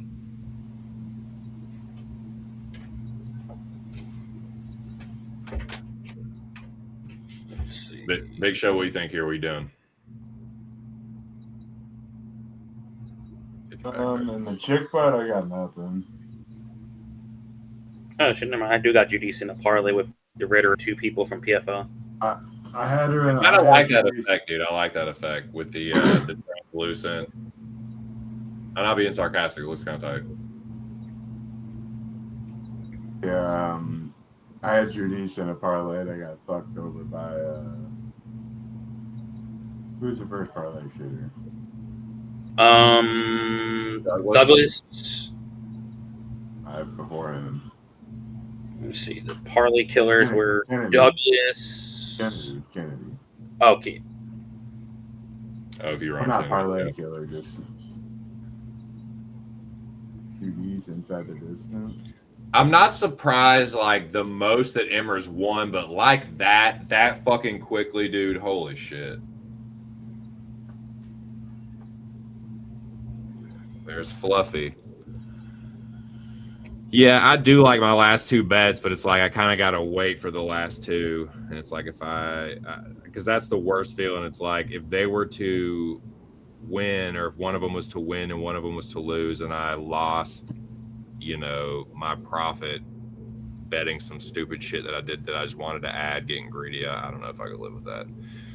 So I'm just gonna hang tight. There's only 2 fights before my shit anyway.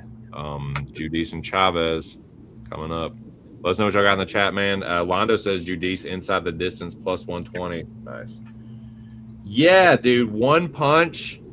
Like Emmers has a little bit of power, but not like that. Goodness gracious. I mean, that was wild, man. That, if you want to say anything, was like a quit job. Is that right there? I mean, it was a nice right hand, but you'd have thought it fucking killed him. But yeah, I don't think so. I don't think Judice is quite as good as people say. I don't think Chavez is quite as bad, but Judice still probably wins. Like, I see her more than likely winning it, like 29-28, maybe at the worst, like Judice split. But she could just mop the floor with this chick. You never fucking know.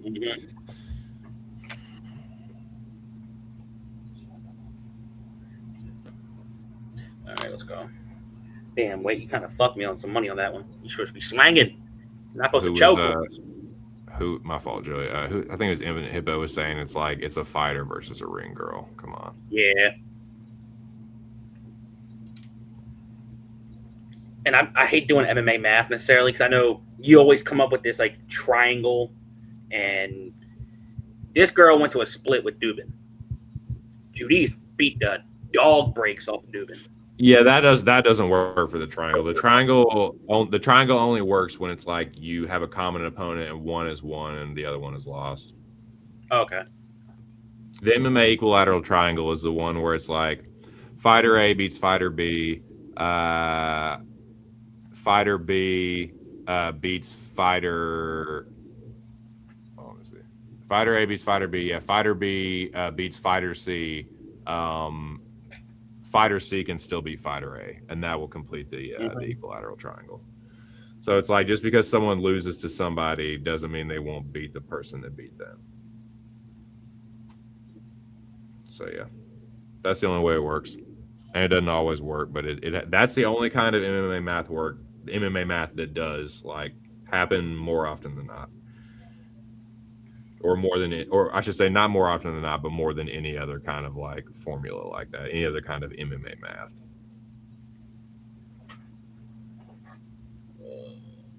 What the hell did I just do here? So, yeah, I mean, but if you look at the Dubin fights, yeah, it's like more than likely looking at a Judice ass whooping. For sure, Derek. Exactly. It's a stylistic thing too.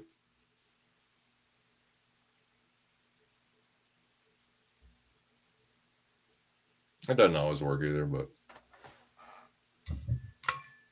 60% of the time it works every time.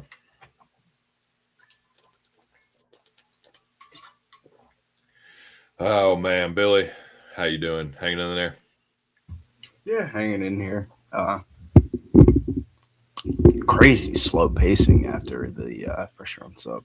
It is dragging for real, dude. I know there's been some finishes, but good lord.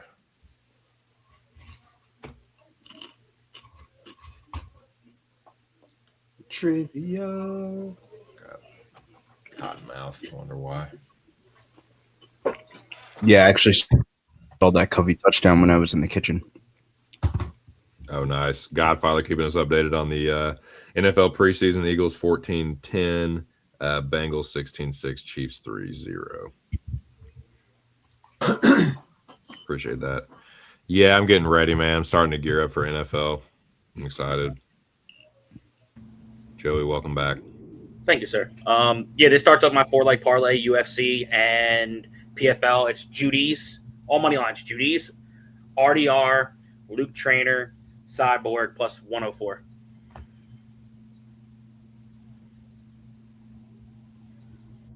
Prediction for how Judice gets it done. Later finish to decision. 2-3 knockout.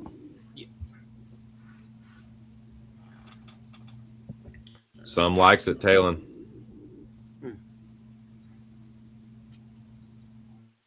Godfather says if you've been betting the dog on preseason, you've been cashing. Actually, I was already on it. Nice. Yeah, I feel perfectly comfortable passing here. I don't like preseason football anymore, betting it, because they changed it to 3 games, and I think that changes the whole entire dynamic. When it used to be 4 weeks, granted it was longer, but you kind of knew who was playing in what games. You know, you get your dress rehearsal game. Everybody's dress rehearsal game is a little bit different. Like Big Show is fucking. We're laughing about some shit he was saying. He was watching a Lions game last week, and he bet the Lions, and he saw Joe Burrow out there. Like everybody's dress rehearsal game is all different now. That shit happened yesterday, Billy. Fucking, what's his name? Fucking. There was a game the other night. Daniels was fucking playing. The 49ers. One series, yeah, they had him out there. Everybody thought the Chargers were going to play their starters for like the first half. Whatever it was, the line moved to the Chargers. It was like plus money on the Chargers, and it went to minus money. And the 49ers ended up announcing an hour before the game started that they were playing their starters, and that line like plummeted. Here we go, Judice and Gisela left to the body from Carly. Gisela looks for the 3-2. Yeah. Ooh, I don't like the way she's reacting to that first punch. Carly with a jab. Looks for the straight left. My fault, Billy. No, I'm just rambling. Brother, I've been there. I feel like that's all I do sometimes. Left hook over the top from Gisela. Straight left from Carly. Carly just a little bit faster. Is Gisela already bleeding? The straight left. The piston cross from Carla Judice is landing. The way she's reacting to the strikes, this might be a first round knockout. Yeah, Judice is probably. She's like, look at her eyes. She's like closing her eyes when she's like getting hit or like throwing up on. She's already wiping her nose. Like Carly can't miss with the straight too. One of them's gonna sit her down, or get her against the fence where she just turtles up, standing TKO kind of deal. I can see that. Still a lot of time left in this round too. Carly's just so much faster than her. With that wind-up kick, and just Carly just that front kick. Stepping knee. Oh, man. Chavez firing back, but she eats a stepping knee for her troubles straight to the breadbasket. Carly with a side thrust kick. Gisela whiffs with a left hook and then straight left to the body from Carly. Head kick from Judice. Front kick. My Gary Chudon, dude. The front kick to the fucking body. The spear, man. Karate do ish. Got her. Yeah, the way she was reacting to the strikes, that was about to be quick. The This is nasty, man. I want to see this again. One leg down, 3 to go. Yeah, second leg down to the women's chalk MMA parlay, and we got the GOAT left, Cyborg. Hey, Londo, cash it inside the distance. Let's fucking go. I remember you said that. Too easy, says Eminent Hippo. Cash money. Good job, y'all. Good stuff. I want to see this front kick again, dude. I don't like when Judy's does that little jitterbug thing. She look like a little crackhead. That's the front kick, man. Beautiful. Knee up first. Ball of the foot like a spear. Eat. That was easy, man. Judy's by knockout was a better price than Dyer by knockout, too.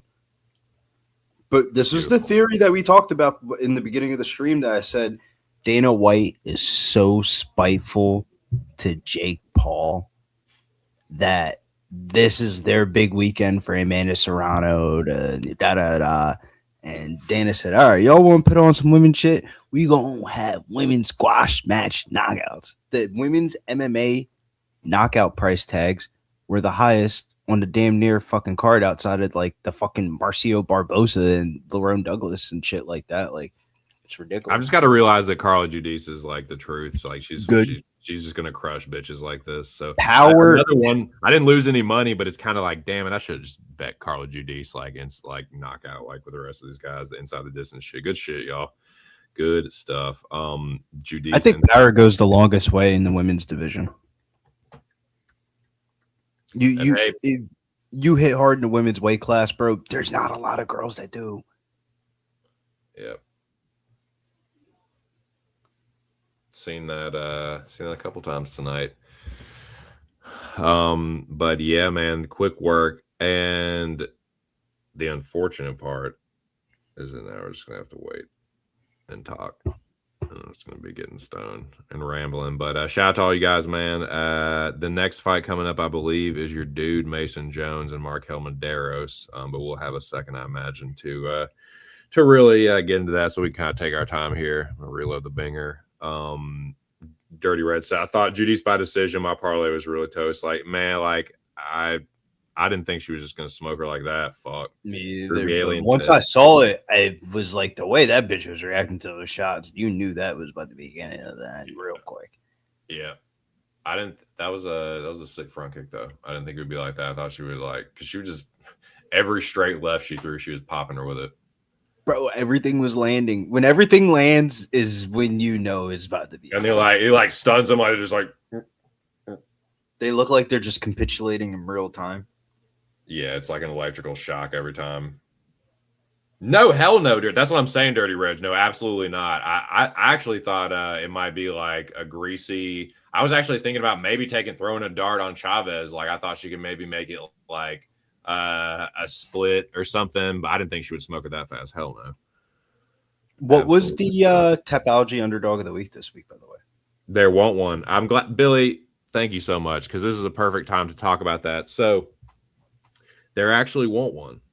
Reason being, two different reasons. I'll have to double check it. Matter of fact, I'm going to take the time to do that now. But Taco Padilla was going to be one, but he actually ended up being the favorite. Somehow, some way, Taco Padilla becomes the favorite, avoids even becoming a Tapology public underdog pick to begin with, because he was the majority pick on Tapology, to be certain. Now, the other situation we have here, as I pull up Tapology, is another fighter is an underdog, has been an underdog all week, still an underdog now, but the voting was extremely fucking close. And I'm going to look at what it is right now while we have a second here. Oh my God. It is dead even. We have this fight coming up. This is not right now, but coming up here in a little bit. It's the co-main event.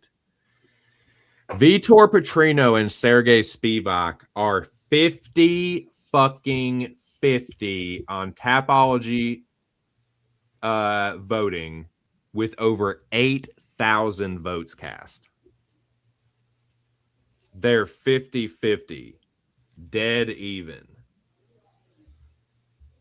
So I mean, Spivak's still the underdog. I guess if he becomes the majority pick, which hasn't happened, it was 50-50 as I looked earlier in the week. Then it slightly edged towards Vitor Petrino, where it was like 51-49. So when I went to go make the video, I was like, well, there isn't really one. Like, Taco became the favorite or didn't have a plus next to his name because it was moving away from him, and it continued to close like that. So there's like, okay, well, he's out of it. And then I was looking at the voting, and it was like, okay, Petrino's 51%, but now it's 50-50, dude. So I guess if Spivak becomes, the Tapology majority pick here in like a half an hour or so, maybe longer than maybe. But other than that, there was not a Tapology underdog pick that I could officially tally. Londo says Petrino money line and KO. But yeah, there won't really one. Mason Jones by KO plus 330. What do y'all think? The last few have been KOs. Joey, Billy, any of your thoughts? Yeah. Everything in me, like, if he does have like actual grappling success, Mason Jones is not a fish when it comes to grappling. And maybe he can try to loosen up some ground and pound on Medeiros and get an IDT that way. But I think this is going to be like your typical Mason Jones war fight. And I think maybe it's late. I thought it was going to be late last fight, but Judy said, fuck that. I heard what you said, Joey. I finished Dubin in round 1. I'm going to finish this girl in round 1. But I think this is done to the head. I'll say decision. So, I mean, I get it, Groovy Alien. I'm not going to count him officially because I have just been sticking to that. Like, if it's unless it's definitive voting or a definitive, like, with a plus next to the name, that's my own personal criteria. Yeah. You want to consider him Tapology, Paul. He's definitely the closest to it for sure. Like, and he says he's with Londo. But yeah, Sergey is the closest for sure. I was going to say, like, this morning when I was just looking at all the Tapology shit, the next closest one you could say, because I know that, but the line went back and forth. Went to favorite dog was Taco was at 73, but that was like the closest. Did you not hear what I just said before that, Joey? No. Oh, it's okay. Yeah, that's what I was saying.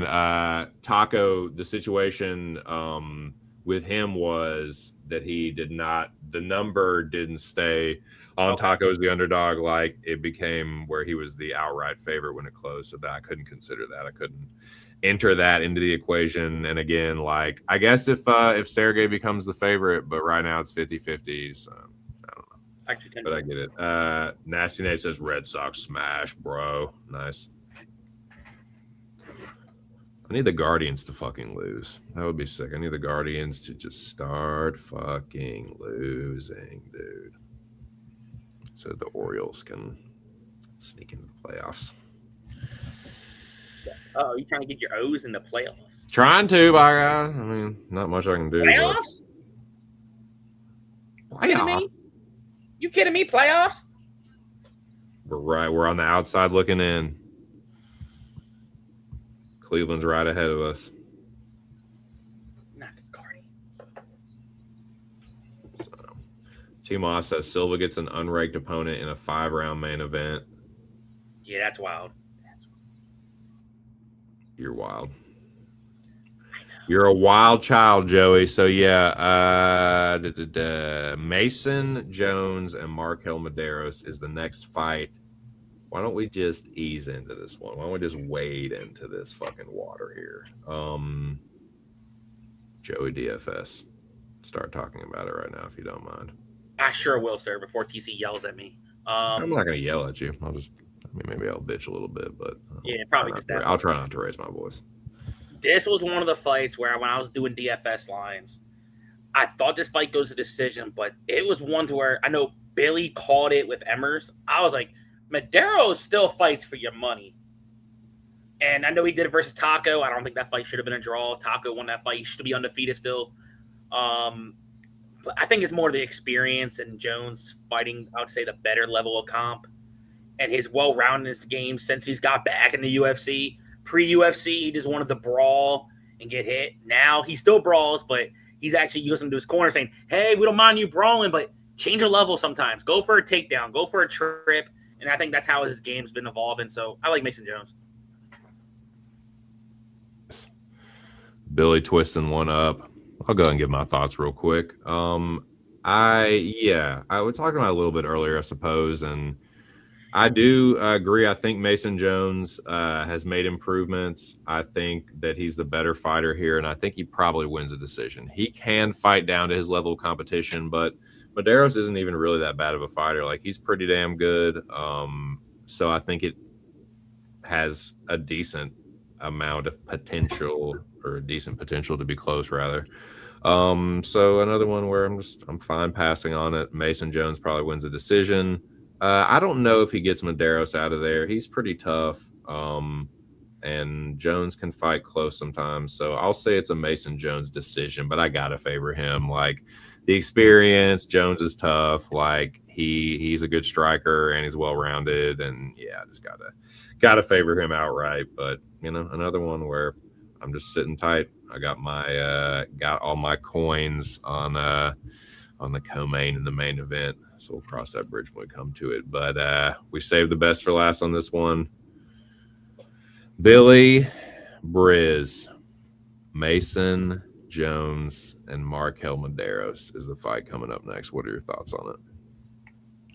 Yeah, obviously, as everyone knows, I'm a big Mason Jones fan. Been a big Mason Jones fan since his Cage Warriors days.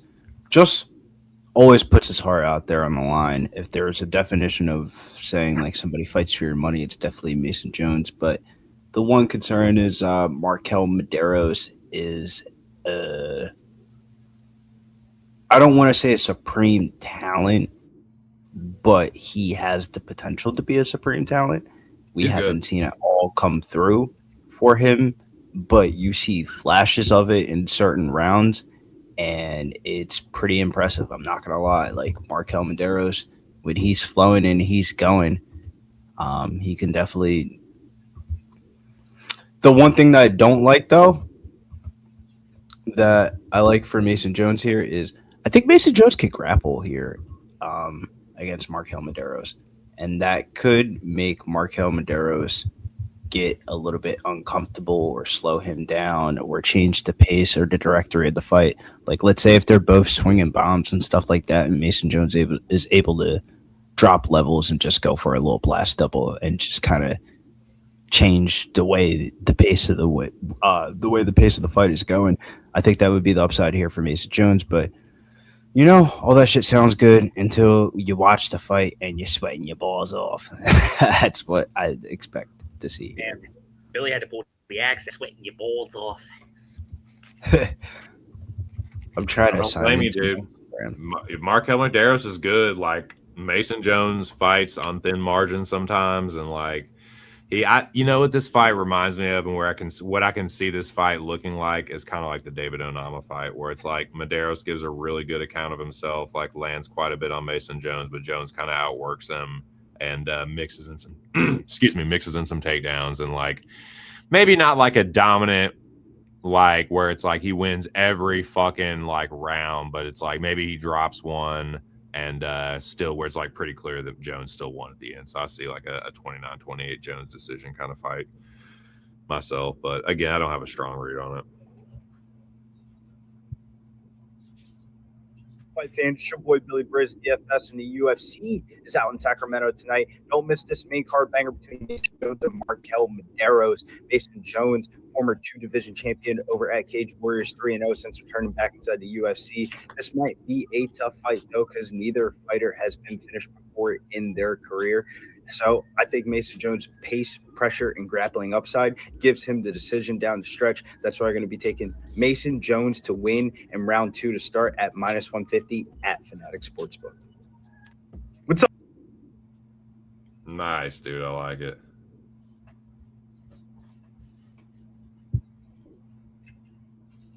Yeah, 4 hours in, a couple blunts, my back's starting to hurt. I'm going to start sounding. I know I had to go grab me a pillow for my shit. Yeah, I'm kind of starting to hit a little bit of a wall myself. Like, all right, TC, switch gears, take a toke, readjust, settle in. Cheers, boys. Another rip with the fellas. If there's any ladies in here, ladies, shout out to y'all. And yeah, cheers, everybody. Uncle David got a lot of bonuses to pay out tonight. Man, I don't want to be growing and kind of below my spot, but man, dude, am I about to go downstairs and go grab my real chair? Because I can't sit in this chair any longer. This is wild. This is like some early 2000 shit. This chair is ass. An office chair, 2000s office chair. Damn it. Mm-hmm. Yeah. Oh man. Let me see if I can show you this. Nice, dude. The POV. Nice little setup. It's blurry, but I can kind of see the layout a little bit. All the fucking basketball. Nice.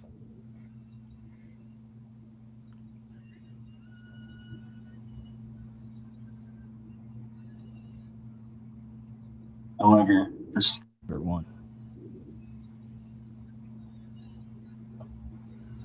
This is what you call betting on yourself, baby.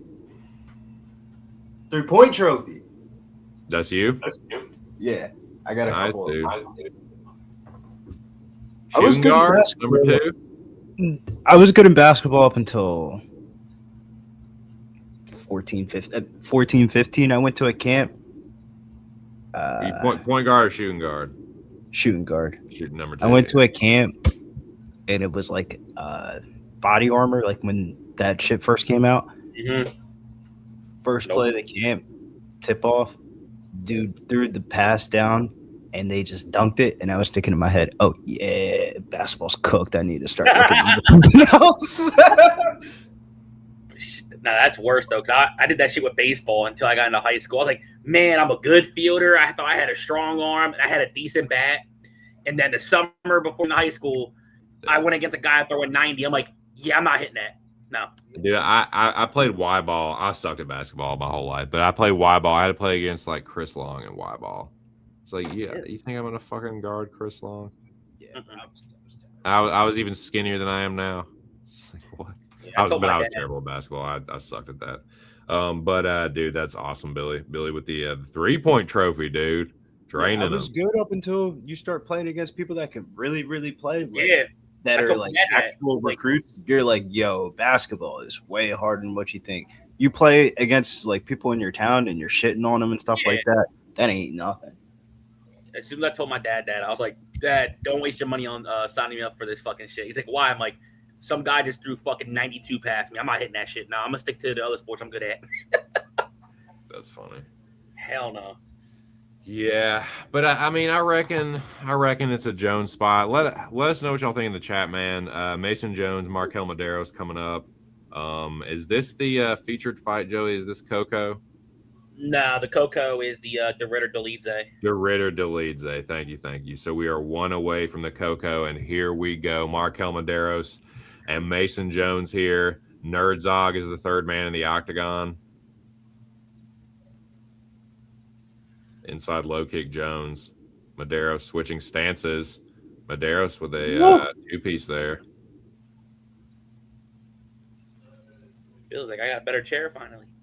Nah, I didn't go downstairs. Jones with a nice body kick. I'm waiting for this 2-piece PS from Markel. I need to after this fight though. Front kick from Mason. Outside low kick, Markel. Mason looks for the 1-3. Markel meets him on the monster can. 3-2. Look like an elbow might have even been from Markel. Hard low kick. Lands on the calf of Jones, who looks for the 1-3 there. Mason pumps the jab. Markel circles back to the center.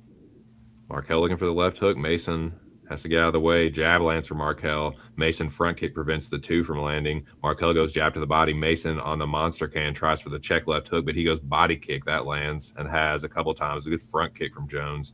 Markel answers back. Yeah, starting to get after it now. A lot of low kicks. Nice 3-2 from Jones. Cross splits the guard. Mason looks for the check left hook, but he gets his leg almost kicked out by Markel. Hard low kicks. Madero switching stances here, gentlemen. Madero's the faster fighter right now. Bro, Maderos looks good. Mason Jones better grapple.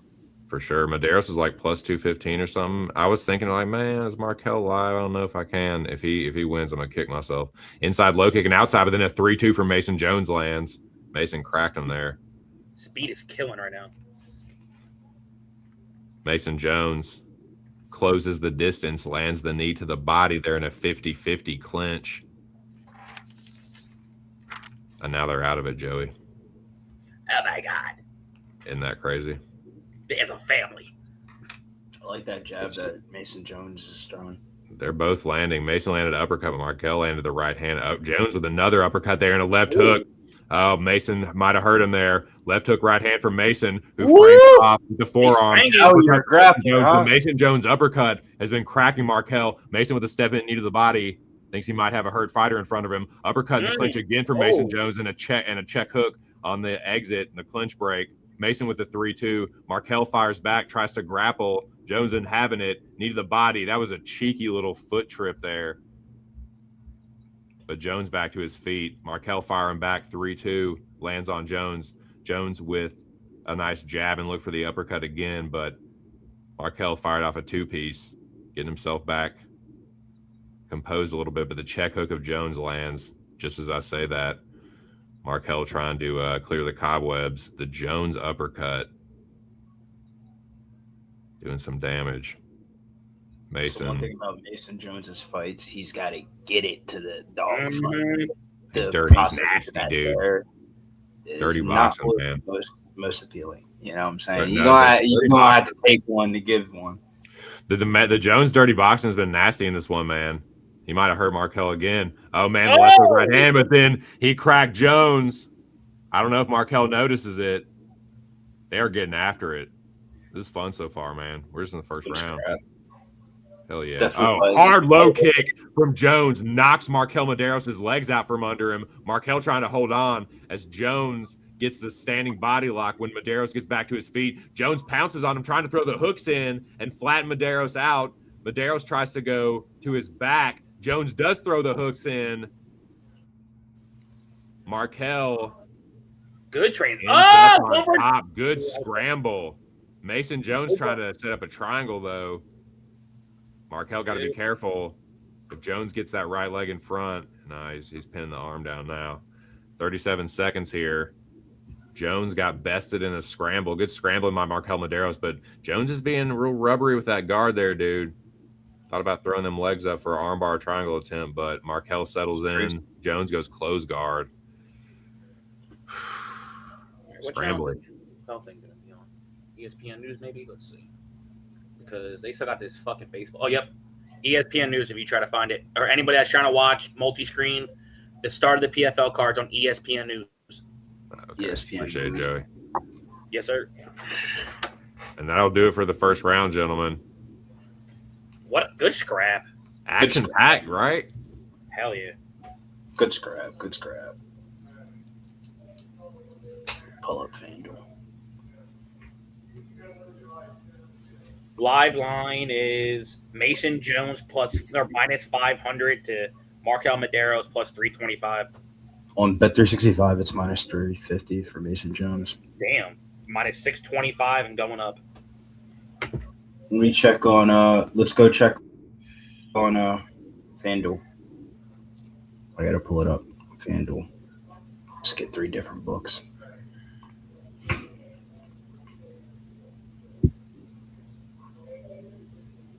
Ooh. Oh, so you want to be a fighter?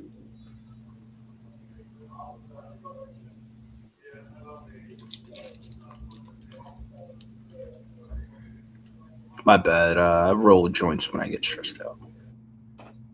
Minus 800. Damn, minus 800 on fucking FanDuel for Mason Jones. That's wild. You're muted, TC. Oh, talking on me like a fucking dumbass. You silly Billy. I'd take the 350 on Bet365 if you could. Anybody looking to, ARB. There's a nice check left hook from Jones. And Billy, you never have to apologize for rolling dubers, man. Never apologize for smoking weed. Left hook for Medeiros, but then Mason with a nice jab. Markel backs up. Not great visuals from Medeiros right now because Mason's going to keep pushing forward. Right hand, left hook. Mason didn't even start grappling yet. Mason with a nice might right not. hand over the top. Markel is not reacting very well to these punches, but he's still firing back. Oh, man. He's looking for the nice double jab right hand. Oh, nice left hook to the body. Set that up, though, Mason. Nice jab and a body kick. Nice jab from Jones again. Mason Jones, a dog. He is, man. He's boxing him, and then he's clinching up with him and dirty boxing. Nice left hook from Medeiros, but then the straight left or straight right left hook from Mason lands, and Medeiros on the back foot again. Mason Jones putting the pressure on. Oh, that was a nice elbow from Medeiros. Jones just ate that shit, though. He's tough. Right. I feel like the biggest thing for Mason Jones since he came back to the UFC has been his self-confidence. Yes. He's looks confident, like man. a He's tough, but confident he's fighter. still a punching bag, dude. Holy shit. Yeah, but man, I feel like he's super exceeding where his actual talent level is. I agree.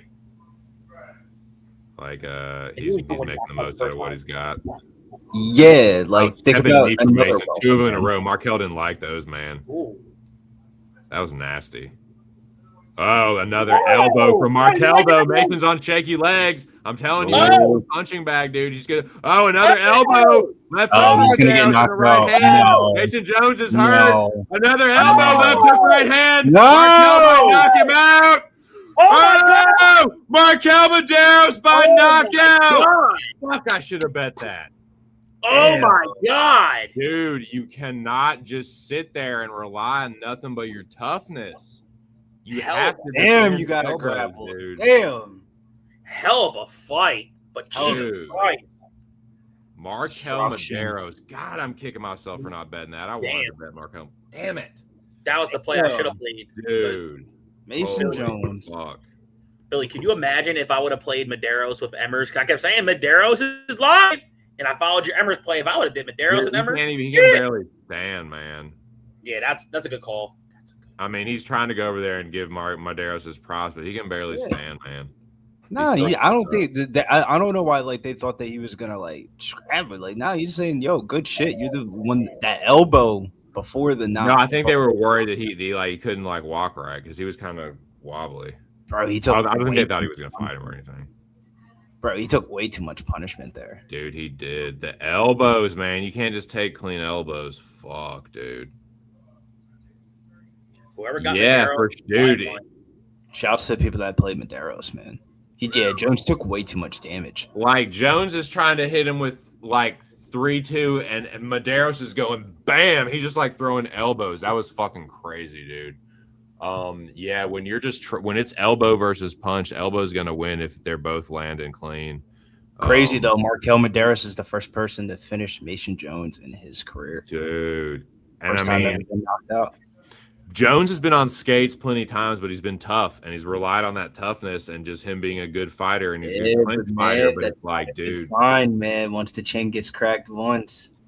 yeah, that could I be. do want to say one thing. I was talking mad shit on Medeiros about that draw with Padilla. I am sorry. That was nasty. I'm kicking myself. Medeiros was one of the dogs I thought about like early in the week, and I was like, nah, Jones got this. It made sense, bro. It made sense. That's another one where it's like I didn't trust my gut, my first original gut feeling, and it cost me. But man, what a win for Medeiros. That's a huge win. Like you said, first time Jones ever been knocked out. That was an awesome fight to watch. Crazy knockout. Like he was getting obliterated. He was about to get knocked out cold. Like the fence honestly kept him up, and Herzog like good stepping. Like he was about He should have grappled. He kept on taking shots. He's like, bro, you gotta shoot. Because if that was karate combat, he would have felt back and he would have got knocked the fuck out. I know Urban Pope. They are barking, and I don't like it because I'm on a couple underdogs, and I don't know if they're gonna be all spent. Shit, I just need RDR to come through. No, Billy, I'm gonna be sweating my balls off because I got leg 2 coming on for UFC, and I got the first piece is my third leg for PFL coming on with Luke Trainer. Man, I need I'm gonna be this one here big. Because the Mason Jones one was like, I didn't want to parlay RDR and Mason Jones back to back. I had to like separate the two, and I'm glad I did because it's the exact reason why. Oh, it's been entertaining for sure, man. I know T Moss is. I'm about to lose my voice too. I've been hollering so much. Medeiros is good, dude. Fucking elbows, clean boxing, man. Like, nasty, dude. We knew one of the dogs just got healed to make right. Not to Yeah. get Medeiros there, but Man, it makes sense. I should have went with my gut on DFS. That I gotta was hit the fucking- I'll be right back. Like Billy, could you Medeiros imagine? got skills, bro. Could you imagine if I went both Medeiros and Emmers? I had Emmers and I had Medeiros in my fighter pool. I was like, man, I don't know. I don't want a loss in my line. Then, of course, Kennedy, fucking bitch. You can't But- think about it like that. I know. I had like lineups written down, and one of them actually did have Emmers. Damn, it had my 4 fighters in there, and they would all scored over 100. So I had Emmers, I had Medeiros, Barbosa, McVeigh in my handwritten. Fucking A. And I forget who else did I have. Let me see. I had R.I.P. Mason Jones on that one. yeah. And I was just gonna say, man, if Mason Jones won this fight, a dream fight I would love to see for him, and maybe on a co-main on a fight night or shit, make it like a 5-round on the Apex. I was gonna say, man, put him and Chris Duncan together. Like fuck. Shouts to Markel Medeiros, man. That's how you tell people fuck that split decision in your last fight. Or You know what what? was it? It was a draw. It was a draw. So fuck Yeah. that. Look, Bedelia won in fashion. This motherfucker. I thought won. Padilla won that fight So clearly. did I. Rematch that fight. Fuck that. It was a draw. Rematch it. And That whoever was wins, is the top Easy though, man. I ain't never seen Mason Jones get stopped standing like that. But when he took that elbow, bro, it's like, bro, you're an idiot. He's not moving his head at all. He was You're like, not okay, moving your head. what? You're not moving your head. You're taking way too much damage. You get 1 ounce of thinking you're about to get a knockout, and then you try to pounce on that bitch. I'm gonna be fucking. Concerns though for Mason Jones long term though, because once that chain gets cracked once, it can definitely get cracked again. Man, now I'm gonna be sweating this fight because I got 2 fights on my parlay. I have RDRs coming up, and Luke Trainer's about to start. Yeah, Luke Trainer's about to start. Let's see if we can get some Luke Trainer money here. Come on, Luke.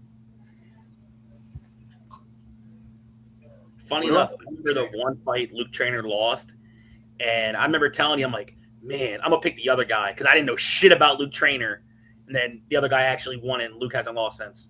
Yeah, I got it's crazy because the next fight in the UFC is RDR, and I also have Luke Trainer, which is the next fight in the PFL. So I got Luke Trainer, RDR, and Godzi minus 110. Yup, I got. And I also got. I'm trying to get Luke Trainer rounds 1 and 2. Yeah, I got the Ritter Trainer, and then my last leg in the main event for PFL is Cyborg.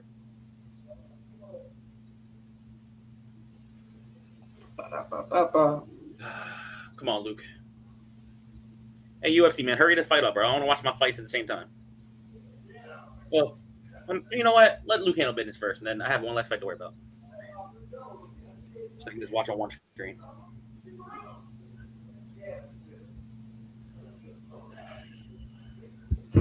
Where's the PFL thing? ESPN News. Because they still got like that Little League World Series thing of a bobber type of baseball going on ESPN. I hate when they do that shit.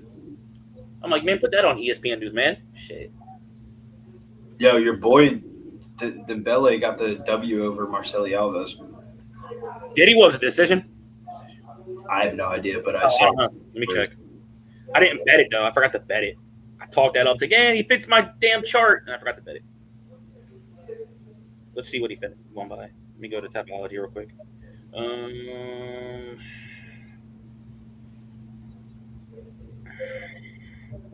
He won by decision. Good for him. Shit. But take Trainer inside the distance.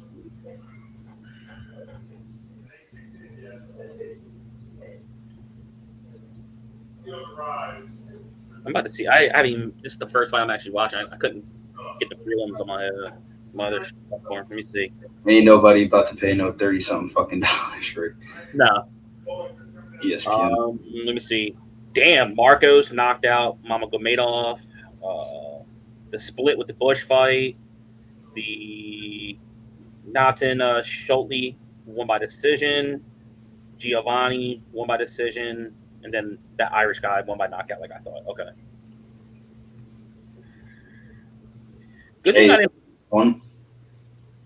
I'm just glad I didn't put money on Mozart because I was like, man, he could beat Basharat, and I was like, you know what? Told you, bro. It's not it.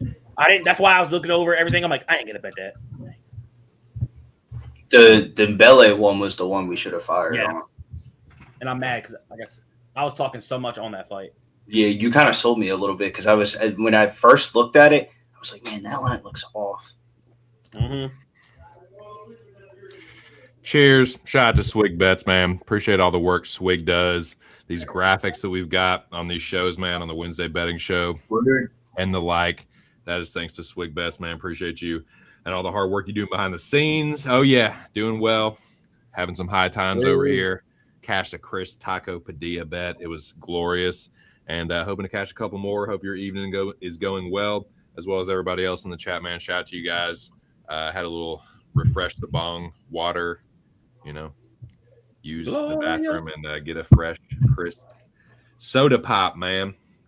Nice ginger ale here. And, got the cocoa coming up. And then once again, sound like a broken record, but I have nothing here. I think Rene DeRitter wins. But if he told me Roman Dolidze caught him in some bullshit or hurt him or something, I wouldn't be too shocked, but I ain't betting on it. I ain't counting on it. It's a pass. I need a smoke to calm my fucking nerves down, man. I was going to say, I'm just going to get high and hang out with the boys, man. You talking about pre-cash jitters. Mm-hmm. It was like sometimes you can set yourself up where if RDR wins, it'd be like Mason Jones never lost. Because I didn't have Mason Jones at parlays. I only had that one bet on him. Well, are you taking us with you, or are you gonna be RB? No, I'm gonna take us. I'm gonna take. Let's go, dude. I'll smoke some weed with you, dude. I'm about to fucking. I'll just refresh the water. I'll still have a little bit in the slide. Yeah, let's do it now. Let's go. Bring the tablet with you.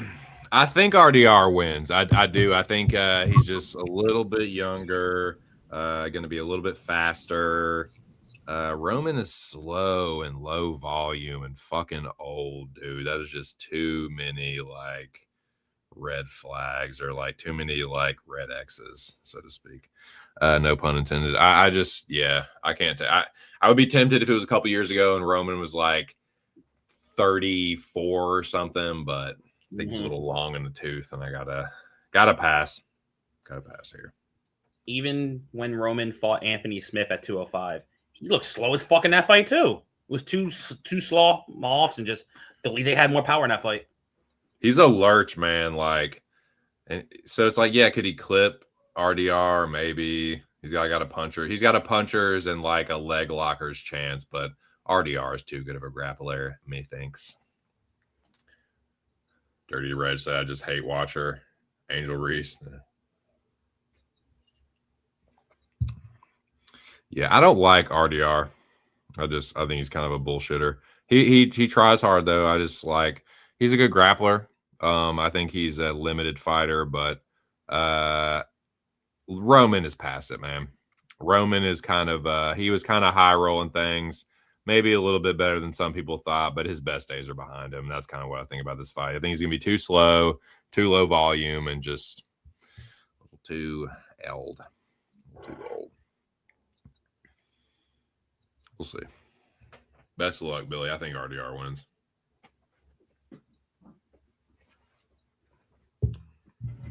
Cheers. Appreciate that, Gustavo. Yeah, man. Hey, dude, I've been getting my ass whooped the last couple of weeks. I had a good card since Belgrade. I got lucky as fuck on week 1 of Contender Series, but that was my last good card where I made a few units was Belgrade. So, could use a good one here. Cheers. Appreciate the support, though, Gustavo. This one's for you, doggy. What was the card before UFC Philadelphia? It was the Apex one? I think The so. Apex one was lit. Yep. That we made some good money on that one. I got my ass whooped silly on that card, dude. I got fucking taken to the woodshed on that one, and 330 was up and down. I ended up having a slight loss on that one. Jalen Turner got me some of my money back, dude. But yeah, Belgrade was the last good card I had. Could use a good one. Shout out to you though, man. Gustavo and everybody else in the chat. Cheers. Yeah, I got 3 fights left, including this one. But it's been a good stream, man. Good, entertaining fucking fights. You know, if you're gonna lose some bets, at least have the fucking fights be good. Have them go without question. You know, sometimes the other guy's just the better man, and your horse or your dog or whatever you have in the race just gets knocked the fuck out. It happens. Better that than a greasy, shady scorecard that everybody knows is bullshit. You know, it just happens sometimes. That is what happens when you bet UFC and MMA. It's just super fucking volatile. But there are 3 fights left. I do think De Ridder is rightfully favored. Skill for skill, I don't think Roman is like completely outmatched. I just think situationally, just too slow, too low volume, too just not in his prime. Just fucking is like 38 or something, 37, 38. Just... Billy, Luke Trainer won round 1, but it was primarily a striking. Now he's down to like minus 230. That's not good. He won round 1 though. It's just he couldn't get no like body lock clinch. The guy's just karate striking, just trying to bounce around and move. But he rocked him towards the end of round 1. So let's see. Dude, the slow deaths are the worst, man. Like the death by 1,000 cuts is just slowly but surely like, yeah, this isn't going to cash.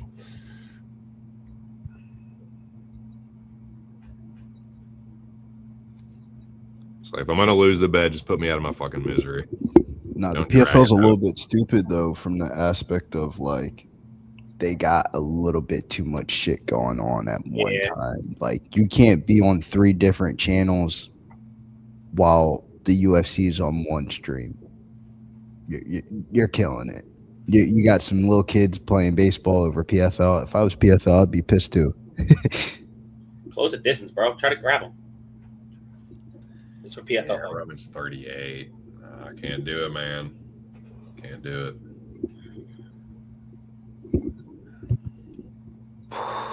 Well, I might see an Orbai versus Jeremiah Wells. This is definitely not right. Oh, wrong fight.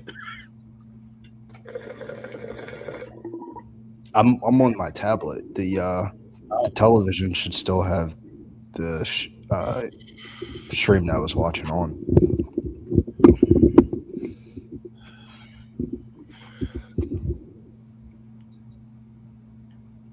All right, De Ridder.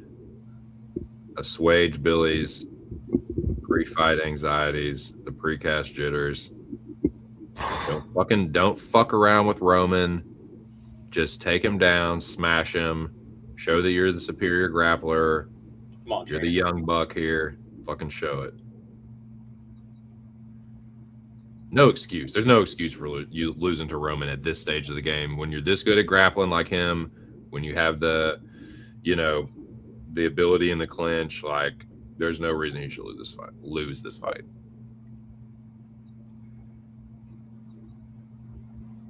Trainer's waiting to man. No, there's one way that he can lose this fight. De Ridder's striking super clonky. Roman's so low volume though, and he's so slow. But he does have power. He does. I don't know how that power is going to translate up a weight class, but indeed. But no, that's fair. Yeah, he does have power for sure.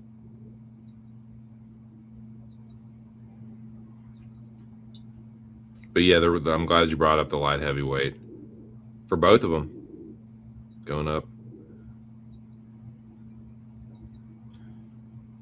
Early clinch. Oh man, Roman. If Roman is just gonna pull guard. Oh shit, clipped him. Go. Come on, trainer. Punch him. Luke Trainer TKO. Come on, De Ridder. Luke Trader inside the distance, baby. We're back. Jesus we need Christ, RDR. that fight was too fucking sweaty. Jesus, popsicles. Yeah, I don't know how far Luke Trainer's going. Oh, they're scrambling here. Roman trying to grab a heel. De Ridder not having it. Renier staying on top, peppering him with some shots here. Those are some right hands now. Keep doing. Hey, he's not gonna block it. It you hurts. know, I don't mind Roman going for this. To be honest with you, I mean, is it really? I know it looks weird. Renee just is likely to pull it on him now. Yeah, like this is like what Renner De Ridder does like every day of his life. That's what I'm saying. It's like Renee's like he'll fuck around and do that shit to Roman. And Yep. yeah, he knows what to do. Just keep punching him. Yeah, this is gonna get Roman stacked. Renee. No, this is gonna get Roman gas. Yeah, that too.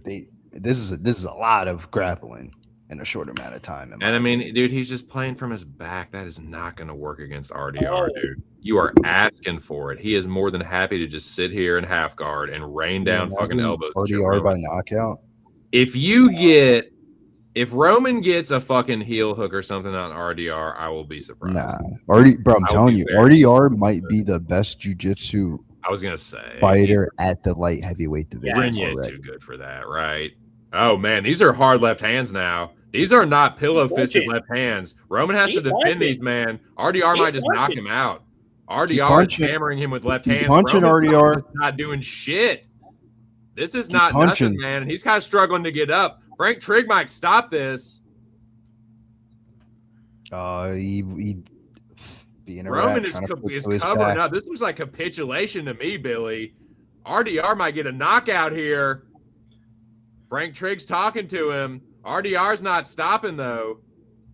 Damn. 218. This is going to continue anytime, Frank. Anytime. Frank, I you mean, let me Roman. go, bro. Fuck, dude. Roman is just Holy getting shit. smashed. He finally rolls. Frank Trigg giving him a long leash there. But again, You have to, RDR though. now just settling back into half guard, Oh my cracking God. Roman. I'm telling you, if RDR had a little bit more power, this would already be over. Because That's what I'm saying. RDR is just like throwing consistent shots. He's not like slacking them because he doesn't want to gas out after what happened in his last fight. Yeah, for sure. You know what I'm saying? He does not want to blow the load because he almost had Brandon Allen early Yeah. in that one. Yeah. Like I think people forget how the first round went in that fight. Yeah. Oh, shit. If RDR gets mount, that's gonna be bad. Oh, he's almost there. Shit. RDR posturing up RDR over. inside the distance was kind of. I mean, easily getting to side control and easily Oh! stepping over to full mount. I mean, how easy was that? Right hands and elbows raining down from RDR here.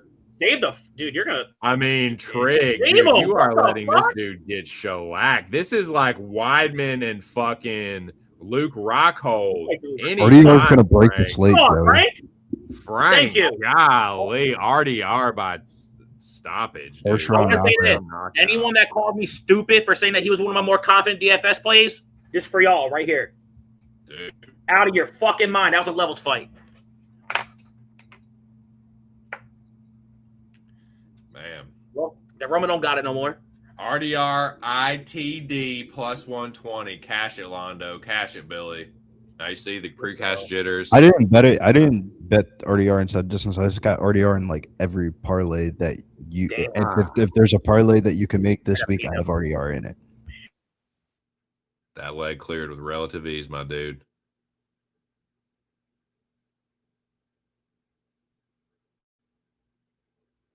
Toke with confidence now.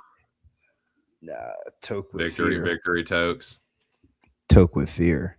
That's a fear Toke. What you feared of now? What you worry about now? We'll talk through it. We'll smoke and talk our way through it. What else we gonna do, right? RDR's crying and shit. Like, bro, stop being a bitch. I got RDR and Timofo Lopez. That was the two leg. I was saying to Joey all day yesterday. I was saying to him, dude, when you're, this is more of great that football season's coming up. Because this is a football thing. When you're getting fucked on your favorite team before you're getting fucked. Like, how many times I watch the Eagles game with like Eagles money line thinking, yeah, I know I'm about to lose before I'm about to lose. Kind of felt like that with the Mason Jones one. I know what you mean. I definitely know what you mean. For NFL, it's a little bit different for me because I'm almost exclusively now bet player props and same games. But I know what you mean. I know that feeling where it's like the bet's just like this is cooked. This bet's already fucking done. Bad omen. But RDR was kind of like the pillar post for the weekend. But I'm glad that submission or decision was minus 230 because I didn't play it. If that was like minus 175, I would have played it. I would have got burnt. RDR inside the distance was a great play because it was such obvious in hindsight. Like both of them are moving up. RDR needed a dance partner. Can we find him a dance partner? We're just gonna make Delite move up, and then Delite was on some bullshit. I don't think Delite was really trying. That kind of looked like a sell. I mean, it's like, do you really think you're gonna heal? You think you're gonna heal hook RDR or what? Knee bar him? It's like he's beating you to the position and has been since you pull guard. Bro, he literally pulled guard. Bro, I think that was a sell job. Like now that I'm like past the gambling part of it and like as like watching it, that looked like a sell job, bro. That looked like a rigged fight. He hit the fucking ground and then just never got up. He like went back to the ground and then just stayed there until RDR just smashed him into oblivion. Well, that was weird. Now I gotta wait for Cyborg in the main event for my last leg as a parlay. I can breathe a little bit. I gotta wait for that, but I need Gadzi. This is the dumbest shit ever. I need Gadzi Rabadanov to close out that one of my RDR parlays, and it's Gadzi, Luke Trainer, and RDR, and Ghazi's minus 2,200. I could see him doing some dumb shit and fucking just losing, but I don't think it's tonight. You know what's up even more? I'm looking at my DFS line. All my wins and the Kennedy loss have all been won in round one. Oh my god! I gotta look at my daily fantasy. I'm like, did I get RDR? Did I get RDR in any of these lineups? I don't think I did. I know I did. I don't think I did. I think I played Fluffy or some dumb shit like that. I gotta have RDR in one of these. He was one of my more confident picks. Yeah, he's in both lineups. Woo! Woo! I was scared. I was scared as a bitch. I did not know if I had RDR in that boat. He's in both lineups. So now we're cooking, Joey. Now we're cooking. I got RDR. I'm glad I thank God for the projection models sometimes because it reminds you to do certain shit. So I got Barbosa, RDR, Victor Petrino, Gregory Rodriguez, Jamal Emmers, and Jackson McVeigh. And then the other lineup that I got is Marcia Barbosa, Cheyenne Dyer, RDR, Alex Hernandez, Spivak, and Chapman. Doo-doo poopy. Now I'm just dead ass waiting on the Yeah, Gabe said, need Robocop like crackheads need crack. Bro, who you telling, bro? I think that's the only way I cash on DFS. The only thing that I don't like, though, is I don't know, man. A couple of these dogs have hit on the main card where they might not need it. Damn, I would need to go 5 out of 6 to see how much I would actually potentially cash because fucking Kenny. No, I'm telling you, bro, Victor Petrino and Sergey Spivak is a huge market indicator tonight. We got to go inside. This is serious. This is serious. We're gonna play a quick commercial. Yeah, quick commercial break. Let's get it. Quick commercial break, real quick, because this is about to get serious. Because this is the deciding market for the evening. This is like everything. Like these last two fights are going to be corresponding. You don't call him fucking Robocop. That's not his fucking name. That's not even his real name. It's Gregory Rodriguez with an S. You don't put some respect on his name. And you don't fucking throw the Mills dancing gif either to try and deflect or distract. I don't like your tactics. But nah, man, I do. Sorry, I had some weed in my eye. To fucking try and flush my eye there. But I have Spivak. So we were talking about earlier, I feel like it's kind of mushed, but the reason I do like Spivak is that not only does he have the experience, but he's just a little bit of a bigger dude, and he's a fighter that's good at throwing his weight around and good at when he is the better grappler, using it to his advantage. And I think that if he is on top, he will be the better grappler. Obviously, if it's Petrino on top, he's a big dude as well, and he's athletic, and he is a good grappler himself. So I definitely don't want that. I want Spivak to be the one that's on top and doing the damage. But Petrino is a little bit of a quitter.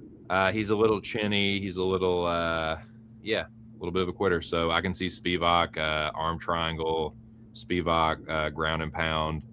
But yeah, give me the dude that's more experienced and who I think is a little bit better of a fighter in general.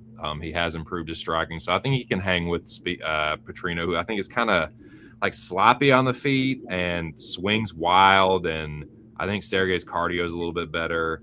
And I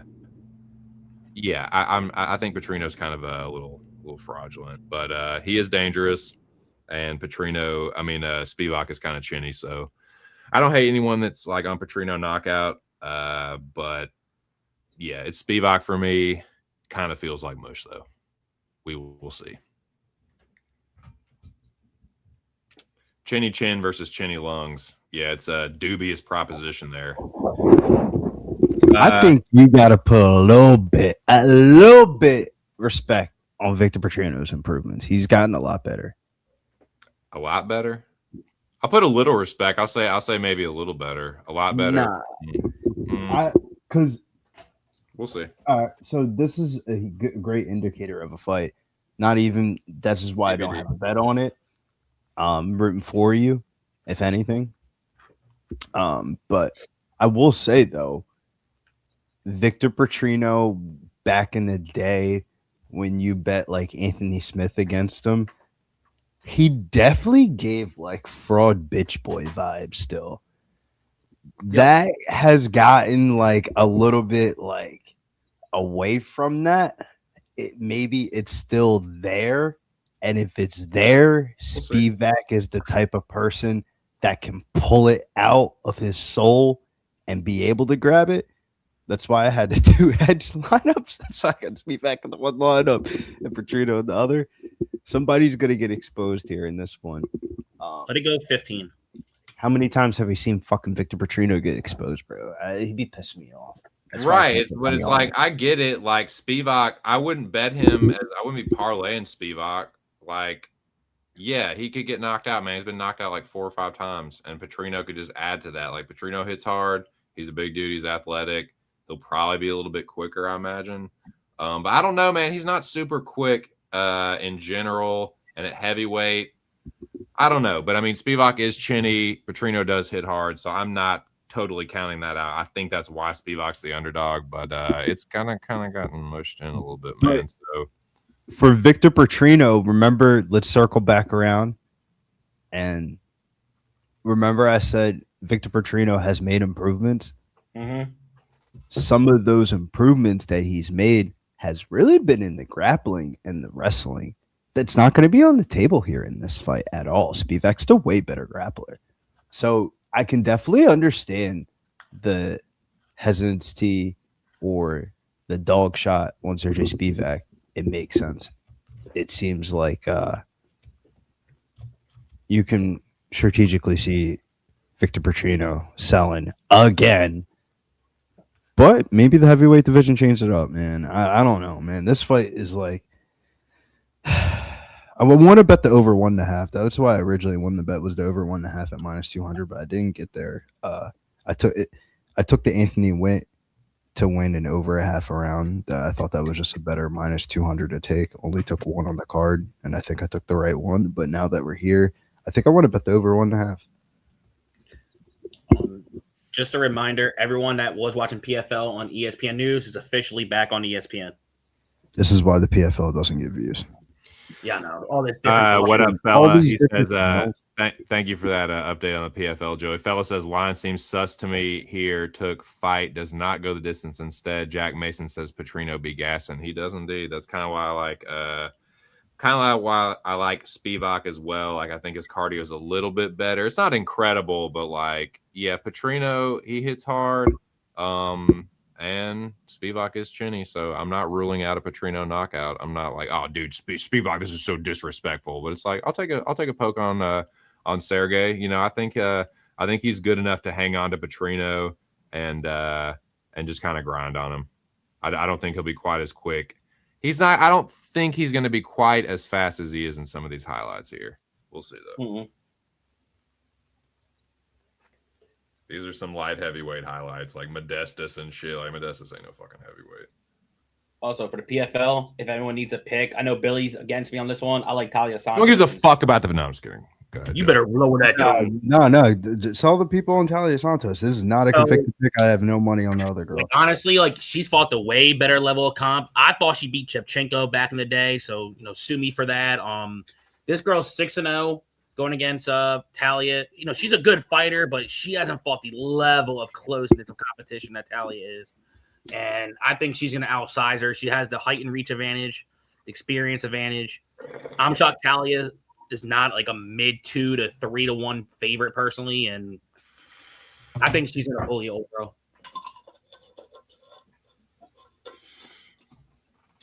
I gotta say the ring girls are better than the fights.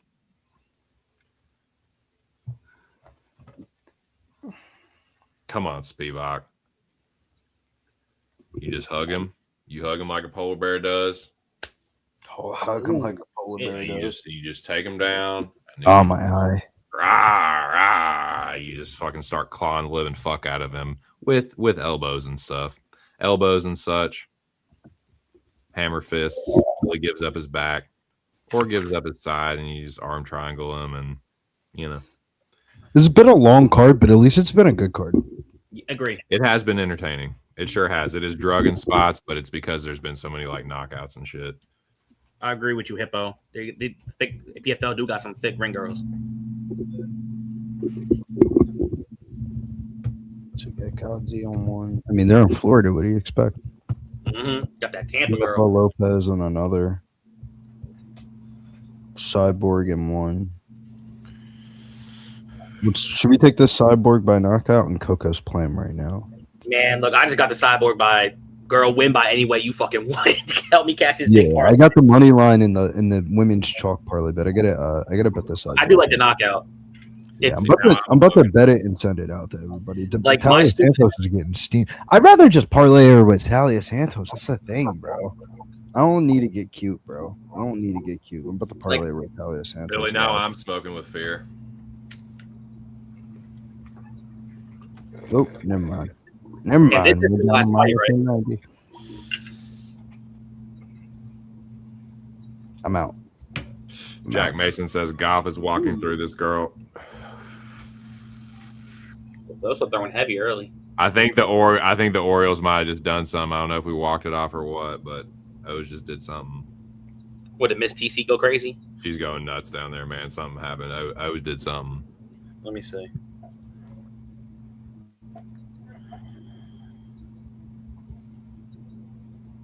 Let me see here. Oh, yeah. Bottom of the 10th, they took a 3-2 lead. Then that's it. If it's bottom, that's it. Just walked it off. Let's fucking go. Who did it? Oh yeah, that's it. See ya. Talia's going for a takedown. Doesn't get it. Got a good body. Nice, dude. Beavers double. Dylan Beavers double. Let's fucking go. We needed that one too, man. We're still in the hunt, Joey. We're still in the fucking hunt. You know how you're in the hunt? The Oreo? The Beeves. Yeah, man. I was just walked it off. Well, not a homer, but walk off double in the 10th. That's crazy. Those are still in the race. Ain't it though? Even have to trade an Adley Rushman. Won't They had a bad start to the season, I remember. Dude, fuck Adley Rutschman, dude. Give me Pete Alonso any fucking day. Sammy Basayo's fine too, man. Adley is fucking. Old girl throwing heavy on Santos. Good lord. She's gonna end up tying herself out doing that shit. You know, Pete Alonso has just become the de facto leader. He really has like become a leader in the dugout, and he's mashing. And fucking Adley is just and he's still fucking sucking, dude. Now you just wait and see what happens if you keep fucking sucking. You wait and see how fucking how forgiving the dude. Adley Rutschman talking about the O's fans didn't support him is a crock of fucking bullshit, dude. They had fucking Adley Rutschman bobblehead nights, dude. And I've been to fucking several O's games when Adley Rutschman was fucking catching for us, and he was nothing but beloved. So he is fucking lying. That's a bold faced lie from him. Disappointing. Not surprising though, I guess. Come on, Petrino. I mean, come on, fuck Whoa. Petrino. Come on, Spivak. Oh, whoa. He was. Oh, hey now. Fuck Petrino. Fuck you. Don't you look at me, Victor. But yeah, come on, Spivak.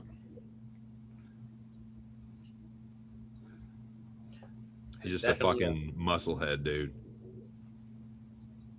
Yo, that shit was so funny, bro. I smoked, and I was like, "The Ritter just broke the slate. Do I have the Ritter and I need these lineups?" I looked at it, I was like, "Let's go." I got him a vote. That was such a high moment, bro. That shit was hilarious, bro. Oh man, for a second I didn't know if I cored the Ritter, but I'm so glad. Oh, dude, of course. Like, yeah, it's fuck the Rays, fuck the Yankees, fuck the fucking Blue Jays and the Red Sox, and it's gonna be like that forever. And for every other fan in the division, the Orioles are gonna be included in fuck the so and so's. You know, it's gonna be like that for everybody. I think they counted Chris Padilla as a finish because he's the highest scorer on FanDuel at 148 points. It was. He got the last second sub. Let's go, Londo. My fault, Joe. What'd you say? No, he was talking about Padilla. I'm like, yeah, they gave him the late round 3 finish because he had that one last second sub. They get it at Padilla. Padilla Taco.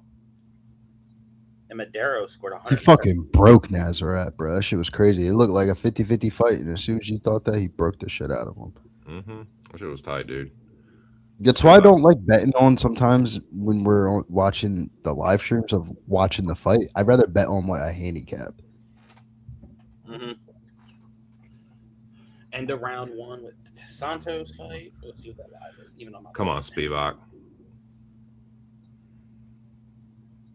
Yeah, Padilla winning the 6. Spivak winning would be really sad. That's a hard low kick. The second one from Petrino that Spivak hasn't even thought about checking. De Sosa minus 350. Spivak hadn't thrown shit. Where's your jab, Sergey? Double jab, right hand. Glances for Spivak. Just over a minute into this fight, Sergey parries the jab down.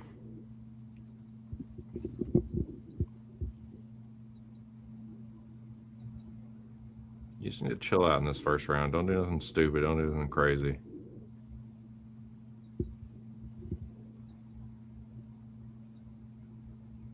Pretty low volume from both of them, honestly. Vitor looks for the shovel hook. Fuck, that's killer. For the uppercut, what have you. Sort of a hybrid punch there. Did not land. What's this hammer fist jab, Sergey? Fucking pop a jab out there, dude. Sergey's already bleeding? I don't know how. How? Had that like I got a nice soft jab nose. from Vitor. Yeah, he is. He sure is. Great. Hard low kick. There's a nice right hand over the top from Sergey, though. A couple of those have landed.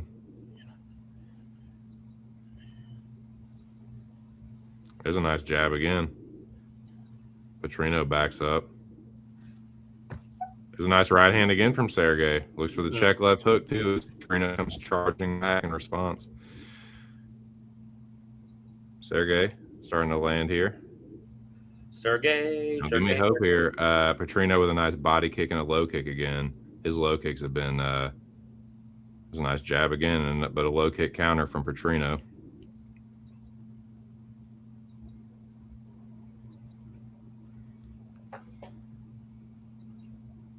Sergey parries the jab down again. Inside low kick from Vitor. 205 here for me. Body kick gets blocked by Sergey.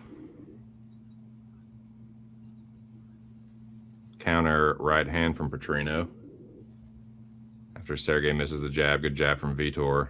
Sergey circles back to the center, good jab from Spivak. Petrino resets. 143 for me.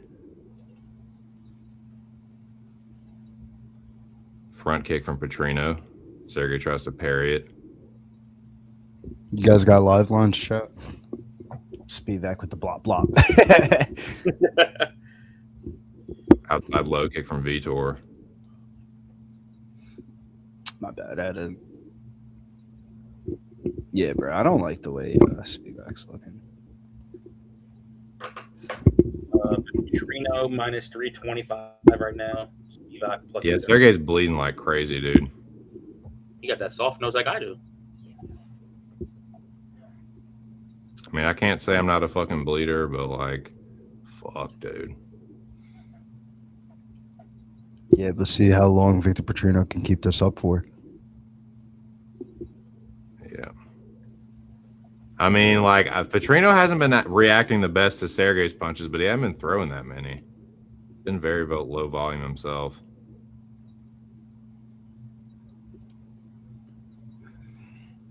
Well, Victor Petrino had to start grappling because when he strikes on the feet like this for a long period of time, he can gas. He's like way more likely to gas like this.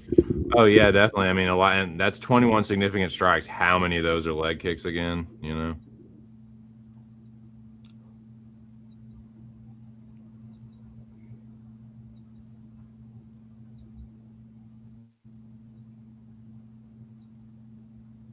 Like all Sergey's doing, there's a head kick attempt, but all he's really doing is popping a jab.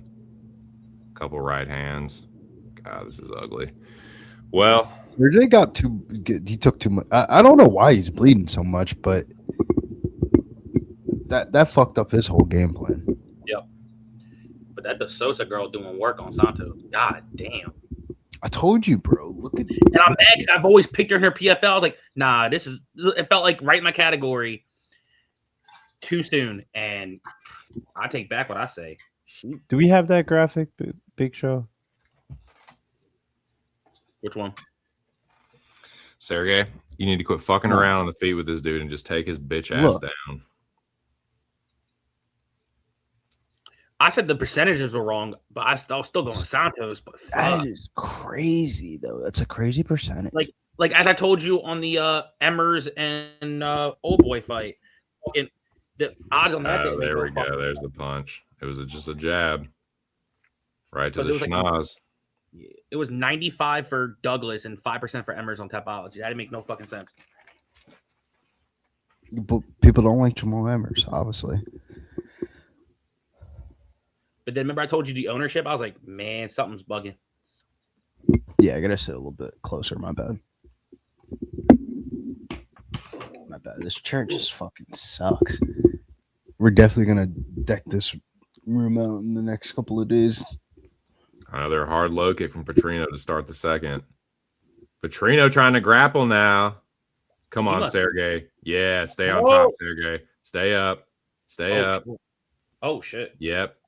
Nope. No good. Nope. No the baby. The baby. No good. This might be I'm good. shocked he got that Petrino takedown. on top. Uh-oh. This is not good. And he had work for that. This is not good. You better get the fuck up, Sergey. This is definitely not good.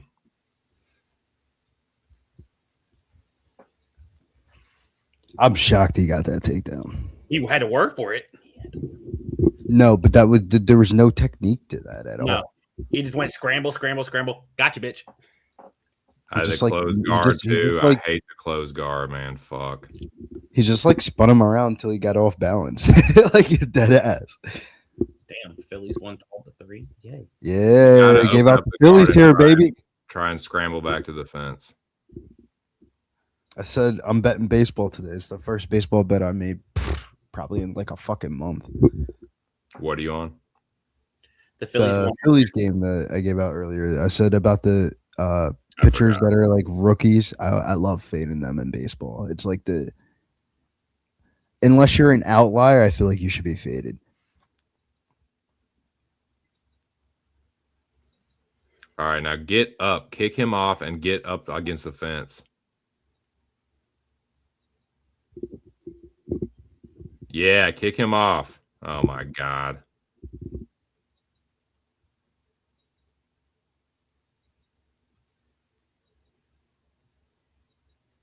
Petrino might spaz out and get a knockout here.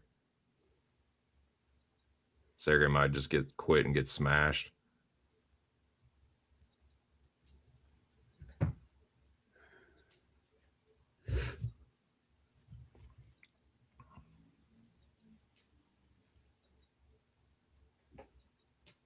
Yeah, my buddy just texted me saying, "How you feeling about Kennedy?" I'm like, bro, if I knew he was coming out like Bobby Green, I would have put my whole fucking house mortgage on Gaziev.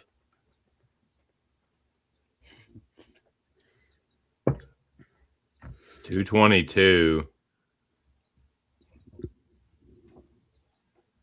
I mean, Sergey's doing nothing to get out of this. And it's like, I don't think he's like super hurt, but he's also just like kind of quitting right now. Yeah, he just and the right hand for Petrino. Or it seems like he's just trying to hang on until the next round starts. It's like, dude, that's not going to fucking do it, man. There's an elbow over the top from Petrino. Sergey covering up. Petrino has to reset, though.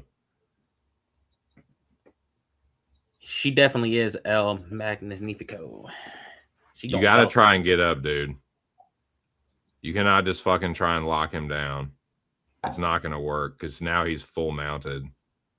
Yeah, Sergey's about to get smashed. Short time, but he's going to have to give up the back. Man, Petrino is bitching him right now. 110 here in the second. Petrino posturing up. Sergey trying to sit up now. Petrino just pushes him back down, man. This is bad. Petrino in full mount. He's got less than a minute to try and get Pavlovich out of here. Ew. 50 seconds. Ooh.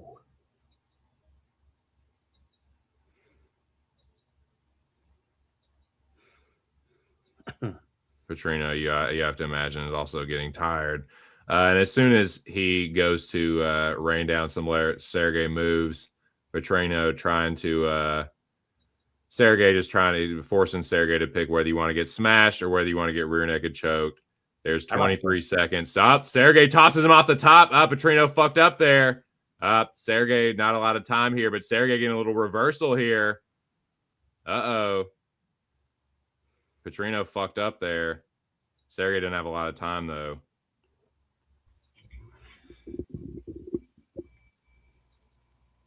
Well, I guess that's not the worst. I mean, Petrino's a dumbass. How good of a fucking sign that is.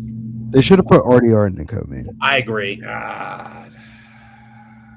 Spring on Spivak at plus 1400. I don't blame you. Man. If Spivak gets a takedown in this round, Petrino might be done. But if Petrino gets another takedown, it's over. He looks terrible, Alex Cruz. Like, he looks so bad on bottom right there. I mean, if Petrino wasn't a dumbass, he probably could have got him up out of there, but he is. Dude, De Sosa is going belt to ass. If this was 5 rounds, she finishes Santos. Jesus I hope so, Eminent Hippo, dude. Cashing that plus 1400, that would be so sick for you, man. Spivak winning would make it a winning night for me as well. Let's go, Polar Bear.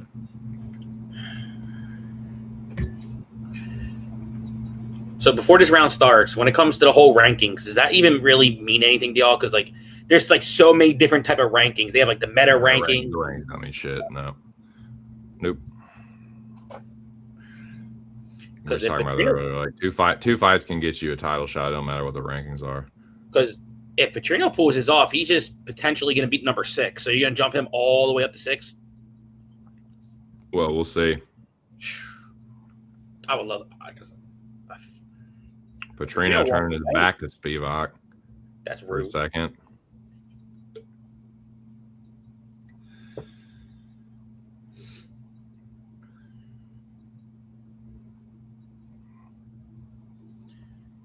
Petrino's tired, but he's also trying to wind up.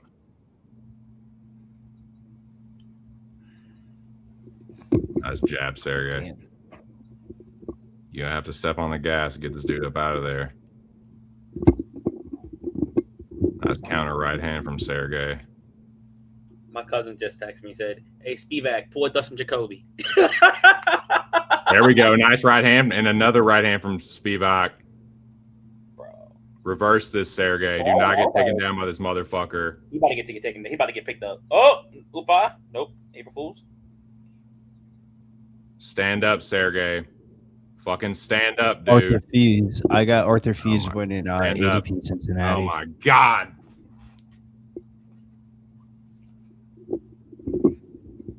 I love my Americans, but I picked Arthur Fees in the beginning of the week. I'm gonna stick with the pick. What sport is that for? Tennis. Okay.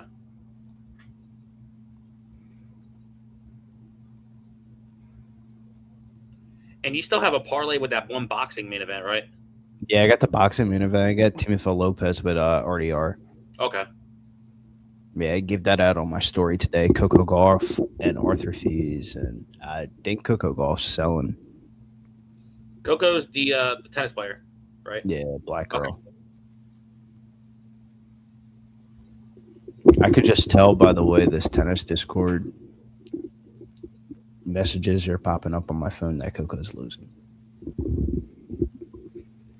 If I'm getting 8 text messages and I'm on stream, that means somebody's losing. Like, I already know.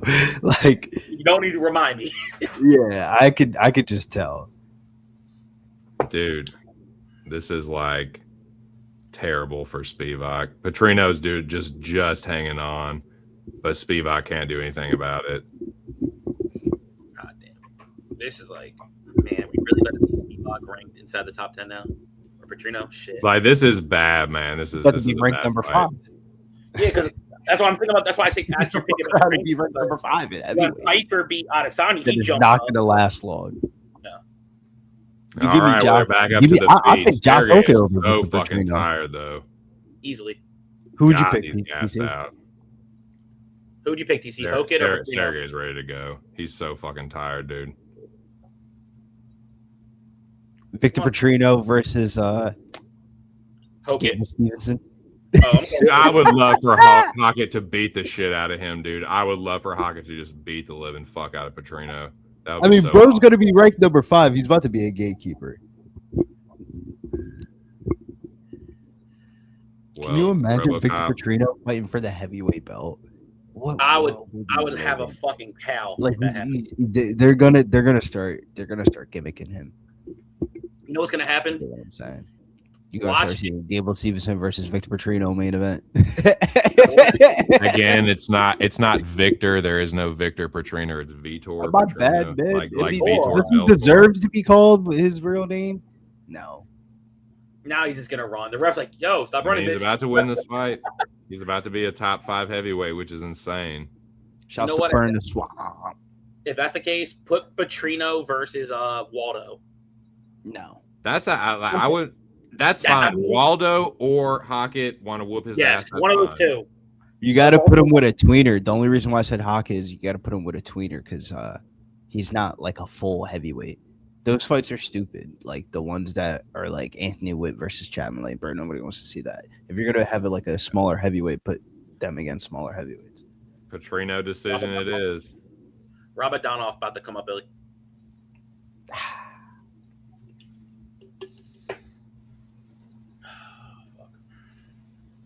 Kind of a whack decision though. I don't even think that's gonna score well in DFS, but it'll probably just move you in front of the lineups that don't have anybody left in How them. many takedowns do you have? Like 3, maybe? Yeah, that was Bro, that was horrible I co-main. don't think he, They should have put RDR in the Sergey co-main. Spivak blacklisted. Boo. Yeah, boo these men. That was a shitty fight. I mean, that's a unanimous decision for easily. Victor Petrino. Yeah, that is a unam for Victor Petrino. I think, I think both of them should be blacklisted and cut from the UFC. Cut them. That's one of those. Cut them both for me. But somehow Vitor is going to be a top 5. Did that look like top 5 heavyweight material? I mean, but again, Spivak probably shouldn't have been ranked that high to begin with. Again, rankings are bullshit. But Vitor is going to be a top 5 heavyweight, which is Yeah, bro. How the fuck was Spivak Fucked up. number 6, bro? What? that's Just fucked up. no heavyweight fell off. Somebody signed Francis Ngannou. That heavyweight is in a state right now, dude. Holy fuck. The problem with heavyweight is, and I don't blame them for it, Is the heavyweight fighters? It always feels like they want to get paid more money than what they're actually like worth, but if you're fighting big ass people, you would probably want to get paid that type of money. Like, yeah, I don't know, because don't heavyweight boxers make the most in the world, like for like combat sports, right? If it's a big like heavyweight title unification or something, like they're gonna make a lot of fucking money. They're gonna make millions of dollars. So I'm saying, I mean, I don't think the pay structure for the heavyweight division in the UFC is like. They still don't make quite as much. It's still not as much. Yeah, like they're I don't know. I feel like that's why we don't see John Jones fight. That's why we're not going to see John Jones fight again in the UFC, because he's just not going to get paid enough amount of money. That's why you don't see X, Y, and Z. It's just like that's why we haven't seen Tom Aspinall fight in fucking 2 years, because they're not going to pay him enough money. It's just like, all right, dude, this is whack. So Sergey Spivak loses a unanimous decision. Victor, whatever, what have you, wins by unanimous decision. Pretty clear there, pretty easy to score. Spivak, it's almost blacklist material. I don't blame anybody for blacklisting him. What up, KT? Shouting you out, Billy. Dirty Reg. What up, KT? To see decision, knowing, I didn't think it would see decision. Certainly not me. But that will do it for the co-main event, gentlemen. We made it all the way. We got one fight left. The main event, the reason why everybody's here, or at least I'm going to say that because it sounds good right now. Anthony Fluffy Hernandez versus Gregory Robocop Rodriguez is all we have left as Petrino gives his victory speech. So I guess we'll go ahead and start talking about it. Main event, boys. What we thinking? I'll start. Originally, early before I did the breakdown, I saw the main. I was like, man, I'm going Fluffy Hernandez. Then before we did the show, I was looking at everything, and is he going to be able to take down Robocop? Because, I know Robocop's primarily been a striker, but people don't realize the grappling ability this dude has in his back pocket if he decides to ever use it. And if Fluffy doesn't be careful with bad takedown entries, Robocop could easily snatch a sub. He may be able to get on top and do his own damage. And even since the Dana White fight that he won, the one weakness this man has never been able to get fixed, and I don't think you can, he is weak to the damn body. You've seen in multiple fights where Kevin Holland, TC's boy, Sean Strickland, did it. And, man, thank you, TC, for that night. I think Robocop does it within the first 3 rounds. If not, Fluffy's going to take over at one point and win. So it's Robocop early, Fluffy late.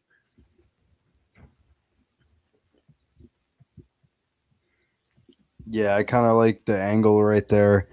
I also think no distance is, obviously no distance is minus 430, but fight not to start round 4 is minus 154. I could definitely see if Robocop doesn't get Fluffy out of there, if he gets too overzealous and Fluffy's able to weather a storm, I could definitely see a sub by Fluffy.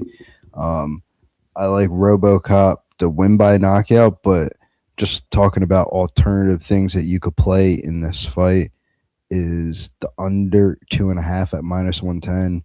You also have on FanDuel specials that stand out to me. Fluffy Hernandez to win and fight to start round 2, minus 110. You can get Fluffy to win by submission or Rodriguez to win by knockout at minus 120. Another one that stands out, Fluffy by... I think it's a knockout either way. All right. So if you think it's a Fluffy knockout... Either side. Let's look at where fight end by knockout is then. Let's go over to here. I'll be shocked if he's able to submit Robo, the level Cowboy grappler he is. That would be insane. I think Robo's chin can get hit, Fernandez's body and chin can also get hit. Where's this at? How will the fight end? Fight end by knockout to minus 110. I like that, Joey. I think that's the bet. Fight to end by knockout, minus 110.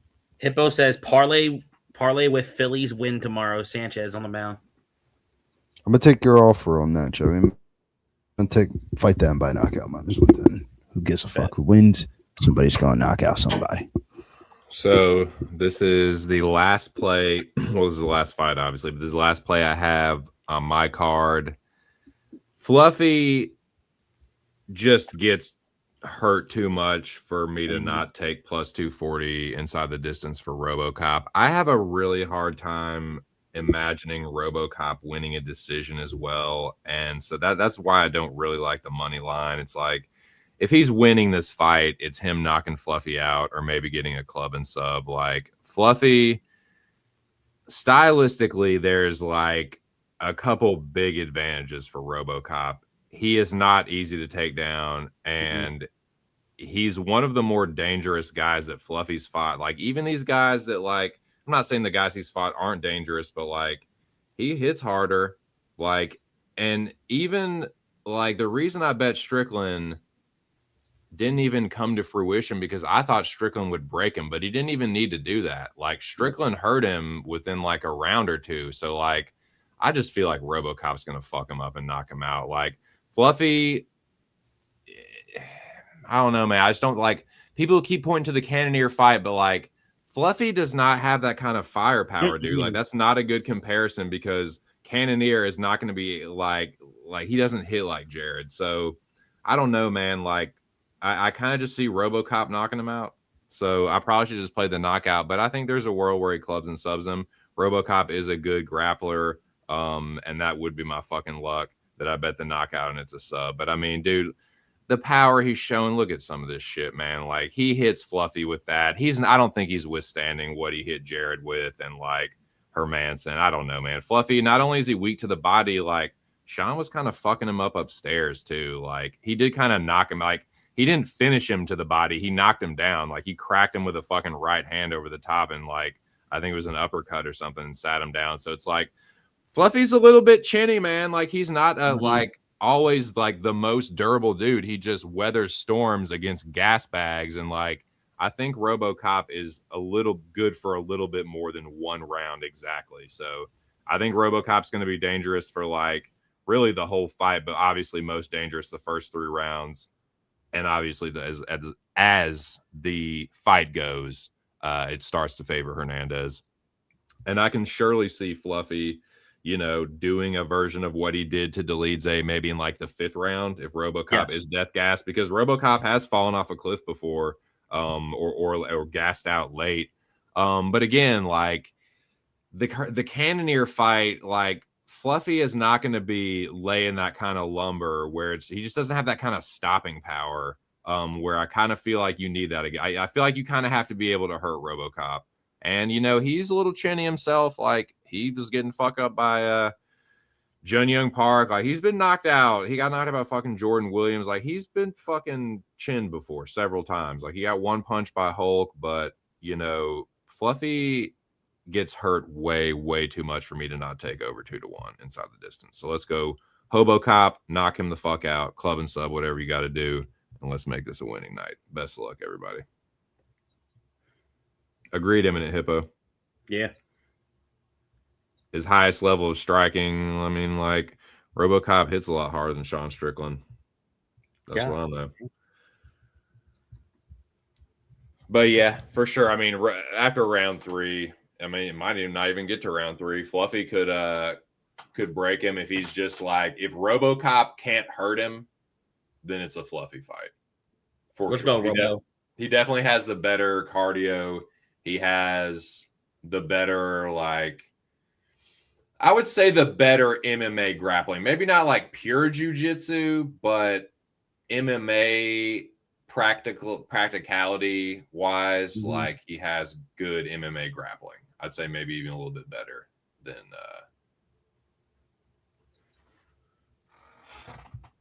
Fluffy, but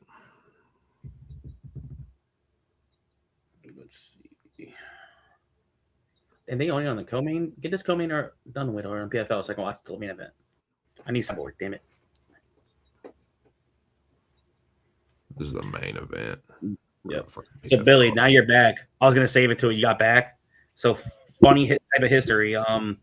Anderson Silva's son and Kimbo Slice's son fought today in boxing. Gabe Silva knocked out Kimbo Slice Jr. in round 2. not surprised. I didn't even know Kimbo Slice had a son. Oh, well, I'm not shocked, but I didn't know one of his a million sons fought.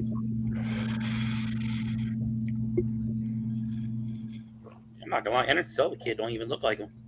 Luke K in the corner for Rodriguez. It's hard to like Emmett Hibbo, like you said, if he runs for 2 rounds, like it's hard to see him not getting hurt though. He gets hurt. Fluffy's a tough guy, dude. Fluffy likes to be a tough guy, and he's like, oh, I wanna feel you hurt me, and then I wanna like break you. He likes that shit. But it dried up with Strickland. We'll see if he is if they've replenished it, man, or if they've dug a new well. But dude, you go to that's a danger. Robocop is a dangerous fighter to play that fucking game with, so I think he might have to, like you said, kind of run for a couple rounds. He's going to be well prepared because if there is one coach or a couple of the short list of coaches that is qualified enough for this type of matchup, it's definitely Henry Hoof. You're giving him like a grappler guy that he's got to defend the takedowns and get to the body. This is like Henry Hoof's like fucking playhouse. It should be a good game plan for G-Rod. Can he execute it is really the question. I'm assuming oldie means round 2 to start. None, yeah. Yeah, you're a funny guy. Where you been? Where you been at? Howdy. You would pop up in here in main event. You ain't been blocked all night. Stop it. You haven't either. How about nuh-uh. I was say I haven't seen you. I see you now though. I don't know how that happened.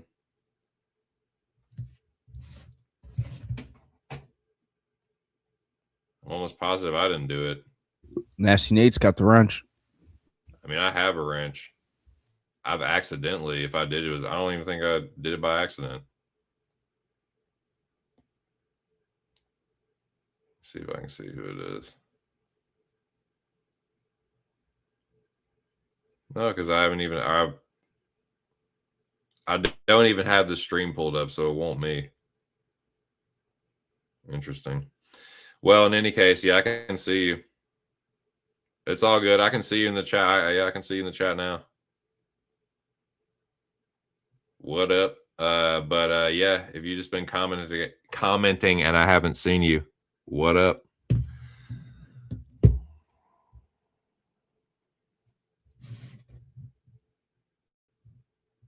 But usually it says like unhid, like if you were blocked and you're a moderator, you're able to see the activity like so-and-so unhid none yeah or whatever, and I can't see that. So I don't know if I don't know, dude. I have no idea. Yeah, no, you're a regular fucking Laurel and Hardy. You're a fucking chucklehead. How have you been? How's your night going?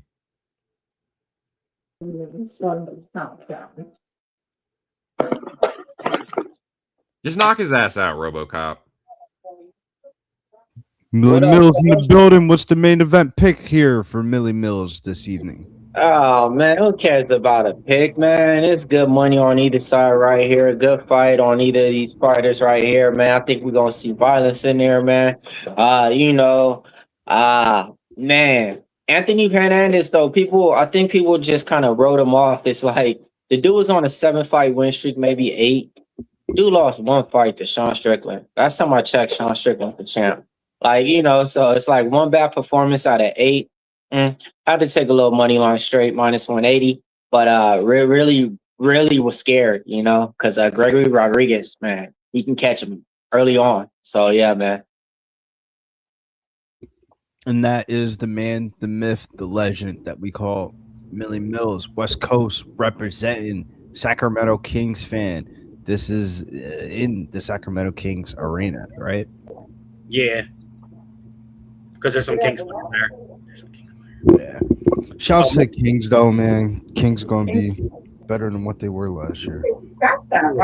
Free Mills.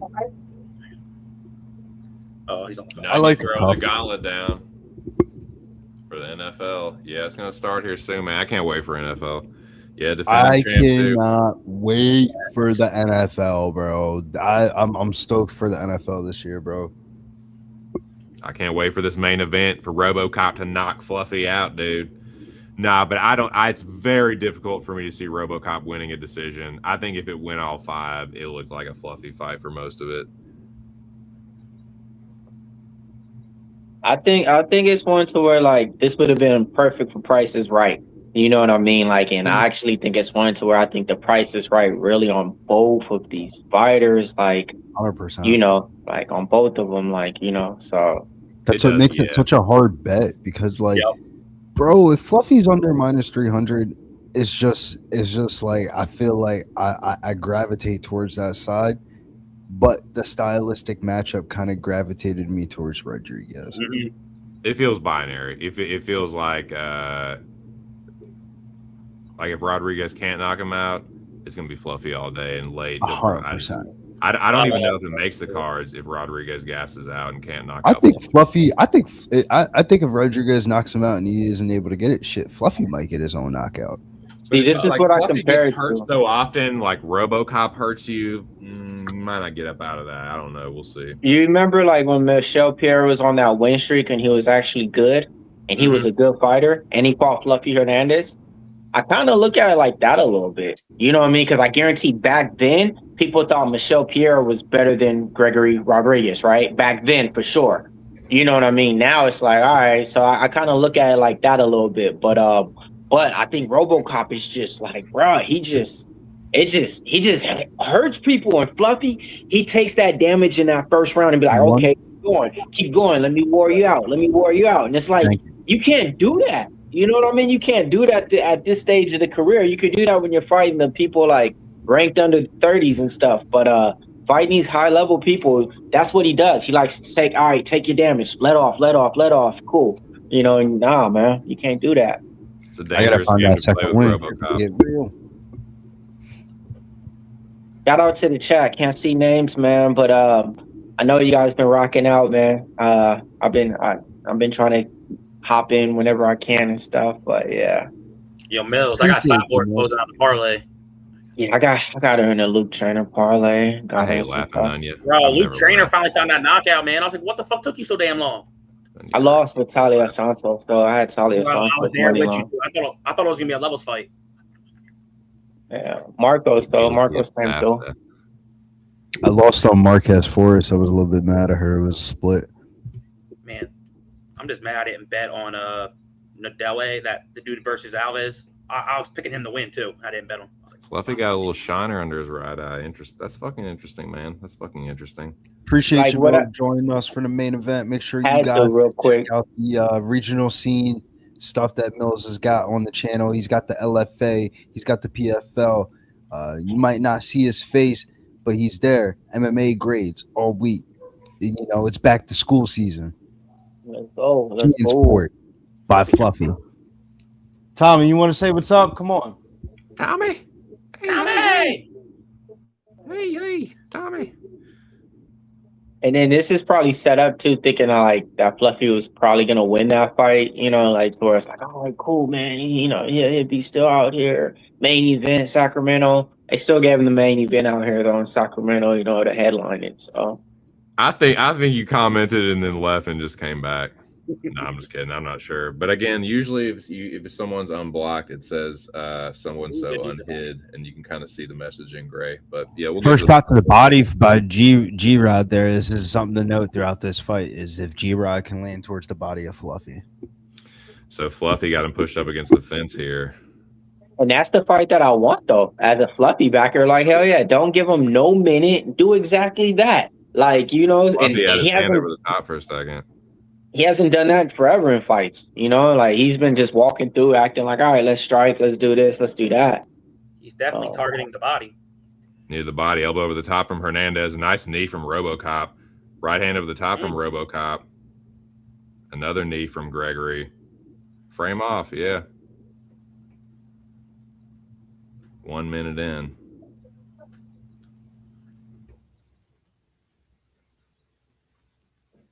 Yeah, turn him. Watch the elbow. Round and round they go. Hey, Yeah. Billy, I've been watching this brand wrist with my daughter too, right here. The little streamers boxing and stuff. Bro, Brave Wrist Yeah. is popping, bro. I like that shit. I wish I could bet on it. It's one of the only leagues that I watch that I can't bet on. That's hilarious. Bro, they had Bob Minery fight Johnny Manziel in the main event of the last joint, and Johnny Manziel stopped him. Johnny Manziel came like this close to fucking head kicking the shit out of Bob Minery, bro. That shit was so funny. Johnny gets on the mic. He's like, "Thank Dana and Sean Shelby for letting me fight in the Apex. I don't think I'm ever gonna fight MMA again." Man, I don't even think Fluffy's like throwing strikes though. He's literally just clinching and He's grabbing trying to wear him to where down. it's, He's just trying to. it's like no strikes. Like all his other fights before he came to Extreme or whatever he went to switch this camp up for, right? Always standing out there striking, tongue out type of thing, striking. You hit me, like he actually think he had power too. Well, he But did like that I'm against just, Strickland. He finally paid for it against Strickland. it's just, yeah, I'm not mad at it at all. That's the way you got to fight Robocop though. You don't stand out there and be like, hey, yeah, let's take hit for hit. So I get it, I'm just a little bit surprised. It was kind of like, oh boy, doing that Kennedy doing that dance and shit. Oh, Ooh. no! Now now they're standing at striking distance, Jab, Robocop. and then he goes right back to the Right hand to the body. punch. Nice jab, Oh, Gregory. all right, I see what y'all saw now. You know what I'm saying? No, That's the Robocop. I see. That's why though. That's why he knows. Okay, yeah. Let me let me stay close to you, bro. You feel me? Like he knows. Yes, that's the old Fluffy. The old Fluffy would be like, all right, cool. Let me keep out this range and try to hit you back. You hit Right me hand from hard. Robocop. On the clinch break. He's at plus Left hook, right hand from You can get Fluffy Robocop. at plus money right now. Plus 120, Fluffy. So it was at like a 1 minute and 10-second mark. Robocop just barely did a little bitty, just like, hey, let me just touch the body. Let me just throw something at the body. And trust me when I say this, man. He's hit the body all this round. That's why I haven't live bet. And then he's kicking it. Yeah, I see him kicking it at the 40-second mark. Up.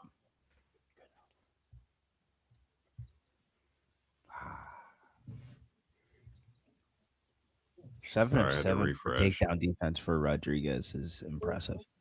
Yeah, it is. Yeah. And then that's all I see, man. So all I keep envisioning 2 Cent is when he's doing that, those hammer hits. I forgot who it was that just elbowed people when they fell down, Johnny Walker and stuff like that when they're going for takedowns. That's what I can see happening because he's done that now twice already. Like, I don't think Robocop's got the gas tank though for 5 Sorry, rounds. I had to refresh. So yeah, I don't know, man. Robocop's like in his arm shook out now. He looks tired. He's got one more round. I think he's got one more round to get this finished. Cool. He doesn't. I think he's gonna melt off. That's why the live line's a lot. Man, damn if you do, damn if you don't, right? so the game plan just wear him out, try the muscles out real quick, wear you down, and then I ended the second, third round, then start popping and jabbing, because that's when because at the end of the round, Fluffy kind of like looked at him and laughed. Got it. That's when he started doing the Fluffy. Okay, I get it. Got it. If we time this right, though, Fluffy's minus 125. People seeing what we seeing. Yep. Minus 140, Fluffy now.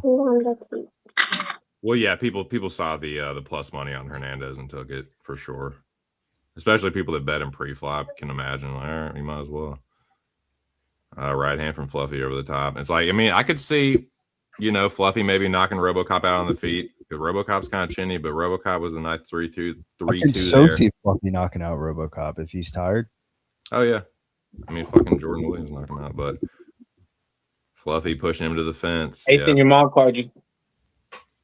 This is a smart game plan from Fluffy, like Mills was saying. Like he, just wear him down first couple rounds, push him against the fence, You have to eat some punches. Yeah, it's always a bad sign when somebody wins the round and they're still plus money live. Right? I thought Robocop won round one pretty clearly. Yeah.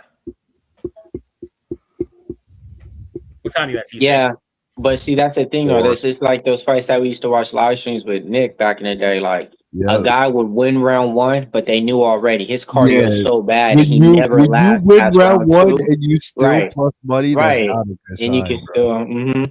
still. So they're going off of that. They're going off of. They know Rodriguez probably got 5 more minutes, and Hernandez probably got at least 15 minutes of looking like So Yeah, I mean, I feel like it's gonna be this, like a couple punches from Robocop and then bench push. I kind of feel like it's cooked.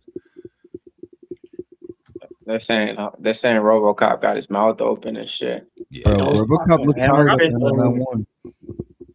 But I mean, still hammer think elbows? he's kind of winning this round, bro. Bro, you can't tell me RoboCop's not winning this round. I mean, it's still pretty early. I'm at 304, so we still got. Well, Hernandez didn't like that front kick. Ooh. Hernandez didn't like that. He got his legs kicked out from underneath him. Oh, another hard low kick from Robocop, and Hernandez is down. Oh, Robocop's not trying to pounce on him here.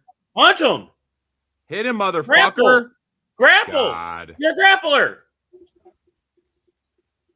No. Oh, hard right hand from Robocop. Oh, I'm about to see it. Front kick from Robocop. And another hard right hand. Come on, Bro, he's Rodriguez. capitulating, Herb. Stop him, Rodriguez. Stop. How was Herb not stopping? Another right hand to the body from Robocop. That leg is a wrap. Keep That leg kicking is cooked. Keep kicking. That leg is cooked, folks. That's why you had to switch stance. Yeah, that leg is cooked. Robocop. That leg is. Get on top of him, motherfucker. Cry, bro. Smash him, Robocop. Smash Doesn't it him, look like Robocop. Fluffy's about to cry? Oh, this fight. Come on. Smash him, You're on Robocop. Nope. Smash him, Robocop. Smash him, Robocop. Are you shitting me? Keep punching. Yep. Get the fuck up off the ground, bro. This is the only way Fluffy wins. Nah, come on, No, bro. just Show your smash him. grappling. Stop him. Just punch him. Punch him then, like, but don't grapple with That him, would bro. go for That's the submission. only way Oh! he wins the fight. Fucking Keep hitting the body. Shit. Look. What time are you at, Joey?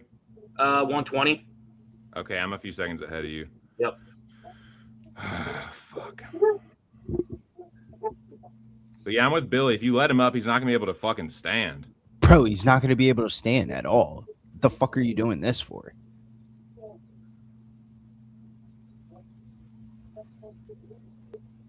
This is so fucking stupid. This is why I hate betting on Robocop sometimes, bro. His fight IQ is retarded. I still think he could have subbed. Whoa! How Fluffy went down again. Stop Fluffy the went fight. down That leg again. is cooked. Oh, It's cooked, come on. bro. Keep kicking. Bro, keep fighting on the feet, bro. Why are you going to the ground? Just guard your chin a little bit better.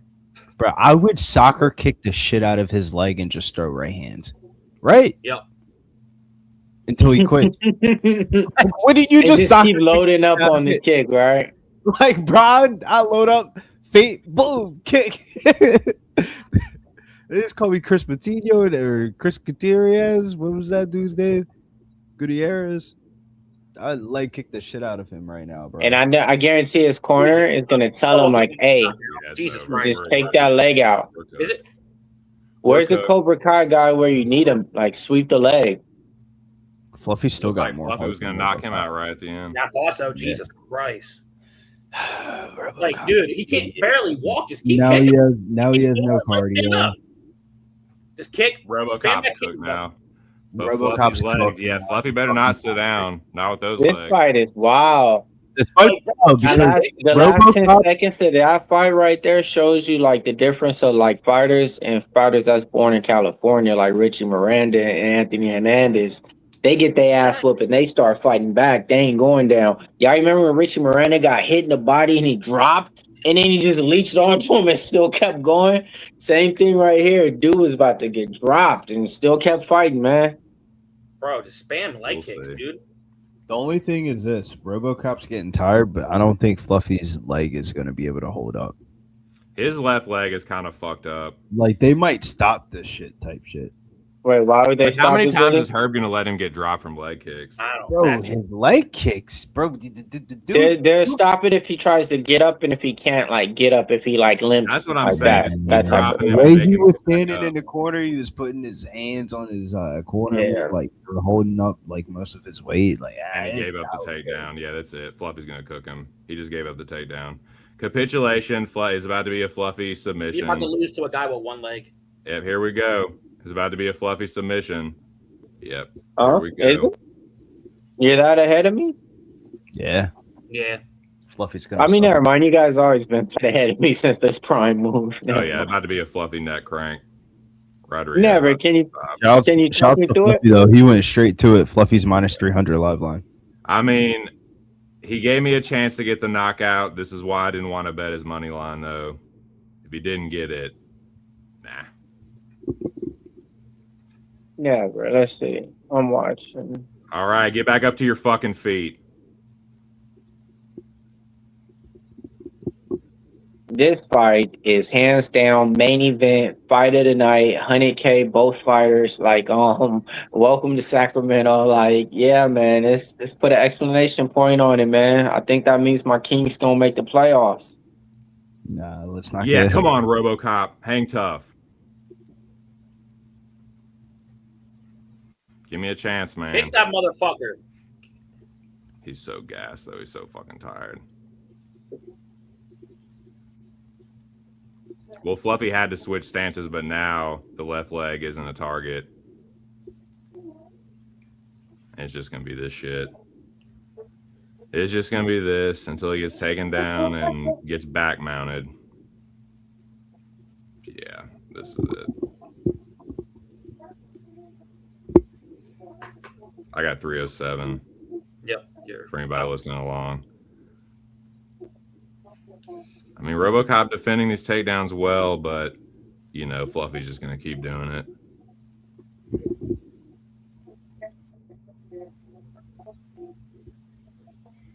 Nice elbow and a right hand from Fluffy.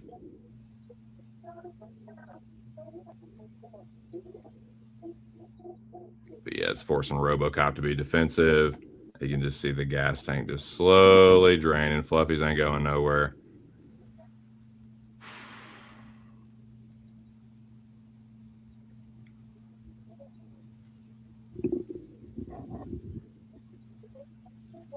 I will say, you know, people want to give Islam a hard time for this very same thing. People will talk so much shit about Islam. Oh, it's so boring, so lame. But then they'll just suck Fluffy's dick for doing this same fence hugging, hug another man, hang the fuck on, gay ass bullshit. It's the same gay bullshit. So don't fucking give Islam the smoke and not give your buddy Fluffy the same kind of smoke.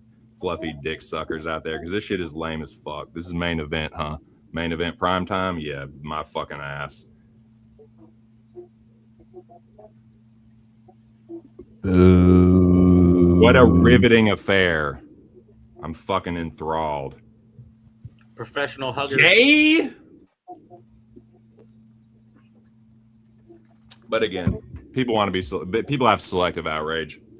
Islam does it. He's the worst fighter. Islam does it. He's the worst fighters ever. Fluffy does it. Oh, you know, Fluffy, that's just the grind. Fluffy's a grind.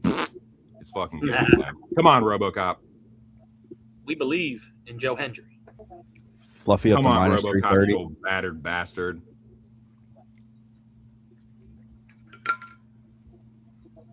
It is, dude. Like, Just that RoboCop has people no only want to be mad at Islam for it. It's such selective outrage. Whoa, It's Fluffy really RoboCop showing out minus for his 13. home crowd, hanging on to RoboCop. Gay.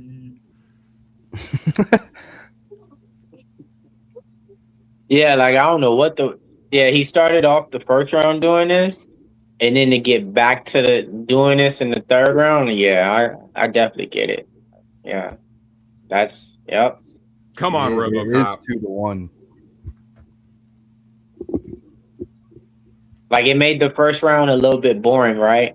And then right now, when you were saying, I was about to say, "What are you talking about? This fight is crazy good." And then I'm just like, "Wait, it was one round good, second round, like but it's a back and forth fight. I'll give it that, a crazy back and forth. But yeah, I definitely, get what you're saying.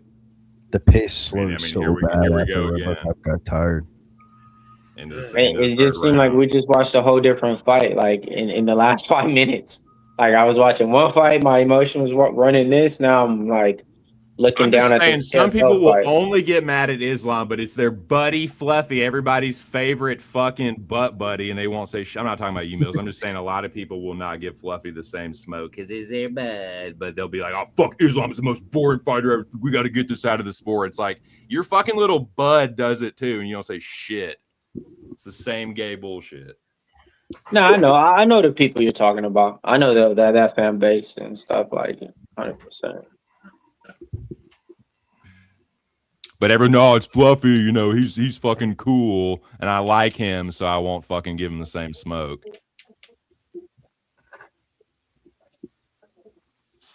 But it's the same. It's hanging on to another man. It's hugging. It's fence pushing. It's the stuff that we all bitch about all the time. Nobody wants to see that shit in the main event. Come on, RoboCop.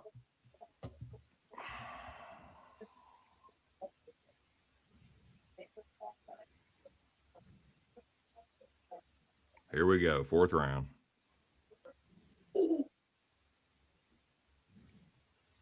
But it's like Fluffy can't really do much more. He's not really like, here we go, left hook. Come on, RoboCop.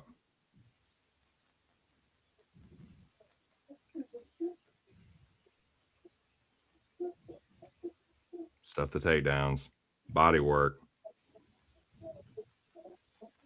Right hand over the top. Come on, RoboCop. Body kick. Let's go. Come on, RoboCop.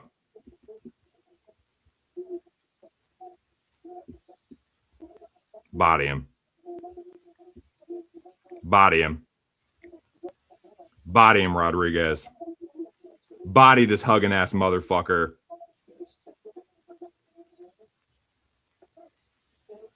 Kick him. Kick him to the body.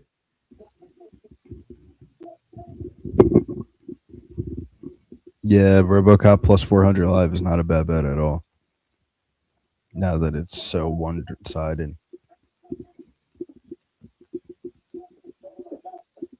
Come on, more body work.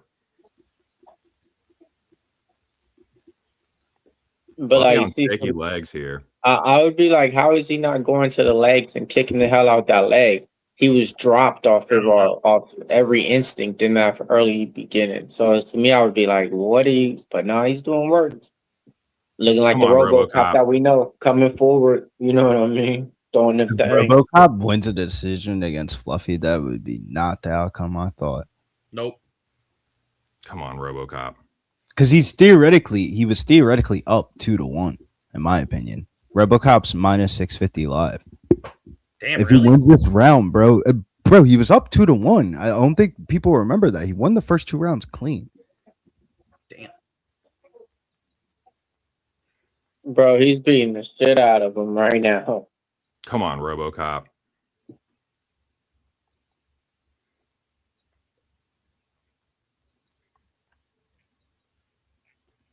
Like, this is the fight that Fluffy does. And then, yeah, you can't do this, bro. You can't take damage with this.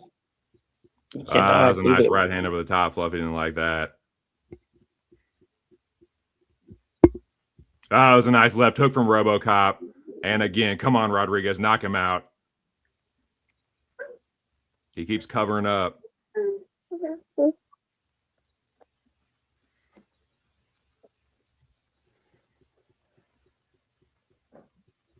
Oh, he's limping. Come on, Rodriguez. Come on, RoboCop. I need RoboCop for this DFS lineup to go 6 for 6. RoboCop is looking good. Cyborg's about to walk in. Teofimo Lopez by decision. Yeah, I got Timothy Lopez and RDR. Silver and gold membership was in there for you.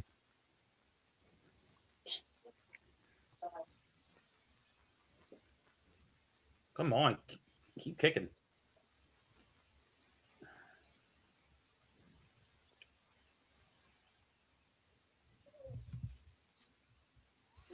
Dada. Is that this? How do you say Dada? Come on. Here's Fluffy with the hugging again. All he want to do is hug. Womp womp.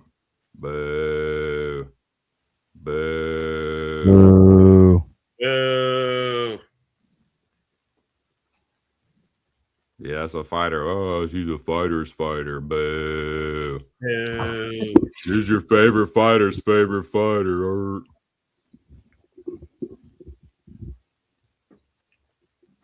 Pathetic. 45 seconds left here in the main event. Keep the wizard, Johnny.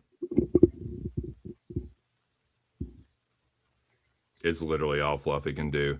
All Fluffy can do is count on his opponent getting tired and out grappling him. That's all. He's getting exposed as being like one-dimensional, honestly.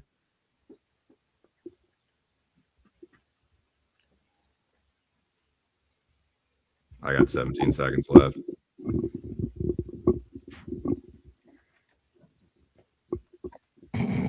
What is this? What Boo. Boo.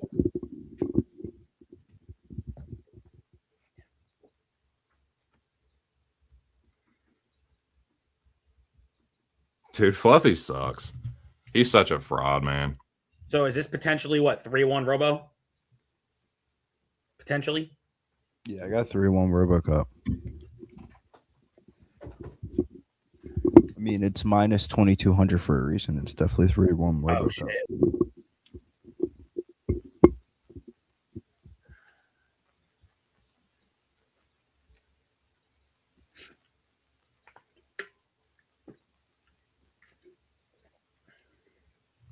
What a L of a main event. It was such a good card, bro. The prelims were banging tonight.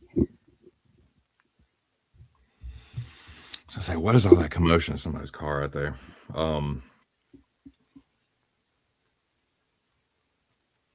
on, Robocop. Stop him.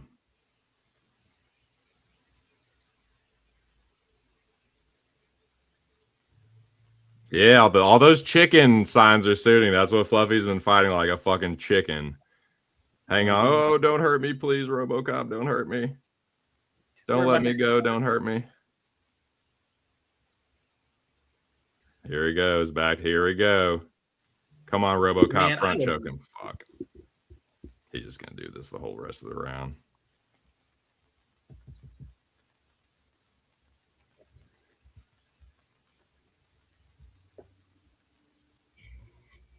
Yeah, come on, Robocop. Finish this fucking fraud, dude.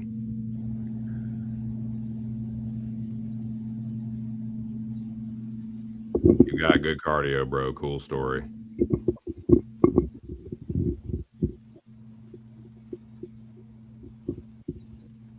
Boo. Cool cardio, bro. You know who else have a good cardio? Marathon runners. I don't give a fuck about that.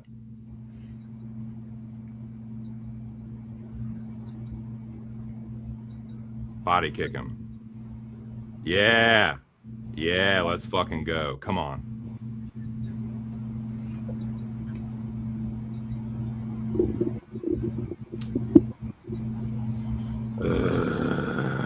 This is so fucking lame. Very lame main event after. It just sucks the life out of the fucking stream, dude. No matter which side you're on, nobody wants to see this, man. I get what Dana be talking about now. Dude, again, anybody that was talking shit about Islam being boring, this is worse. Fluffy is worse. And he's not even really winning, is he? No, bro, he's down 3-1. That's what I'm saying. It's like this is lamer and it's less effective. Herman gonna break this fucking shit up. He's gonna wait till 1 minute left in the fight to break it. This is the type of shit you was chilling all night, and now you start getting tired watching this shit. Dude, it's tough when we're going on 6 hours here, and it's like this is how you finish it. Oh, good knee, Robocop. Hit him again to the body.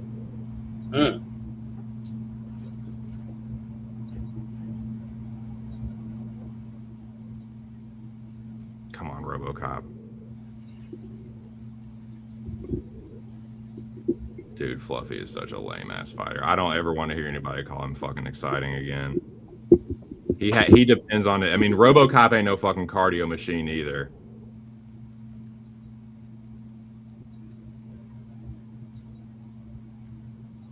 "24 of 27 takedown stuff." Jesus Christ. BJJ black belt, bro. That's why I kind of liked Robocop. Glad I did put some money on him. I'm glad I went money line because my initial thing was I was going to just bet the knockout prop, but I played money line and then fight the end by knockout -110. Well, this is why, Big Show is going to I know he's going to have a little moment here, but this is why if you get the underdog, probably should just play the money line, not get greedy. Looks like I'm gonna get burned on this inside the distance here. Came close a couple times, but it looks like Robocop might win a decision. I thought that very unlikely. Up and Fluffy goes down again. You got 1:19, Rodriguez. Don't give me hope now. Don't give me any fucking hope now. He's gonna go for a sub though and not get it. And Fluffy's just gonna be a worm on the ground. He's gonna squirm and worm. And Robocop's gonna win a decision. Fuck.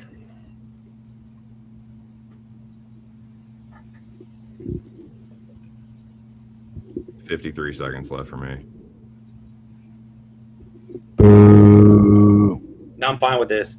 Score for DFS. Yeah, I got Robocop. Hopefully we go 6 or 6 here. Can that get me to first place? The dude that was in first place had a fucking stellar fucking lineup, dude. Oh man. But I think I can get right up on him. No diddy. Oh. We got Barbosa, DeRitter, Victor Bertrino, Robocop, Jamal Emmers, Jackson McVeigh. That sounds like an optimal, bro.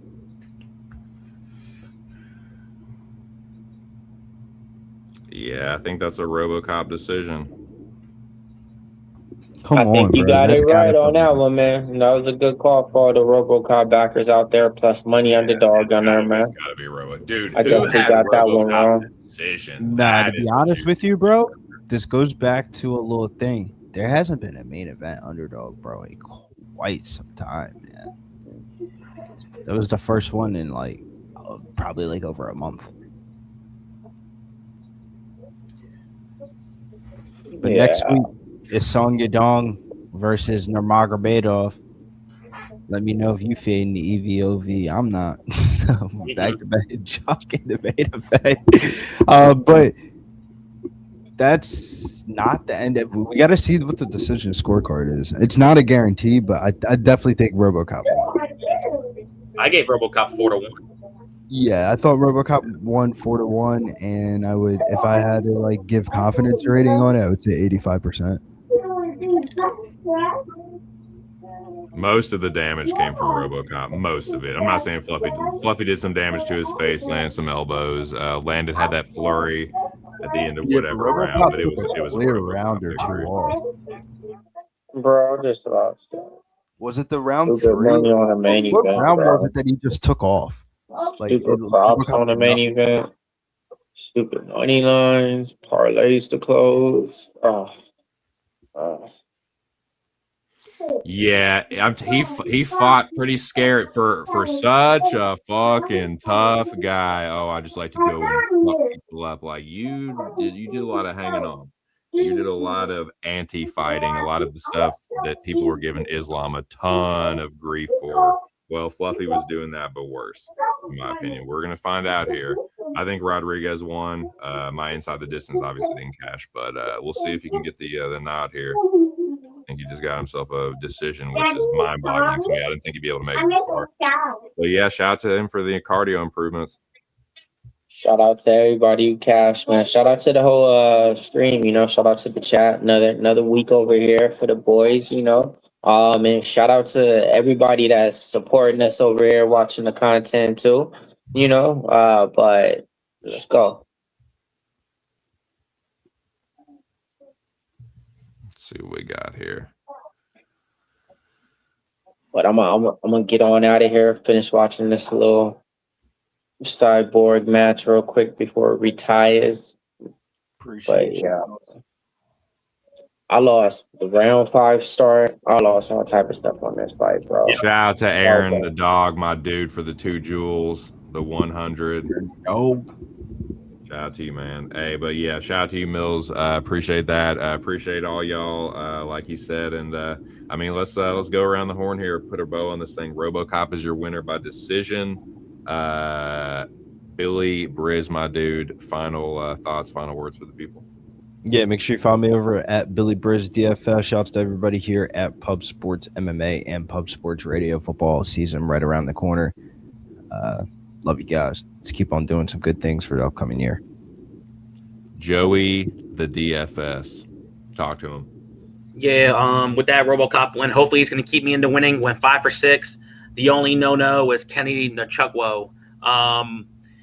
Yeah, it was a good card. I'm waiting for Cyborg to hopefully finish this last leg for me. And I could definitely say in the Discord if I had a better card. So, man, good overall fight card, a lot of finishes. And we want to thank everyone that came in. I see everyone's name.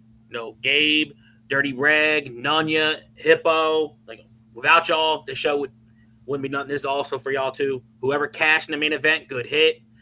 And make sure to stay tuned for the clips throughout the week. So, Brother Mills is going to have a recap. So, make sure to stay tuned in. Pub Sports Radio, MMA, and good shit for everybody that did good tonight. Yeah, like Joey said, man, shout out to the chat. Appreciate everybody that dropped the jewels. Appreciate y'all doing it. Hype everything up, and we will be back for the next card, man. For me, Big Show, and everybody else, thanks again, and we'll see y'all next time on Pub Sports MMA every fucking day. Peace.